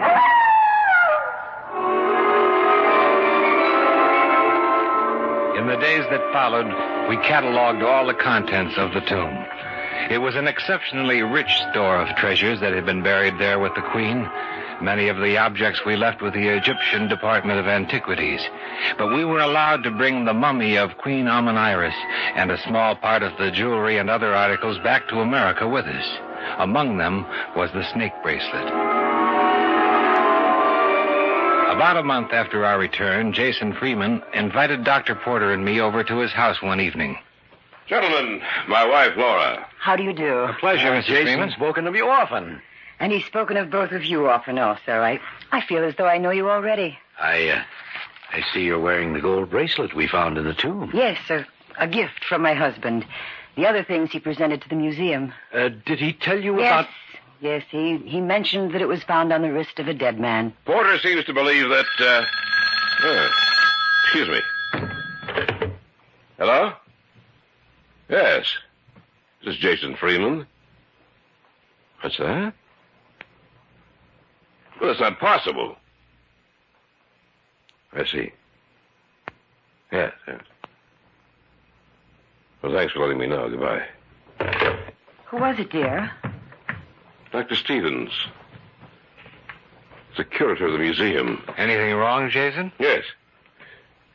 You see, the mummy of Amon-Iris is missing from its glass case. The case is completely shattered, but the mummy is gone.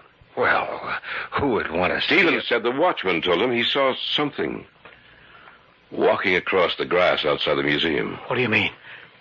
He said it was the mummy he saw. You are listening to the tale of The Golden Bracelet of Amon-Iris on this week's journey down the corridors of the Hall of Fantasy. We'll return to our story in just a moment.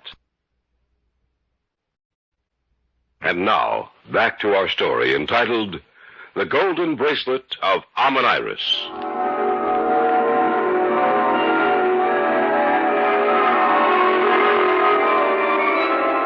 Jason Freeman had just received a telephone call from Stevens, the curator of the museum.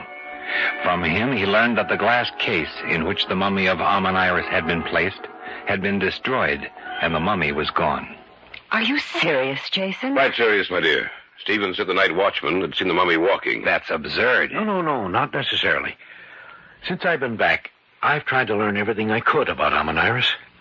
The bracelet you're wearing, Mrs. Freeman, has a definite connection with her. What are you talking about, Porter? Well, look, Amon-Iris had that snake bracelet especially made for her. Once she came into possession of it, she built her whole life around it. She believed that if the bracelet was taken from her, it would result in her death. And so she guarded it jealously. But one night, as she lay sleeping, it was stolen from her wrist. And? She awoke to find it gone. She learned that one of the high priests had it in his possession. And so she went to him and demanded it. She went alone. When she walked into the trap the priests had laid, they killed her. I know that story too, Porter. That's only one of the legends that surround Amon-Iris. That's right, Jason, only one. But I'm not through telling you about her yet. Oh, why don't you forget about her, Professor? Because it may mean our deaths if I do. I think your mind's going back on you, Porter. I don't care what you think. I'm trying to help you, and I think you should listen. And I think that you... Oh, no, Jason, let him talk. According to the legend surrounding her, it is said that if the bracelet is removed from her wrist, Amon-Iris will wake from her long sleep to recover the bracelet. And with her, she will bring death. I know that story too, Andrew. And it's all Tommy, right? I don't think it is, Jason. I think it's true. Then I think you're as stupid as the story you're telling. Jason. I'm sorry, my dear. The mummy is gone, Jason. Well, someone could have taken it. Not according to the night watchman. And he could have been drinking. He saw something, Jason. Something out on the lawn in front of the museum. I'm going to take this thing off. What's the matter with you? All of you. This is the 20th century, not the Dark Ages. How far is the museum from here? About half a mile. And it shouldn't be too long. What do you mean? The mummy should be here soon. Listen. Dog. Only a dog. I'm not so sure. It could be the cry of a jackal. Oh. I refuse to stay in here and listen to such stupid nonsense. I'm going out for a walk. Jason, don't go out there. I'm not going to stay here and listen to a lot of foolishness. Jason! Let him go. Oh, I'm sorry that I made your husband angry, Mrs. Freeman. It's just that I believe that we never should have entered the tomb of Amon-Iris. Andrew. Yes? Mrs. Freeman set the snake bracelet down on the coffee table. Now, no one has touched it since. Do you see what I see? It's moved. Oh, that's no dog out there. What are we going to do? I think that we should... That's Jason. We better see what happened. He shouldn't have gone out there. Let me in. Open the door, Porter. It's out there. What's out there? The mummy. I saw it. Then the story is true. I owe you an apology, Porter. I'm sorry. What are we going to do? It must be destroyed. But how? That thing from the past is 5,000 years old and still lives. It's getting closer to us. We have to think of something. It's trying to break down the door. Get back! Do you have a gun in the house? No. Any other weapon? Nothing at all. Besides, what good would bullets do against it? That door won't hold up much longer. We have to think of something. Fire. What's that? The way to destroy it. Fire. Jason, Do you have any kerosene, any turpentine, anything flammable around the house? Not that I know of. Oh, I have some cleaning fluid in the kitchen. Get it, and some old rags that we can soak with it. I'll be right back. Now, look. When it breaks in, it'll probably head first for the bracelet and then for us. Yes. Now, we'll soak the rags in the cleaning fluid, and when it gets close enough to us, we'll light them and throw them at the mummy. It's been kept dry through all these centuries. It should burn like a torch. The next time, the door will break in. We must be absolutely certain that the burning rags fall on the mummy. What about the house? What do you want to save? Your house or your life? Here it is. Good. Now, pour the cleaning fluid over these rags. Here, I'll do it. Make sure the rags are completely soaked with the fluid. Don't worry, I will. Oh! It's there, standing in the doorway. Seize the bracelet. Remember, when it picks up the bracelet, we throw the burning rags at it. That's all the cleaning fluid. It's got the bracelet. All right, light the rags. Right. All right, hurry. It's starting for us. All right, throw the rags. That's it. It's starting to burn. But it hasn't stopped. Back away! Back away!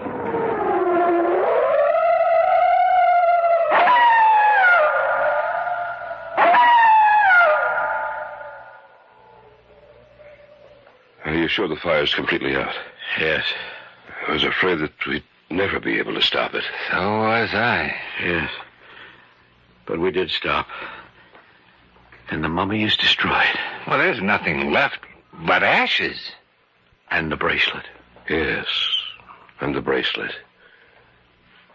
Only the flames melted it down, so that it's lost all shape and form. That's all there is left of the golden bracelet of Amon-Iris.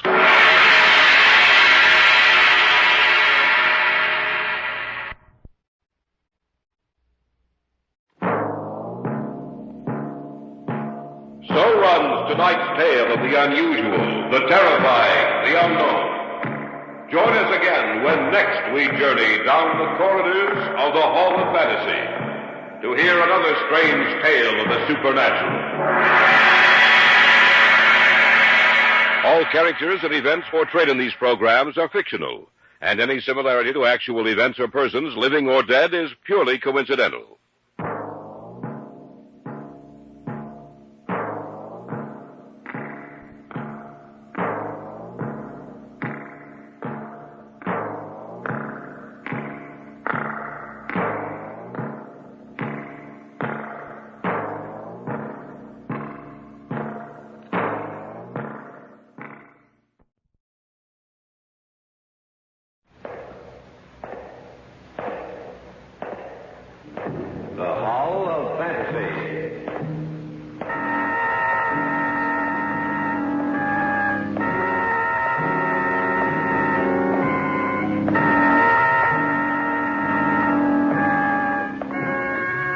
Welcome to the Hall of Fantasy. Welcome to the series of radio dramas dedicated to the supernatural, the unusual, and the unknown. Come with me, my friends. We shall descend to the world of the unknown and forbidden, down to the depths where the veil of time is lifted and the supernatural reigns as king. Come with me and listen to the tale of the man from the second earth.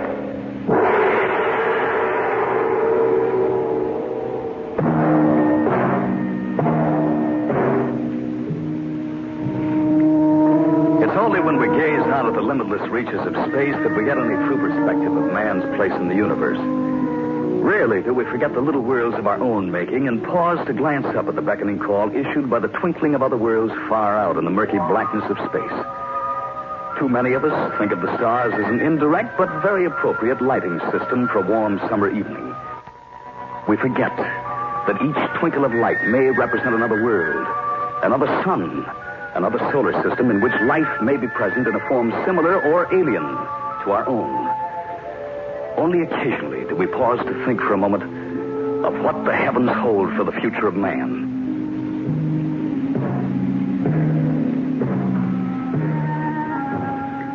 Carl Rasmussen was an associate of mine at the Research Institute. Though engaged in different fields of research, a strong friendship developed between us.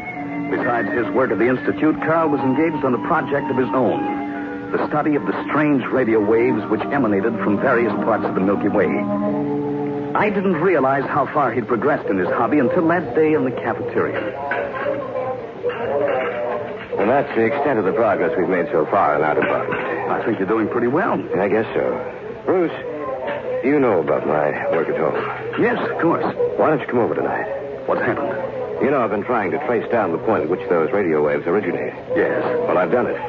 Do you know what causes them? Yes, I do. What? An intelligent thinking being. Are you sure? I'm positive. And I've been able to decipher the message he's sending. Have you told anyone else about this? Not yet. I want to be absolutely sure beyond a doubt. That's why I want you to come over this evening. It's just that I wonder whether Sharon will enjoy having me over again. Oh, she knows all about it. I want you there, Bruce. I want you to be the first to know what I've discovered.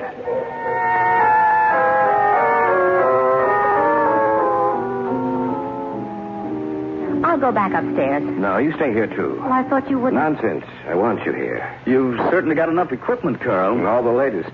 I'll put it on now. It'll take a few seconds for it to warm up. What time is it? 8:30. Well, we're right on time. I always begin receiving a signal at that time. A little more. What's that low hum I hear? That's the carrier wave. Yes, here it comes. He's a brilliant man. He's hopefully learned our language. What does the message say? See, I will try to converse with you tonight. Stand by. How could he learn to speak our language? I don't know, Bruce. He said he was going to try, but that was about a week ago. I guess he... Wait a minute. This may be it. Docking calling Rasmussen. Docking calling Rasmussen. Can you answer him? We're on the same wavelength, I think so. I am receiving you, Torcane. And I, you. We have established contact with each other, though millions of light years apart. What is the name of your planet? We call our planet Earth. What do you call yours? We also call our planet Earth. And are you the satellite of a dying sun, as are we? That's incredible. No. Our sun will burn in the universe for ages to come. You are lucky. And how far progressed is your world? Our instruments recorded a radioactive blast some years ago. Have you harnessed atomic power? Can you travel in space? We have really just begun to experiment with atomic power. But I'm afraid that for us, space travel is many years away. What about your people? The way you talk, you must have learned the secret of atomic power some time ago. But can you travel in space? Yes, we had to learn the principles of space travel in order that we might save ourselves. For the time has come when an exploratory expedition must be sent out to discover a new world for us to inhabit. This is the last time I will contact you from here. This is Torcane signing off. He's gone. He stopped sending.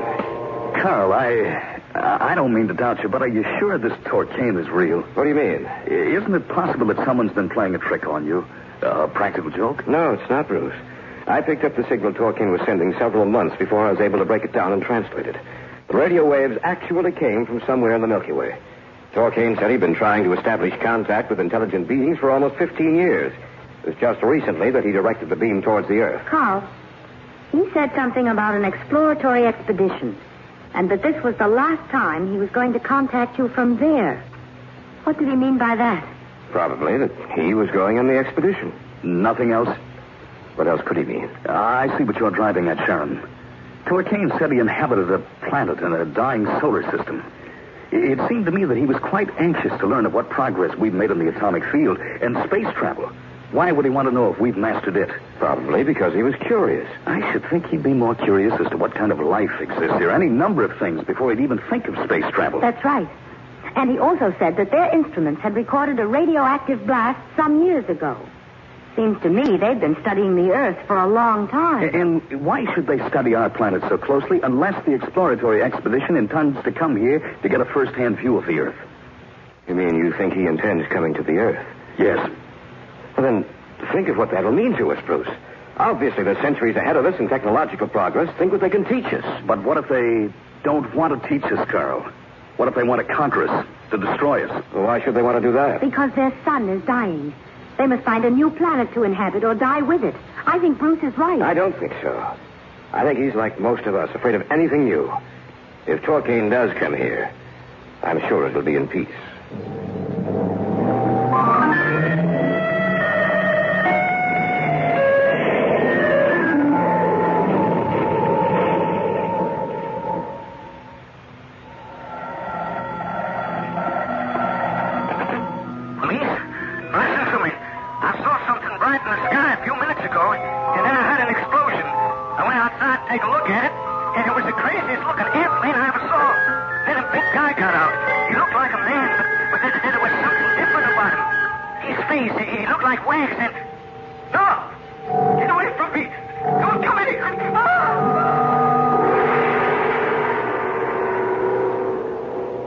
Return to the Hall of Fantasy and the tale of The Man from the Second Earth in just a moment.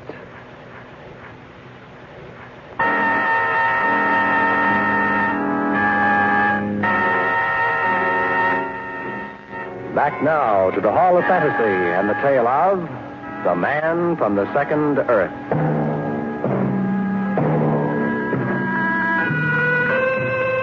It was almost 5 weeks later that the report appeared in the papers concerning the mysterious disappearance of the farmer who had called the police. The story leaked out and the newspapers carried the headlines, "Who Was It?" blazoned across their lead pages. At the time, I didn't connect the farmer's disappearance with what had gone before, but I've learned soon that there was a definite connection.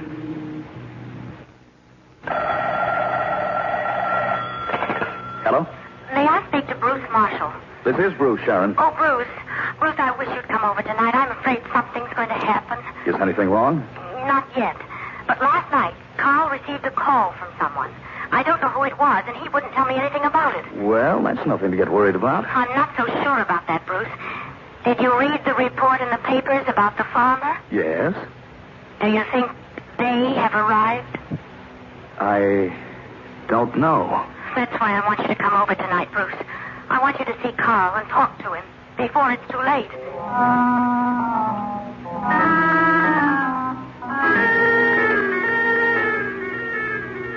Carl, who called last night?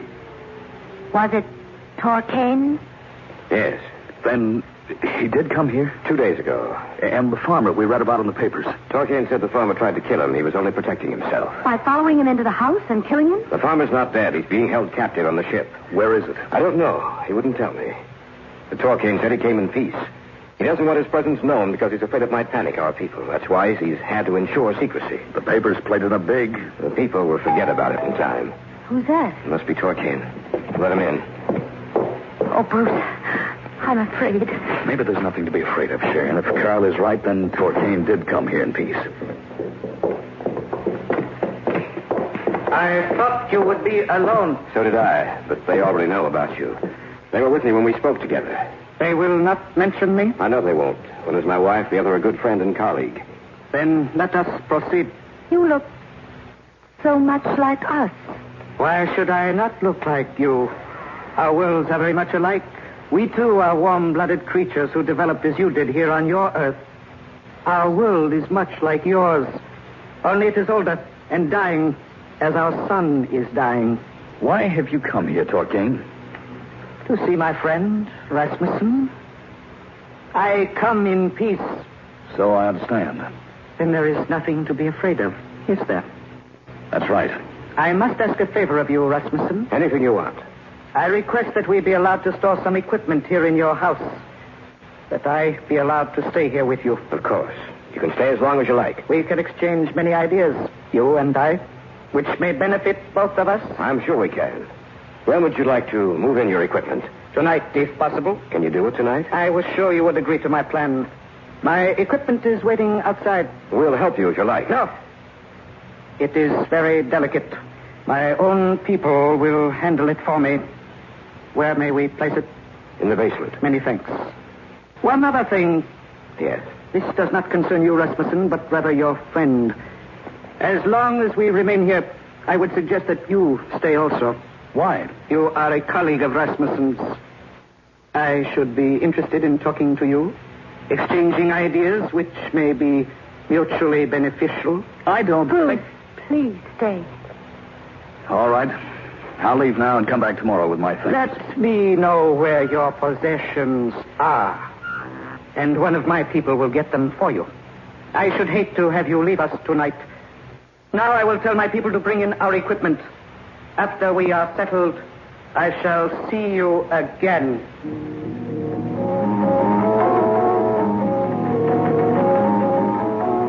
Bruce, what time is it? Almost 11:30. Oh, Carl is still down there with them. I wish he'd come back upstairs. He hasn't been gone long. He'll be back up in a minute. Bruce, did you notice Torquane's face? Waxy and shining. It didn't seem real. It looked like a mannequin one might see in a store. And, Bruce, maybe I imagined it, but I thought it changed while he was in here, that it took on new lines, new features while he was talking to us. Yes. I thought my eyes were going back on me, but his face did seem to change. I'd almost swear that it did. Someone's coming. Oh, it's you, Carl. Yes, it's I. Anything wrong, Carl? I don't know, Bruce. Remember when Torquane first walked in here? He seemed so tall and thin. Downstairs, his shape seemed to be changing. It lost form, seemed to become fluid, and then would harden back into shape when he looked at me. Then we were right. Carl, I think Torquane assumed the form of a man when he came here tonight. I don't think his body is solid. I think his true form is a semi-liquid state which he can harden and assume any figure he likes. I think he's made up of a mass of living matter.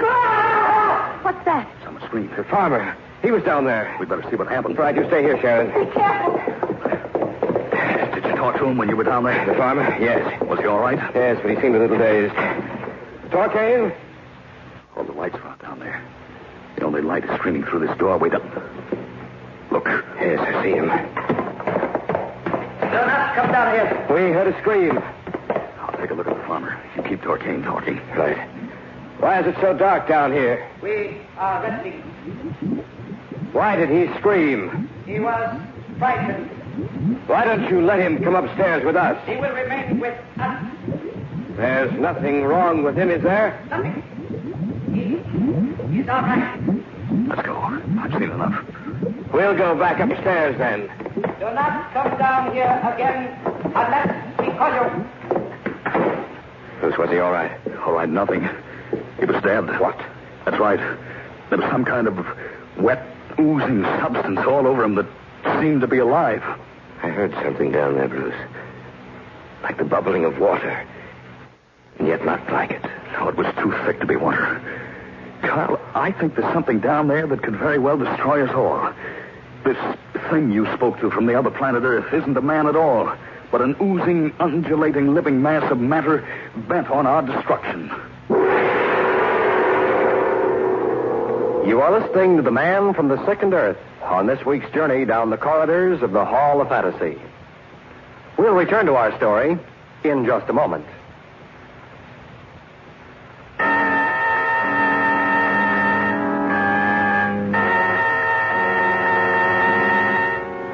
And now, back to our story. An original tale of fantasy featuring Jim Amici, entitled The Man from the Second Earth. We stood there in the hallway beside the door which led to the cellar and the things that were downstairs. Carl and I had heard a scream, and when we had gone down there to investigate, we found the farmer lying dead on the stairs. This thing you spoke to from the other planet Earth isn't a man at all, but an oozing, undulating, living mass of matter bent on our destruction. When we saw him, he looked like a man. I know. Evidently, they can solidify themselves when they need to, can assume any shape they desire, but they can't hold it for long intervals of time because the features change, meld into each other. Torquane seemed in a hurry to get downstairs. Evidently, they can't remain in a solid state too long. Who screamed? We better tell her. What happened down there? The man they held captive is dead. Then they're not friendly. No, they're not. What are we going to do? Well, I'm going to call the police. What's the matter? The line's dead. Dead, but how could the... Look. Where? At the window. Looks like a heavy layer of oil is covering the glass. You're right. Look! It's moving. I'm going to see if I can open the window. I can't seem to move it.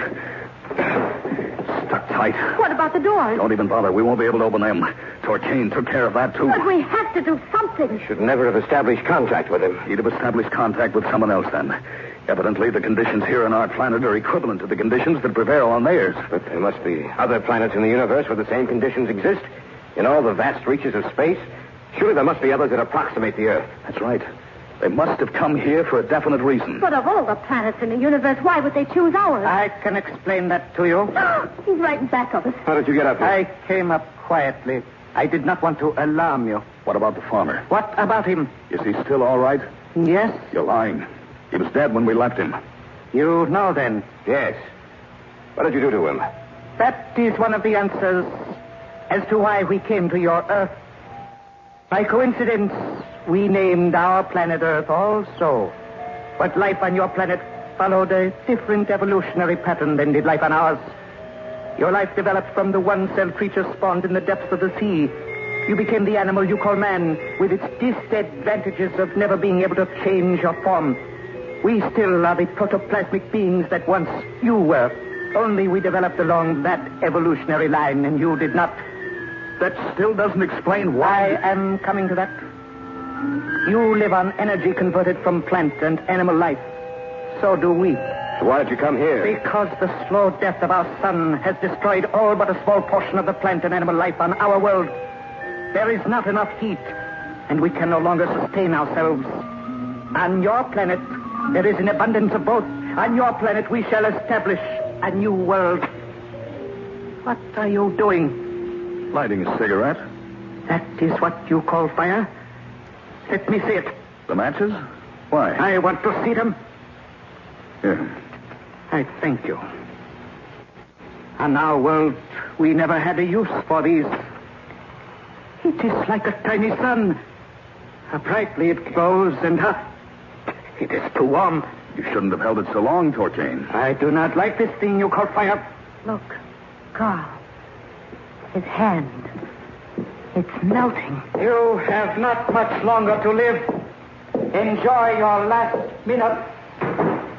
What does he mean? He means they intend to kill us soon. We've got to get away from here. How? What can we do? There must be some way to destroy them. How can you destroy a living mass of matter? Let's try to figure it out logically.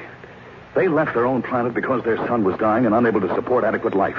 They feared the cold, for they'd freeze into a solid and be unable to move. But it's the middle of summer, and we don't have any refrigeration equipment downstairs. I know, but what's the opposite of freezing? Heat, boiling, burning. That's right.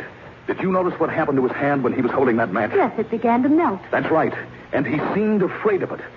I think there are only two ways to destroy these beings. Either to freeze them or to burn them. We can't freeze them. But we can burn them. How? This house will burn. But we can't get out. We'll burn with it. Maybe not.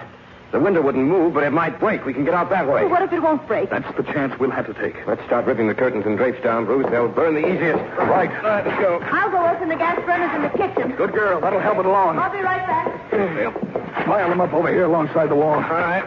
I just hope the rest of the house catches. So do I. If it catches and the gas gets dense enough, it should explode. There's some more over here. Sharon! I'm coming. Hurry! I've got everything open in there. The oven, the burners, everything. I can smell it from here. Well, that's the last of the curtains. Look! Seeping under the doorway. They must have smelled the gas. Oh, light the fire. Hurry. It's seeping through faster. It's swelling up on all sides of the door. They'll break through the door in a minute. It won't hold much longer. Fire's catching hold. We've got to get out of here. Let's go. Use that chair in the window. I will. Hurry. Let's hope it breaks. Here we go. It worked. Climb through in a hurry. All right, here. It'll help. There. Now, run as fast as you can. The fire seems to be dying down. They're trying to smother it. If only that...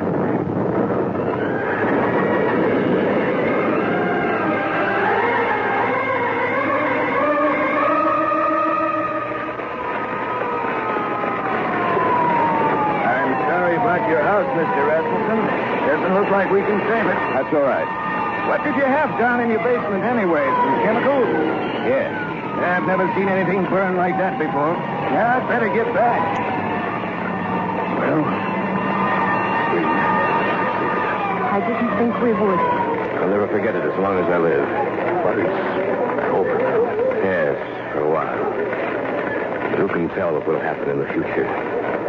What other forms of life are present in those stars you see over there? What else will come from out of the sky?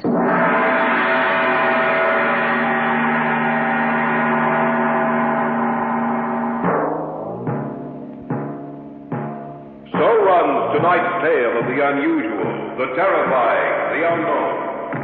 Join us again when next we journey down the corridors of the Hall of Fantasy to hear another strange tale of the supernatural.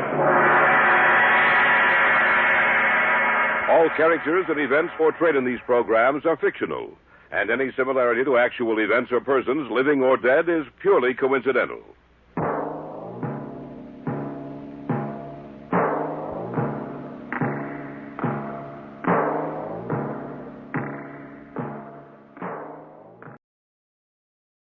And now, the Hall of Fantasy.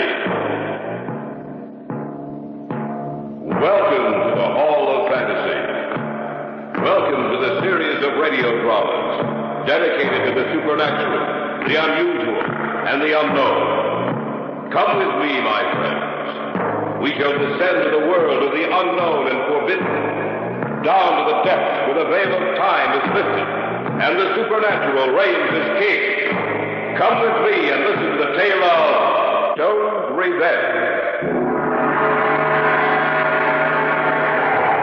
He let him stay out there in the freezing cold, pounding on the door and yelling, "Let me in." Monroe's daughter tried to let him in, but the old man wouldn't let her. So Jeff stayed there in the freezing cold, and the girl heard him say, "I'll make you pay for this, Monroe. For as long as Monroe lives, I'll make you pay." And that's the end of the story? Yeah, not by a long shot, young fella. Ever since that time, people have died who stayed in that cabin. People up here say they've heard him pounding on the door and yell, "Now let me in." And when they do let him in, they die. Real strange like. They die. The Hall of Fantasy will present Stone's Revenge in just a moment. And now for our story, an original tale of fantasy entitled Stone's Revenge.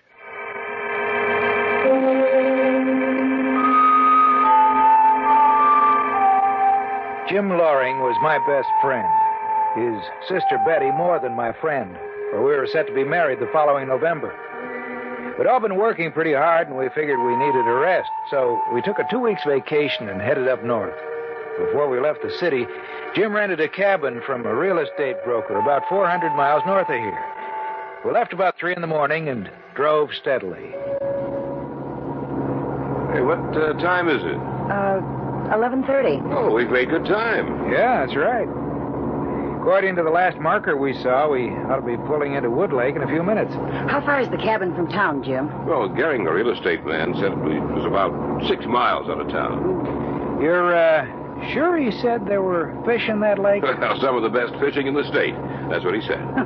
That's what they all say. We'll have to stop in town and pick up plenty of food. That's right. Enough to hold us for a few days anyway. Oh, look, up ahead. I think we're coming to it. Oh, we are. It says, you see, Wood Lake, population 709. Hey, big town. You better slow down. You know these small towns. Yeah. The broker in the city said I could get the key to the cabin from the sheriff. It seems he also owns a store here, Sheldon's General Store. Well, if that's the case, we might as well pick up our food there. Yeah, might as well. Hey, look, there it is. Huh? Oh, yeah, I see it. Oh, open that door in a hurry. I just hope my muscles haven't frozen in this position. Oh, that feels great. Oh, boy. Good. Beautiful day, isn't it? Weather report said we're in for a storm tonight, though. Oh? Well, maybe it'll blow over by tomorrow. Oh, it's nice and cool in here. Yeah. Anything would be cool after driving in that hot sun. Oh, it doesn't seem to be. Oh, yes, there is, leaning back in that chair with a paper over his face. Look. He's sound asleep. Pretty alert fellow, isn't he? Yeah. I heard that, young fella. I was only joking. Don't you worry none, son. I can take a joke as well as the next one. You'd be wanting something, maybe? Yes, we rented a cabin up here, and we need some food. And you come to the right place. Yes, sir. What can I do you for? You'd better take charge here, Betty. All right. Well, let's see. We'll need some eggs. About 2 dozen. Coming right up. Yeah. You come in fresh this morning? Where are you staying? Oh, the old Monroe place. A real estate man in the city said we could pick up the key from you. Yep, I got the key, all right. Yeah, what else, ma'am? Well, let's see. Some bacon, a pound of coffee, pancake flour, potatoes, oranges, some cream, sandwich. Wait a minute. Hold on, ma'am. I got what you said, but don't say no more, because if you do, I'll forget everything. So you're staying at the old Monroe place, huh? That's right. Let's see now. Coffee, flour. You got a 5-pound sack of potatoes here. Oh, that'll be fine. Yeah. Go over there and help yourself to some oranges, ma'am, and anything else you see. Just pick it up and set it on the counter here. All right. I guess that will be the easiest way. Yeah. So you're staying at the old Monroe place, huh? You said that once before. Yeah, I know I did. I just wanted to be sure I was hearing right. Well, your hearing's all right, Sheriff. By the way, may we have the key? Sure enough. It's right here under the counter. Yeah, long time since that cabin's been rented. Oh? How come? People just don't like to go up there. Oh, why not? Anything wrong with it? Not exactly. Still the best cabin around these parts. Got a nice refrigerator. Indoor plumbing. Real nice place. But you oughtn't to go up there. Why? Because of old Jeff Stone. People around here say they've seen him up there. Oh, he won't bother us. Don't you count on that, young feller. Look, if he comes around the cabin, we'll ask him to leave. Only leaving, that'll be done. It'll be done by you. Well, why? Is he dangerous? Yeah, he's dangerous. And he's dead, too. What do you mean? Just what I said.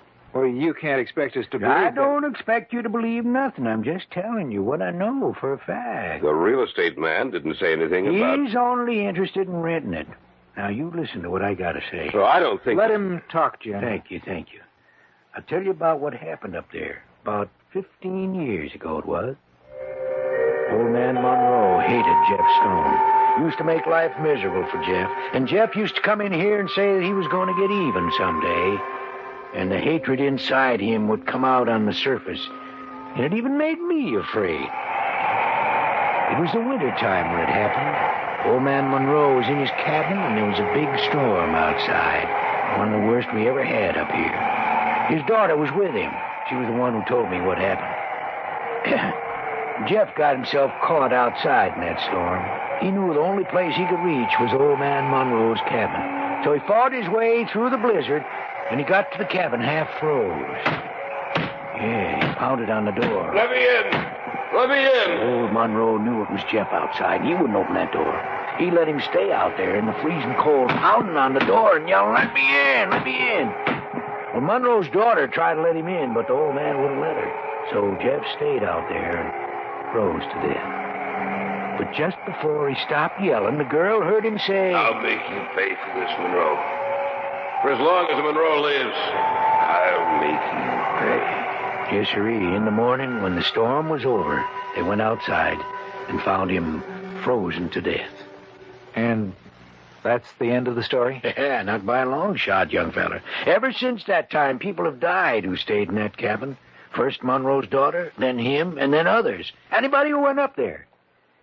People up here say they've heard him pounding on the door and yelling, "Let me in, let me in." And when the folks in the cabin let him in, they die. Real strange like. They die. We'll return to the Hall of Fantasy in the tale of Stone's Revenge in just a moment. Back now to the Hall of Fantasy in the tale of Stone's Revenge.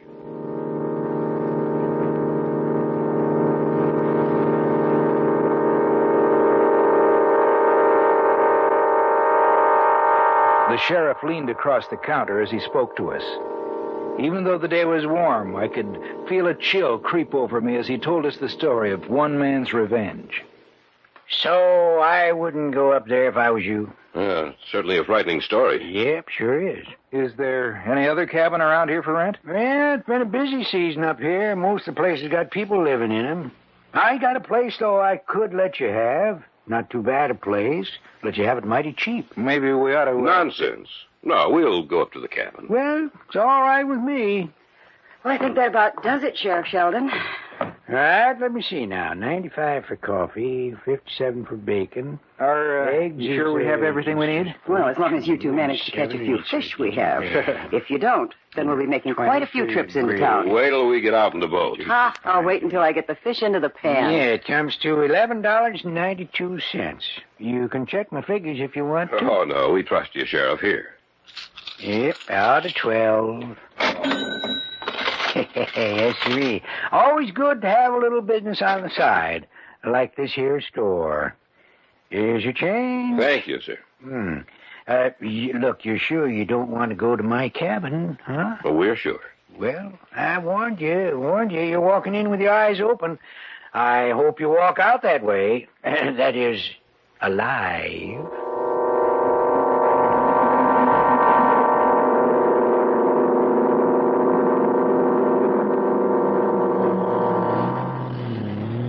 Certainly is far enough away from everybody. Mm-hmm. It's a good thing we have a map or we'd be lost. Hey, look, I can see it. Huh? Yeah, hey, so do I. Yeah, it looks pretty nice. Oh, and there's the lake. Oh, it's beautiful. Hey, can I pick him or can I pick him? This lake is so hard to get to that I bet it hasn't been fished much. I can hardly wait to get out there. They ought to be hitting pretty well this afternoon, huh? We'll get the boat off the trailer and whip that lake to a froth. Jim. Mm-hmm. I heard that story that the sheriff was telling you. You don't think there was any truth to it, do you? Of course not. You notice when he finished, he said he had a place that we could rent? Oh, I hadn't thought of that. Well, I did. He just wanted to talk us out of coming up here. Always good to have a little business on the side, he said. I wonder how many people he's talked out of coming up here with that crazy story of his. Yeah. Quite a few, I suppose. But it did frighten me.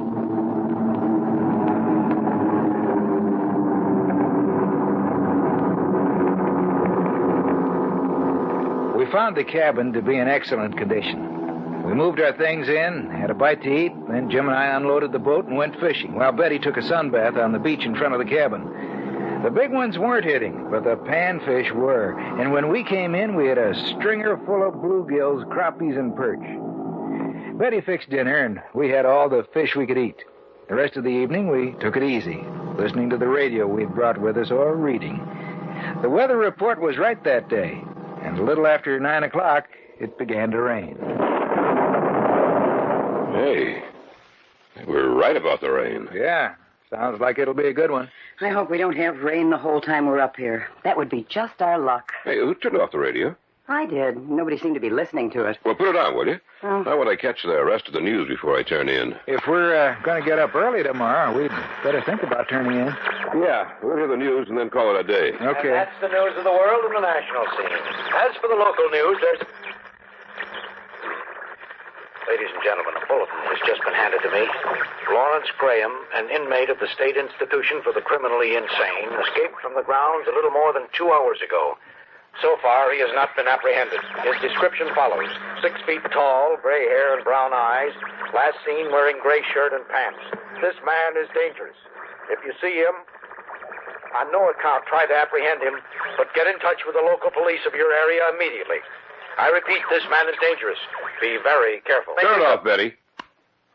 The state hospital is for the criminally insane. That's pretty close to us. I think it's about 5 or 6 miles away. Oh, they'll catch him. Don't worry about it. He won't get away. I hope so. Well, I think I'm going to turn in. Listen. What's the matter? I heard something. So did I. A crash of thunder. No, something else. I thought I heard a voice. Oh, nonsense. Maybe you're right. Maybe.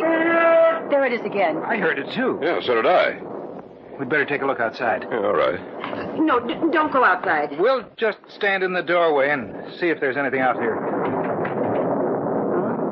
Do you see anything? No. Nothing. Then come back inside. Yeah, all right. Maybe it was someone lost in the storm. Or maybe it was the man who escaped. Or Jeff Stone. Someone is out there. Yes, there is something out there. We'd better go see what it is. All right, I'll... Let me in! He's outside the door. Let me in! Come on, let's see who it is. Okay. Let me in. Oh, I'm glad I found you here. What's the matter with him? I found him lying on the ground about half a mile from here. I've been carrying him ever since. Here, let me help you. Put him down over here. All right. That does it. What's wrong with him? I don't know. He doesn't seem to... What's the matter with him? He's dead. You are listening to the tale of Stone's Revenge on this week's journey down the corridors of the Hall of Fantasy. We'll return to our story in just a moment. And now back to our story, entitled Stone's Revenge.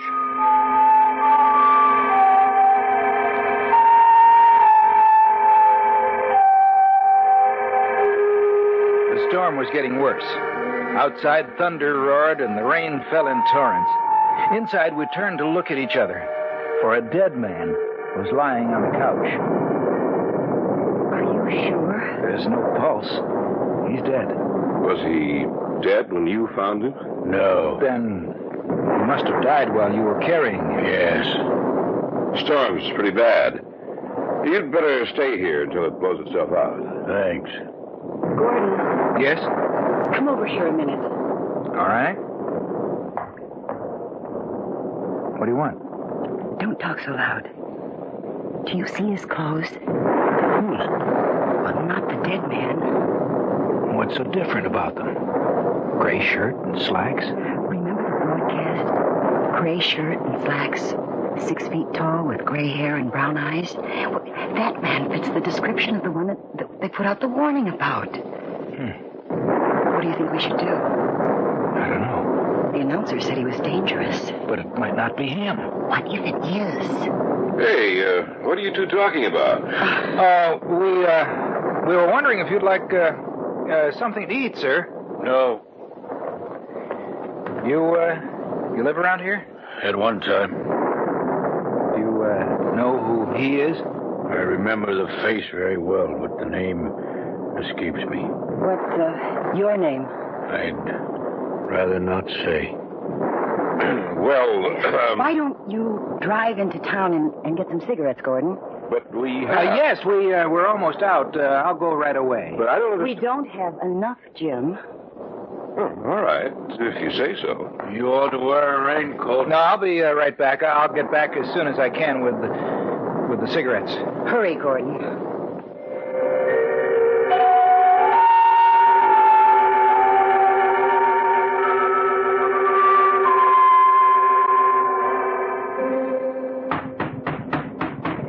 Just a minute.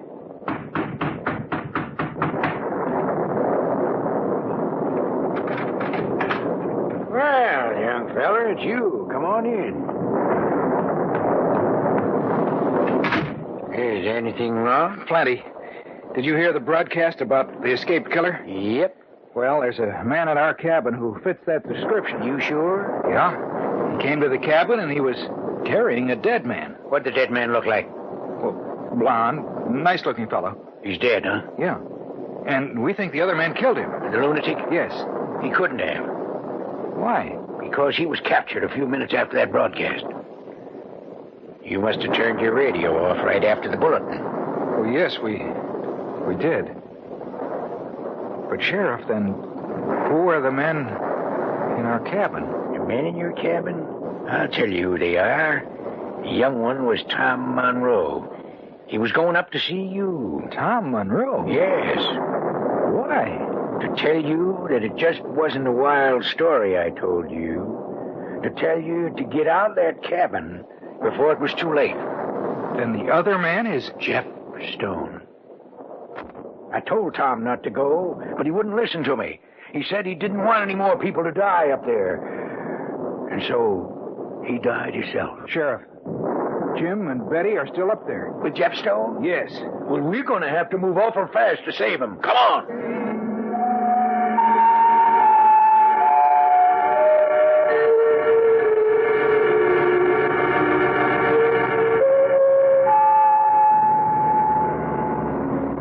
The road's so slippery. I hope we can make it up to the top. Yeah, we're almost there. Keep driving. Yes. I almost didn't make it down. I got stuck once up there. We'll make her. If anything's happened to them, I don't know what I Just pay attention to the road. All right. Here's the spot I got stuck in before.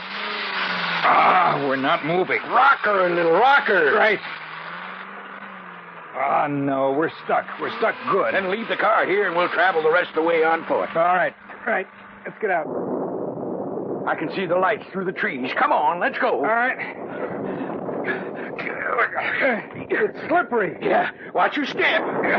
Betty! Jim, we're coming! I can't hear you, not with this storm and all. Oh, I thought if he heard me. Yeah, forget it. Just watch. Are you all right? Yeah, I guess so. Here, I'll help you up. Thank you. There you are. All right, let's go. All right. We're almost there. Yeah. I hope they're all right. We'll go in quietly. Huh? Just open the door and walk in. Right. The storm ought to cover any sounds we make. Right. And you just let me handle this. All right. Here we go. It's locked. We'll have to break it down. Together, then. Here All we right. go. Well, that was Betty. We got to get that door down. Right. That's it. That's it. Betty, what's wrong? It's you. Well, of course. I brought the sheriff with me. Where's the man that was here? Oh, he's gone. I thought it was him returning when you crashed against the door. That's why I screamed. I was afraid. Well, I want to be sure that... Yep, it's Tom Monroe, all right. You know this man? Yeah, he's the grandson of old man Monroe, who murdered Jeff Stone by letting him freeze to death outside. Jeff Stone's revenge is over now. But if he'd killed other people that came here, then why didn't he hurt us? Revenge is a strange thing, ma'am. In Jeff Stone's case, I think it was strong enough to bring him back from the grave to try to even the score. And so he killed old man Monroe over again every time someone died here. And when he killed young Tom here, then his feeling for revenge left him. Why? Tom was the last of the Monroes, Mr. Blake. Jeff Stone's revenge is complete now. Yes, sir, it's complete now. And he can rest quiet in his grave.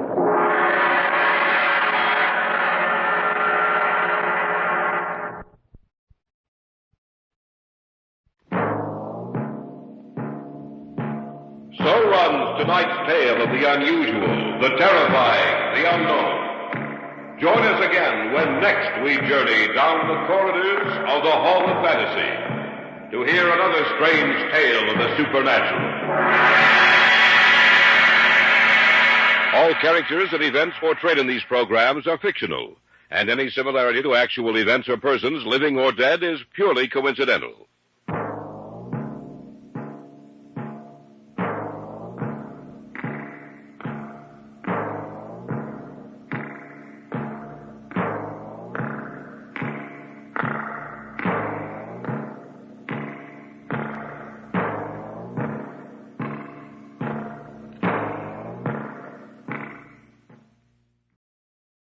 And now, the Hall of Fantasy. Welcome to the Hall of Fantasy. Welcome to the series of radio dramas dedicated to the supernatural, the unusual, and the unknown. Come with me, my friends. We shall descend to the world of the unknown and forbidden, down to the depths where the veil of time is lifted, and the supernatural reigns as king. Come with me and listen to the tale of the Sea Phantom.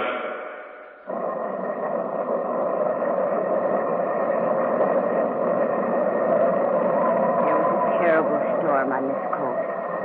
The ship was heading for safer waters when through the storm they heard a woman calling for help. The captain ordered his men to rescue her. The ship heeled around and started towards them.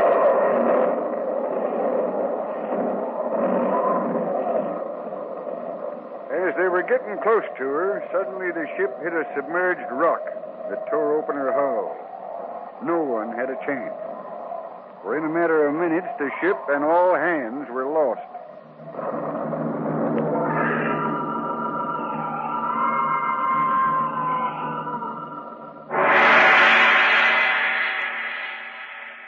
In just a moment, the Hall of Fantasy will present The Sea Phantom. And now for our story.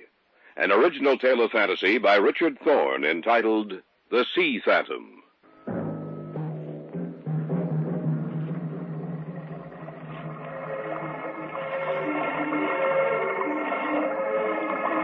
The house stands on one of 2 points of land that stretch out into the ocean, forming a small bay of the water and the shore between them.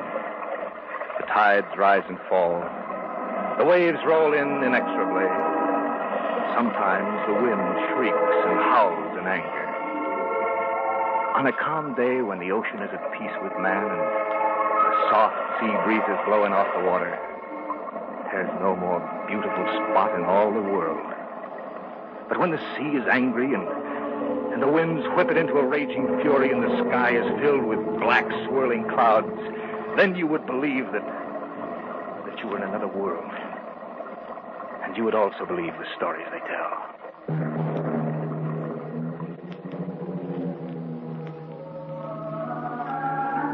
Don Fleming was an artist, and I, a writer. And through the years, we'd become good friends. Oftentimes, we would take trips together around the country, to Europe or South America. He to paint, I to write. And when we had finished with the day's work, well, we managed to have some pretty good times together. How we came to rent that house in Maine on the rocky coast of the Atlantic, I still don't know. But we did, and it was there the story I tell you begins. Awful nice of you to come out here with us, Mr. Lohman. Well, I was coming out anyway. Got to see old Mrs. Green about some business, so I figured I might as well drive out with you fellas. Make sure you get settled nice and comfortable like. Well, we appreciate it, Mr. Lohman. Oh, it ain't nothing at all. You're that writer feller, huh? That Larry Reardon? Oh, that's right. Read one of your stories in the magazine just the other day. Pretty good. Oh, thanks. And what about you, young fella? What do you do? I'm an artist. Painter, eh? Yes, he is. And a very good one. Only thing I know about painting concerns houses and barns and boats. That's the only painting I ever done. You're probably a lot better off. I expect so. Well, here's the house. Better pull up. It's a beautiful house. Always come out here when I rent it to folks. Yeah. Here's the key. Thanks. And I want to thank you for driving me out here. I'll go on down to Mrs. Green's now. Drop in now and then, see how you're getting along. Thanks, Mr. Lohman. And, in case you see anything down in that bay, don't you worry none. It won't hurt you, as long as you leave it alone.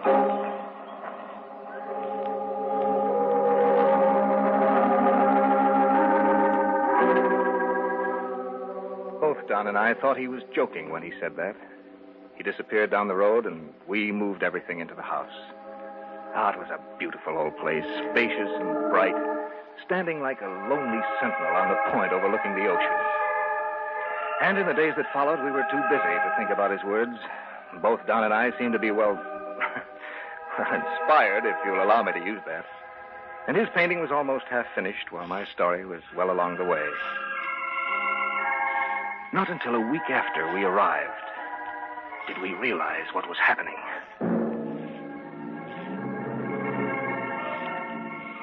It was late in the evening. We stood outside the house, looking down at the ocean. Larry? What? Something's happening. No? How do you mean? My painting. I don't know how to explain it. I'm not painting it. It seems like someone or something is moving my hand. I make no conscious effort when I stand before that easel. Brush seems to be alive. That's what's been happening to me with my story. You know, usually I have to think and plot ahead for hours before I can write a word. But it's been different with this story. Don, It's writing itself. What's it about? Oh, about a phantom ship that sails forever. You haven't seen my canvas, have you? Well, why? Because that's what I'm painting. The phantom ship. Strange coincidence, isn't it? Yes. Listen, I heard it. It was a woman's voice, crying for help. It came from somewhere down in that bay. There's nothing down there, Larry. I know. Hello? Anybody home? Who's that over there? It's Mr. Lohman. Oh. Oh, and look, there's a woman with him. I thought I'd drop in and say hello. How you getting along? Fine, Mr. Lohman. This here's Mrs. Green. These are those two I was telling you about, Maud. Mr. Reardon and Mr. Fleming. I'm pleased to meet you. How do you do? How you getting along? Oh, pretty well. Say, by the way, when you were coming up here, did you hear anyone calling from down in that bay? No, not a thing. It was a woman's voice. You didn't call, did you, Mrs. Green? No. Now, then we probably were mistaken. No, you weren't. You heard something, all right. You know who it was? Yep. It was the girl. What girl? The girl on the ship. But there's no ship down there. Yes, but there will be. What do you mean, Lohman? You tell him, Maud. All right, Simon. Well, it was almost 100 years ago, Mr. Fleming. There was a terrible storm on this coast. The ship, the Sea Mist, was forced into this bay. They were heading for shore when through the storm they heard a woman calling for help. The captain ordered his men to rescue her. They heeled around and started toward her. Then the ship hit a submerged rock that tore a gaping hole in her hull. Well, the Sea Mist went down in a matter of minutes, and all hands were lost. But how could anyone? It's true, believe me. Folks saw it on the shore. Saw the girl appear and the ship go down. No one knew where she came from. But who was she? Well, people said she was the captain's dead wife, the woman he murdered 20 years before, and that she'd vowed vengeance on all men. That's why I told you if you saw anything down that bay to pay no attention to it. Oh, we haven't seen anything. We only heard her voice. Now, you'll see the ship. Don't you worry about that. The waves seem to be rolling in much stronger than they were before. There it is again. Yep. That's her, all right. I can't see any. Wait a minute. Down there, Larry, see? Sailing ship under full canvas. The girl. She must be in trouble. Why don't we go down there? Right, there's a rowboat down there. I wouldn't if I were you. I'm going to see what's down there. I'm telling you, don't go. Come on, Don. Right. Don't go, I tell you. Only thing you're going to find out is dead.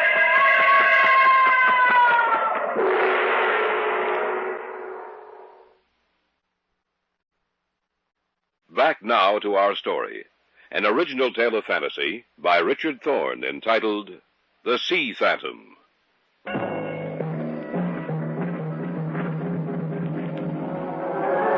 Don and I went down the trail as fast as we could, even though it was steep and treacherous. As we neared the water, the spray from the breaking waves filled the air, and falling down on the rocks made them slippery and wet. Those waves look pretty strong. Yeah, but nothing to worry about, though. All right. You ready with the oars? Right. Now shove us off then. Okay. The ship's still there? Yeah. Can you see anyone? No. Well, it shouldn't take us too long to get out to it. Then we'll see if anyone's aboard.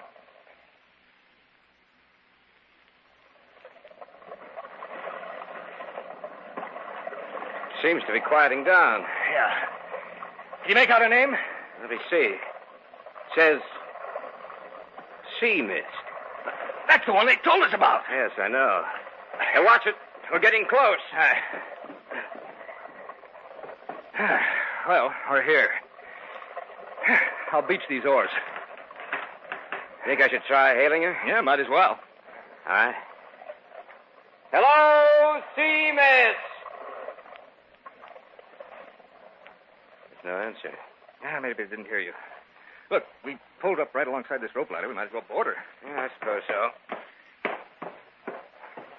You know, Loman's crazy with that story of his about this being a phantom ship. Well, it's the most solidly built ghost ship I've ever seen.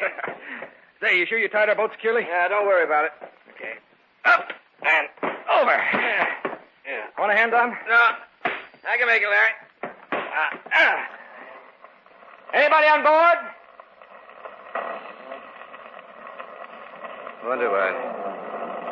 No one answered. I don't know. There has to be someone aboard the ship. She couldn't have sailed into this bay by herself. Of course not. And she's in such good condition. They must have built her recently. Probably for a celebration of some kind. Well, there's one thing, Larry. What? Why should I paint a ship exactly like this, even to the name, when I hadn't even seen her? And why should you write about one? I don't know. Look, you think we better take a look around? I'm not sure it would be a good idea. Well, we can't stand down here and... Don. Yeah? Look up at the sails. They're all unfurled. They're catching the wind. Where are you going? Take a look over the side. There's no wake. What? Don, the sails are full, but there's no wake. The ship's not moving. Now, how can a ship be under full set? Where? Over there. On the captain's deck. A skeleton. Lashed to the wheel. Larry, that wasn't there when we first boarded the ship. It could have been. We might not have seen it. Maybe not, but I think we better get off this thing. That's not a bad idea. But you will join us when we come for you. Larry. Yes, I heard it too. There's something here with us. But I can't see anything. Nothing. Except that skeleton lashed to the wheel. You will join us. Let's get back to shore. All right, let's go. I hope our boat... Don't worry, it's there. I can see it. Maybe Loman was right. Maybe this is a phantom ship. We will come for you.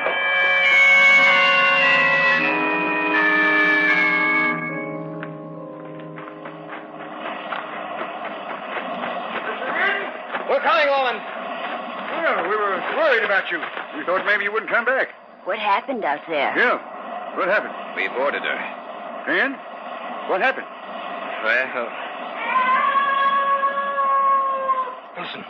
She's calling to you again. Let's go into the house. Good idea. You shouldn't have gone out there. We know that now. Looks like it's going to blow up a storm. Yeah, it's clouding over very badly. We'll go into the front room. I'll have to be leaving soon, Simon. I'll take you back home, Ma. Don't worry. I'm just interested in finding out what happened. What did happen out there? Well, like Don said, we boarded the ship. What was its name? The Sea Mist.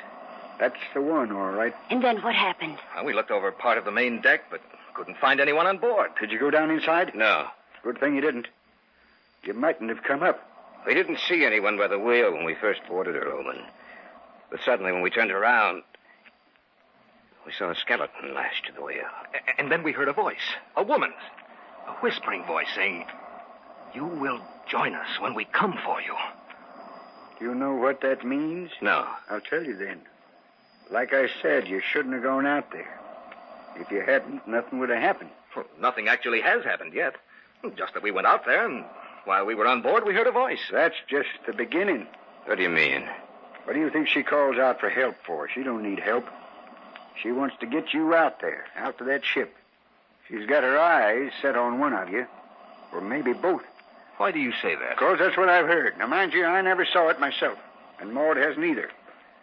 But they say she's always looking for men for her crew, that she or the mate of the Sea Phantom will come to get you, if ever you set foot on the ghost ship. Loman, you can't mean what you're saying. Oh, yes, I can. Like I said, I never saw it myself, but I've heard folks tell about it. And I've known men to disappear and never show up again. Remember what she said. You will join us when we come for you. When we come for you.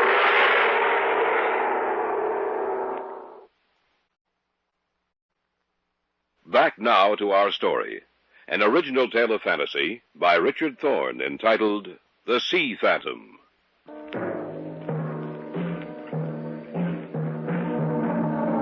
Outside, the weather was getting worse. The sound of the waves washing up against the rocky shore became louder. The wind became stronger. 4 of us were in the front room of the house Don and I had rented. Simon Loman had just said, "And I've known men to disappear and never show up again." He's telling you the truth. What should we do? I wouldn't know what to suggest. Well, we can leave. No, that won't do you no good. She'll catch you sooner or later. If I was you, I'd stay right here. She's going to take one of you, or maybe both. You'd better take me home, Simon. All right, Holmes. I'm pleased to have met you, both of you. Same here, Mrs. Green. Let's go, Simon. As soon as I take her home, I'll come back. Maybe I can help you some way. Now, be careful.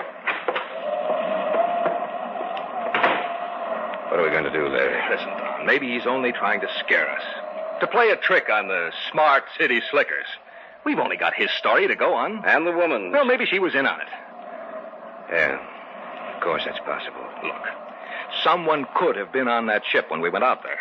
And they could have waited until we weren't looking, then gone out and lashed that thing to the wheel, and then they could have hidden and called out the words we heard. Why should they go to so much trouble to do anything like that? It's for a practical joke. It doesn't sound reasonable. I know, but it's possible. Yes, it's possible. And I think that's just what they have done. There is going to be a storm tonight. Yeah, bad one. I still can't believe that they'd go to all that trouble. Look, haven't we done the same thing on occasion? But we didn't go to such... Of course we did. Now, forget it. There's nothing to worry about. Nothing at all. I wouldn't be surprised if Loman didn't send someone else out here tonight to tell us that the woman was waiting for us. It's starting to rain. I wonder if Loman will be back tonight. Well, he said he would. I know. But I'm not so sure he will. Listen. Yes, I heard it. This is a joke. Why don't they stop it? Take it easy, Don. How can I take it easy? I've had all of this I can take. There it is again. Where are you going? I'm going to take a look out the window. You see anything? No, Wait a minute. What's the matter? There's someone coming towards the door. Well, it's probably Loman. No, I don't think so. He couldn't have taken Mrs. Green down to her house and returned in so short a time. Yeah, I didn't think of that. Who is it, Larry? Who is that man coming towards the house? I don't know. Unless they're carrying through that joke of theirs. I hope you're right. I hope it is... Larry? What? His clothes. What about them? They're not modern. He's wearing clothing worn by sailors almost 100 years ago. He's at the door. Okay, I'll let him in. Yes? I want to come in. Why? I've come for him. For whom? The man with the brush. What are you talking about? The crew was short one hand. That's why we put in here. Look, I've had just about enough of this. This thing has gone too far. You go back and tell Loman to stop his little joke, or I'll stop it for him. I came to the man with the brush. She said she wants him. Get out of here. Get out of here! I want to get away from here, Larry. I will leave tomorrow. Tonight. All right. We'll leave tonight. Come on, let's start packing. No packing. We'll just leave. If we want anything here, we can come back when it's daylight. All right. He's back. I warned him. Here, let me in, quick. Loman, I want to talk to you. Sure. What about it? Look, this thing has gone far enough, this joke of yours. Huh? What joke? Trying to frighten us with that hullabaloo about a ghost ship and then sending him out here. Who? That sailor in a costume. Listen to me. I didn't send anyone here. Look, how stupid do you think we are? I don't know, but I didn't send anyone here. Then who was he? I don't know any more than you do. Then that story you told us was true. Every word of it. I'm going to get out of here. Don! He's running the wrong way. Going towards the edge of the cliff. We got to stop him. Don! Come back! I'm leaving now. You're running the wrong way. He can't hear us. We've got to stop him. Woman, there's someone else out there, too. Woman! Look out, Don! Look out!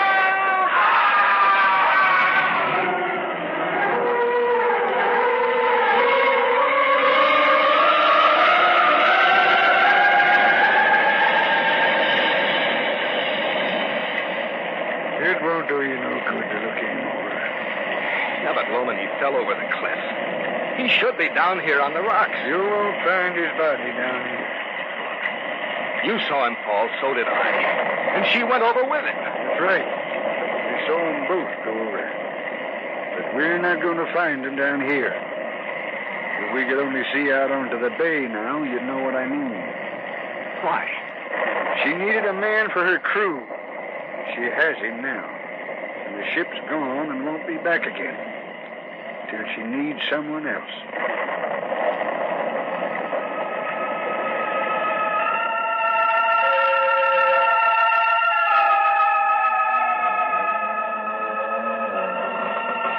Welcome to the sea.